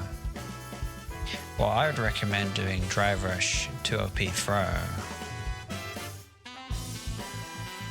I mean, you didn't throw it over at all. I think they maybe it was a previous game. I mean, generally speaking, being in the corner is very scary. And Jamie does have a throw loop, so... But you didn't do anything in that game that would warrant them to, you know, be conditioned where they'd be like... Yeah.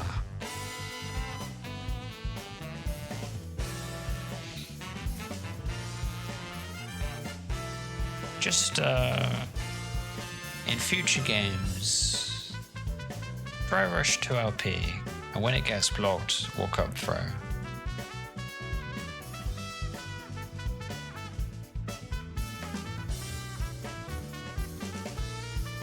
You were coached by a Jamiecord in Discord.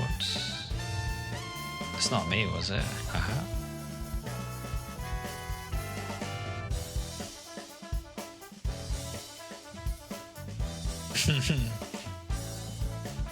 Oh no, I think I know who you're talking about, yeah. No,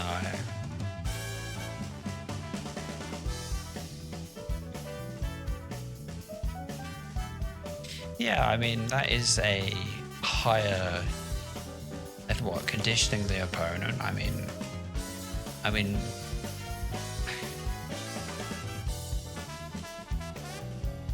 at your current rank, people... Oh, right, play your own game, right, so... Yeah, that's like if you... So... Don't overcomplicate, like he's right, basically. Don't overcomplicate stuff, stick to your flowchart. All you have to do is be consistent. Check drive rush, anti-air, DI, drive impact back. You're just focusing on the results. It doesn't matter. Over time, you'll build up the muscle memory. You'll develop a flowchart, right? So, winning and losing is irrelevant in the grand scheme of things. As long as you're playing with the intention to improve, you'll always be winning. Think of it that way.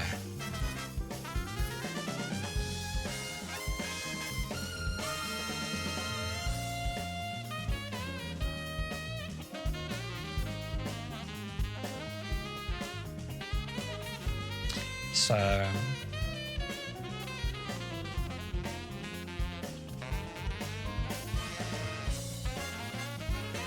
Nice. I would say you've got to...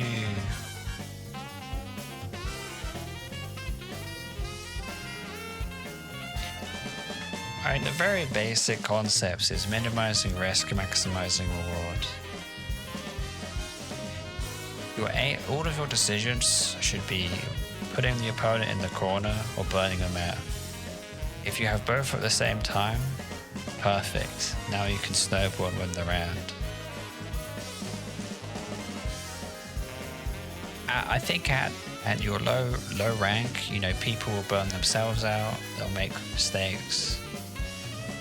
But you know, sometimes you'll get a back throw in the corner, but you won't take it. You don't realize how good it is, for example. That's just a common thing I see. Or, like with the other guy, Hakan, he was like... one drive bar away from getting 2 HP DI for burnout. Burning out the opponent is huge. You gotta go for it. What else? Oh yeah, I think you said maybe it was the target combo you were struggling with. If you can go into the training mode and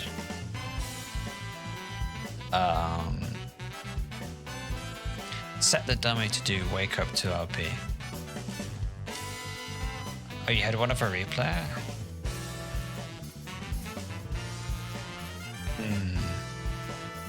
I'm very tired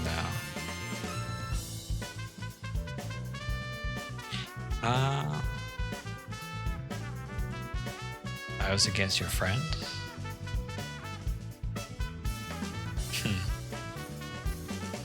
Way above your rank, yeah. That does teach you a lot there. It will teach you how fast the game can be played. It's not this slow scramble of players doing one thing, like, you know, at the highest ranks it's knockdown, safe jump. I'm in the corner guessing for game. That's like 3 interactions. He's the one that taught you the game? Awesome. I had to rely on the Jamie community to teach me. Good morning. Ohio? 7 stars, Ohio?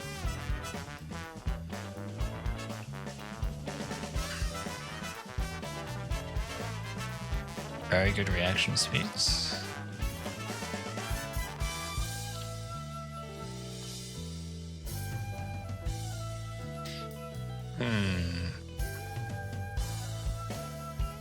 You know what you should do instead, Yoga? Drive rush palm. Drive rush throw. Against extremely reactive players, you need to throw them off. Trust me, it works. It does. Do like do like light dive kick, you know? You're like, oh, you're good at anti-airs? Bait this. Alright, try this. So it would be like round start, you do 5 LP and then go straight into OD palm. That will hit every time, trust me.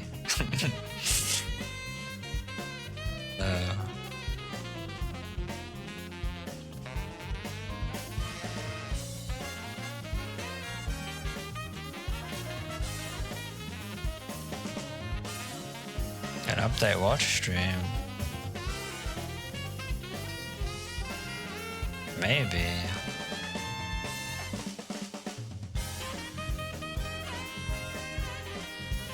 I've been a bit sick lately, so I don't want to pull an all-nighter just for the Alex patch.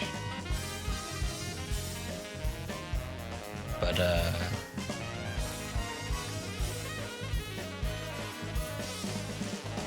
looks like the viewers are coming in, but it's midnight. You're looking forward to the update? Me too. Yeah, I hope Jamie gets buffed. I hope there's some system changes.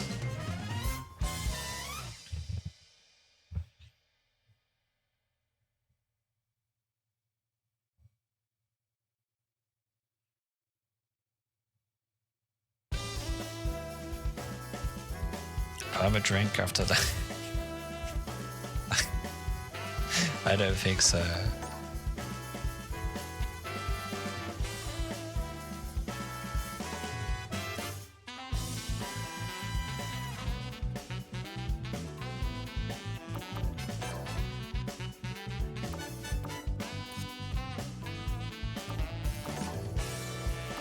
Thank you.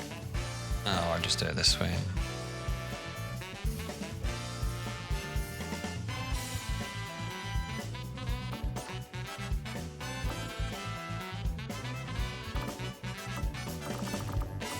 Is it this guy? This Lena?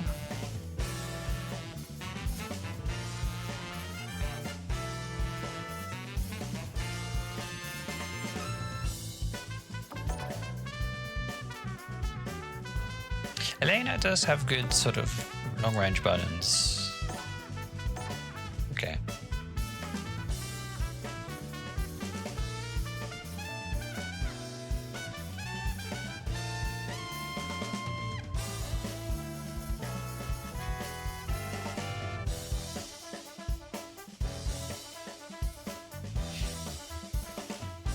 Elena's a bit tricky. I think the character's just annoying to play against due to the nature of her animations. It's not clear where her hurt box is and where she's standing half the time. 1500. Interesting, that can mean a lot of things.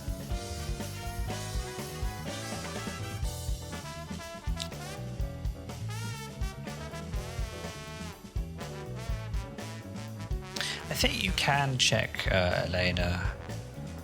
You can mash 2 up here against the character during her like roll thing or whatever.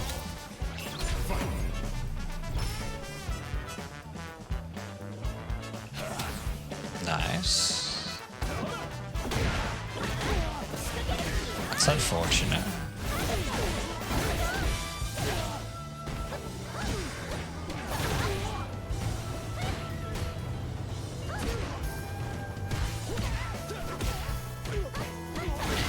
Yeah, when you hit that 2MK there, that was your driver's cancel.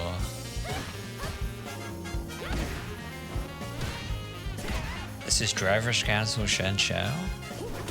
This is back throw when this hits.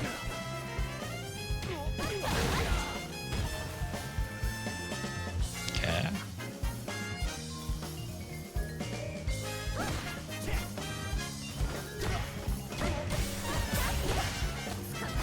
You need to take some kind of risk. You need to ODDP. You need to reversal this guy. Okay, you can't be sitting in the corner for that long. I'd like to see reversal and, you know, jump out. Like, that's what this guy wants, basically. If you just sit there in the corner. Like, you need to make this guy consider what options are you going to do to get out of the corner. And if you do nothing, then this guy's already won the game, basically. He was afraid. What are you afraid of, losing?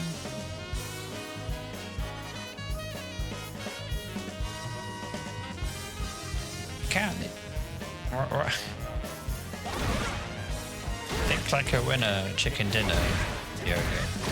Just assume that you're the best player and you've won every match that you play, you're going to win. That level of confidence will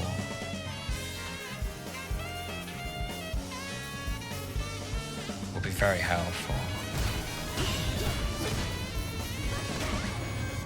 There was a book I was reading. It was a summary of Daigo's like thoughts on tournaments and how he got to where he is. And there's a lot of good like if you want to develop a competitive mindset, I'd recommend reading that book. Lots of good viewpoints there to study.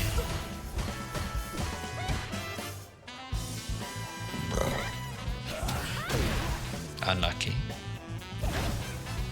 But he fucked it up. Like, here's the thing, you're like backing up too much. And now you're not in range for an anti-air. Because this could be safe. I'll just show you, so if you just hold your ground here, you know, maybe you do this.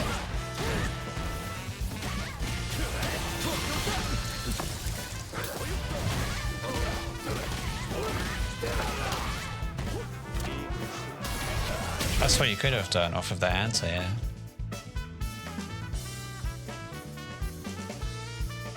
Sometimes he destroys me somehow.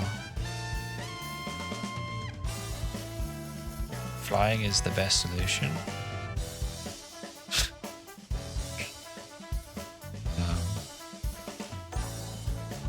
I hope so.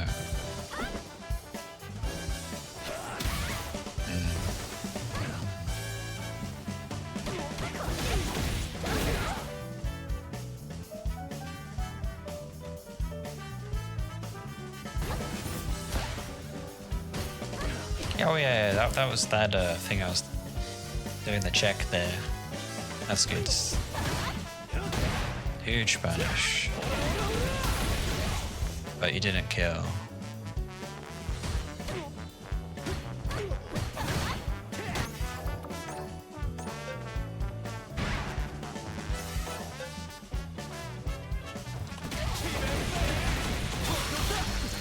Oh, this doesn't. Yeah, it's not gonna work.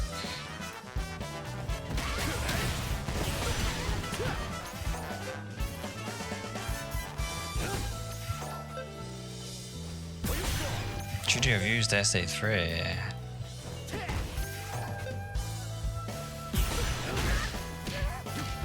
I don't know. Can you build up the meter?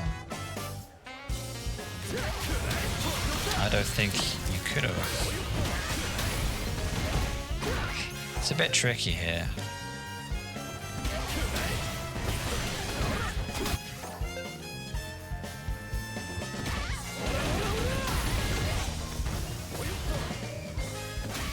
Yeah, you're just out of lethal range. Not too much you could have done. It's probably just safe jump here. Hope for the best.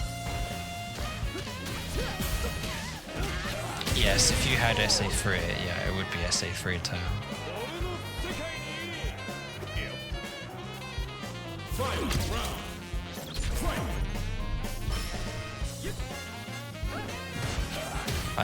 I understand. Seven's there. Glad that you're making the effort to comment in the first place, even though there's a language barrier.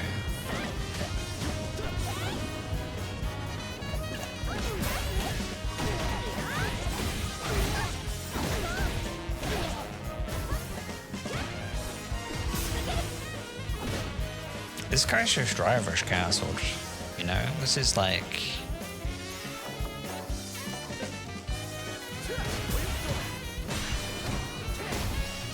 It's time to burn out. It's time to do that. Hold DI.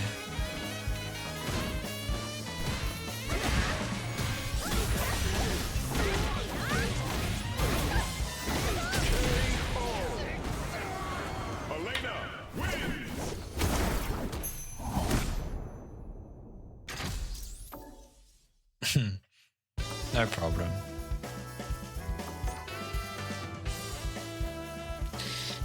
Oh.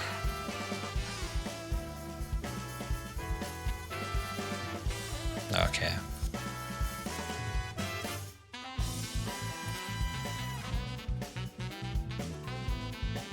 Okay, I pushed myself a bit here. Yeah, I need to get some rest because it's almost 1 AM.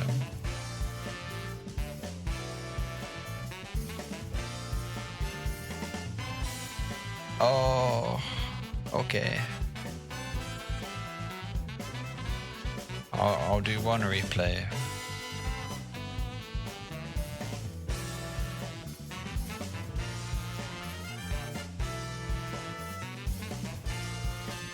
Yeah, I'm feeling a bit sick, a bit tired. You could give me the replay, and I'll just do it. I'll just do it next time, you know, when I'm not tired. Send me the.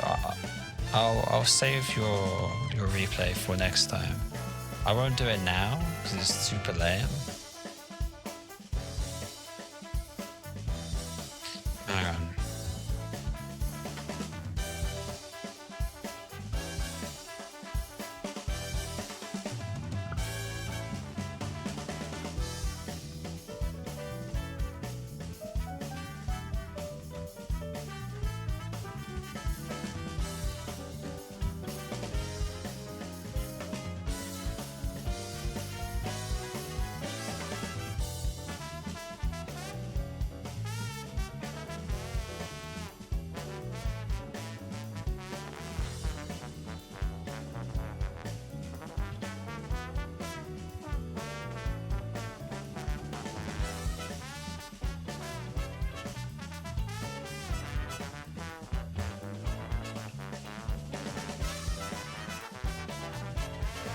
You will get to Masters before June? I hope that you do, Hyoga. I believe in you.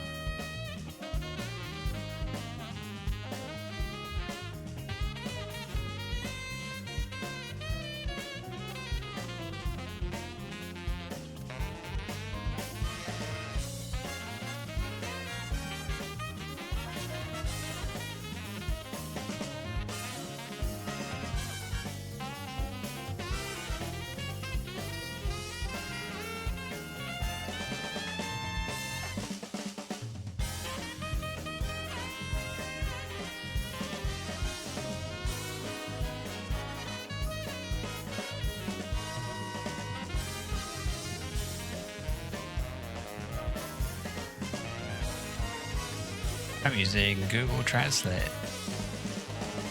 Or sometimes it's, whenever AI is on the computer, Copilot.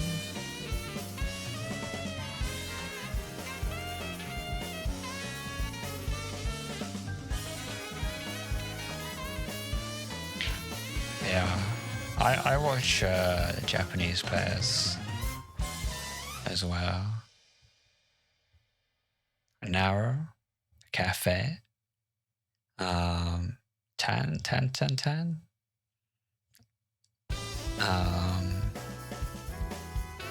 Tachiguchi,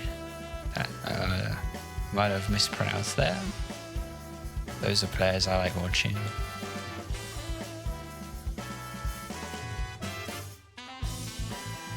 Tama, he's the GOAT.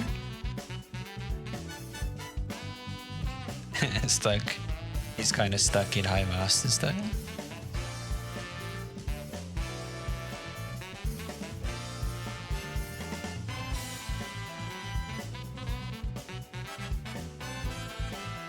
Yeah. I use them as a reference to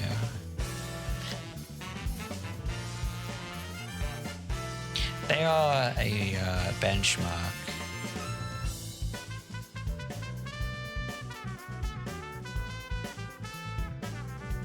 That's like the consistent high level skill that I want to reach. That will come with time. I'm quite far away from getting that rank. I'm hovering around 1500 MR. That was my best. I hope so. The international stream, wow. There is a big audience though in Japan, so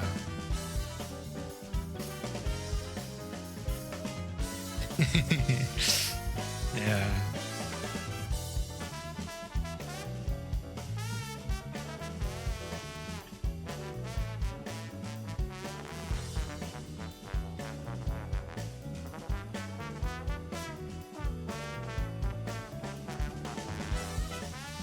Each region actually plays Jamie a little bit differently, so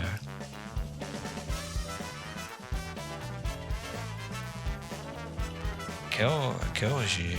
Was he a my player? I think he's French, right? He's a French my player. I can't remember. Oh, he is. Okay, yeah. Great.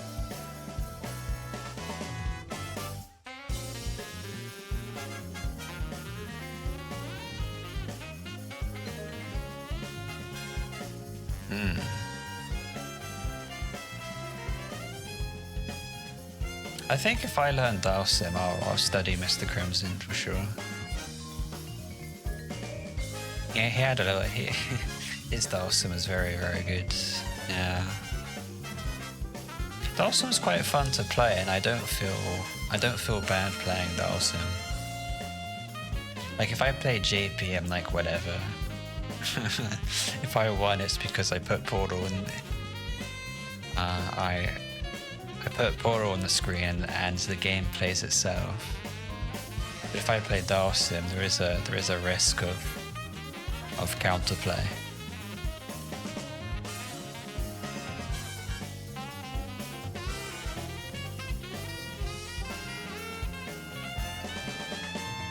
Yeah, I think JP's a stylish guy. I mean, he does have cool combos, but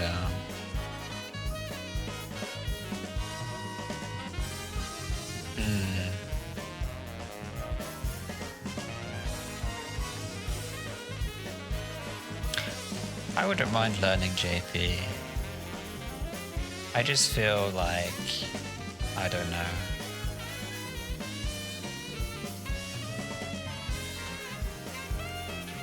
I like to play lower tier characters, I suppose. Thanks for the follow. 7 stars.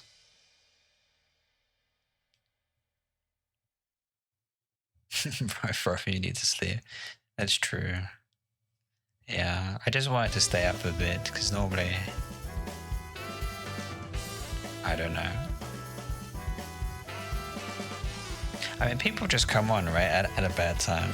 So, I'm about to sleep, and then someone's like, oh, hey, Obi, give me a replay review. And I guess I'll do one more. But no, you're right here, yeah.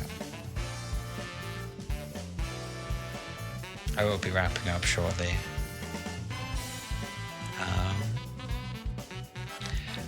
Okay. I have saved your replay, your match ID, so I'll do that next time. 7 stars. Thanks for hanging out. Yeah. I think next time it'll be hopefully Alex and the patch notes.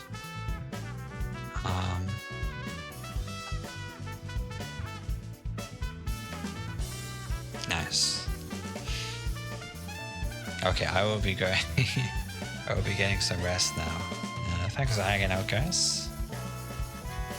Now, sure, Wednesdays you'll be there. That's the plan. Wednesdays and Fridays, I think, is what you asked for.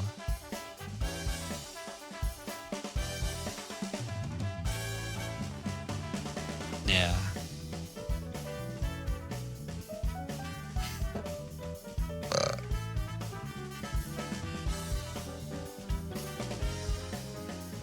Okay, well, I'll be looking forward to Alex when he comes out. Watching for the hospital. Yeah. Pass the time.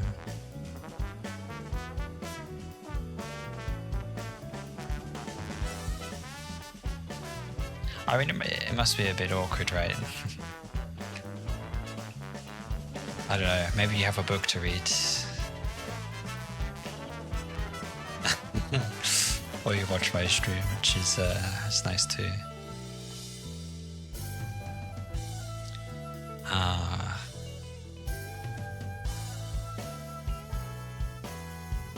Oh, that's good.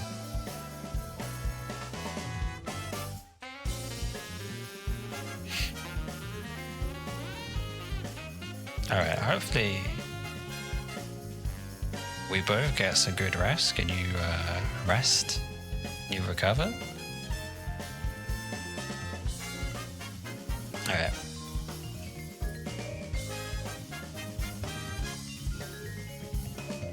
Ciao, Yogi.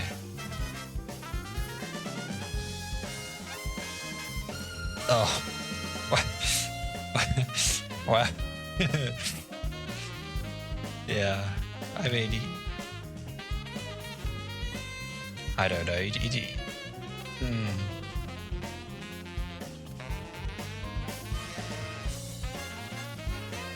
I've met similar people, you know, in your situation, and they're very positive. You know, it's quite inspiring. So that's something I wanted to do for myself. You know, and hopefully I can be helpful to other people, right?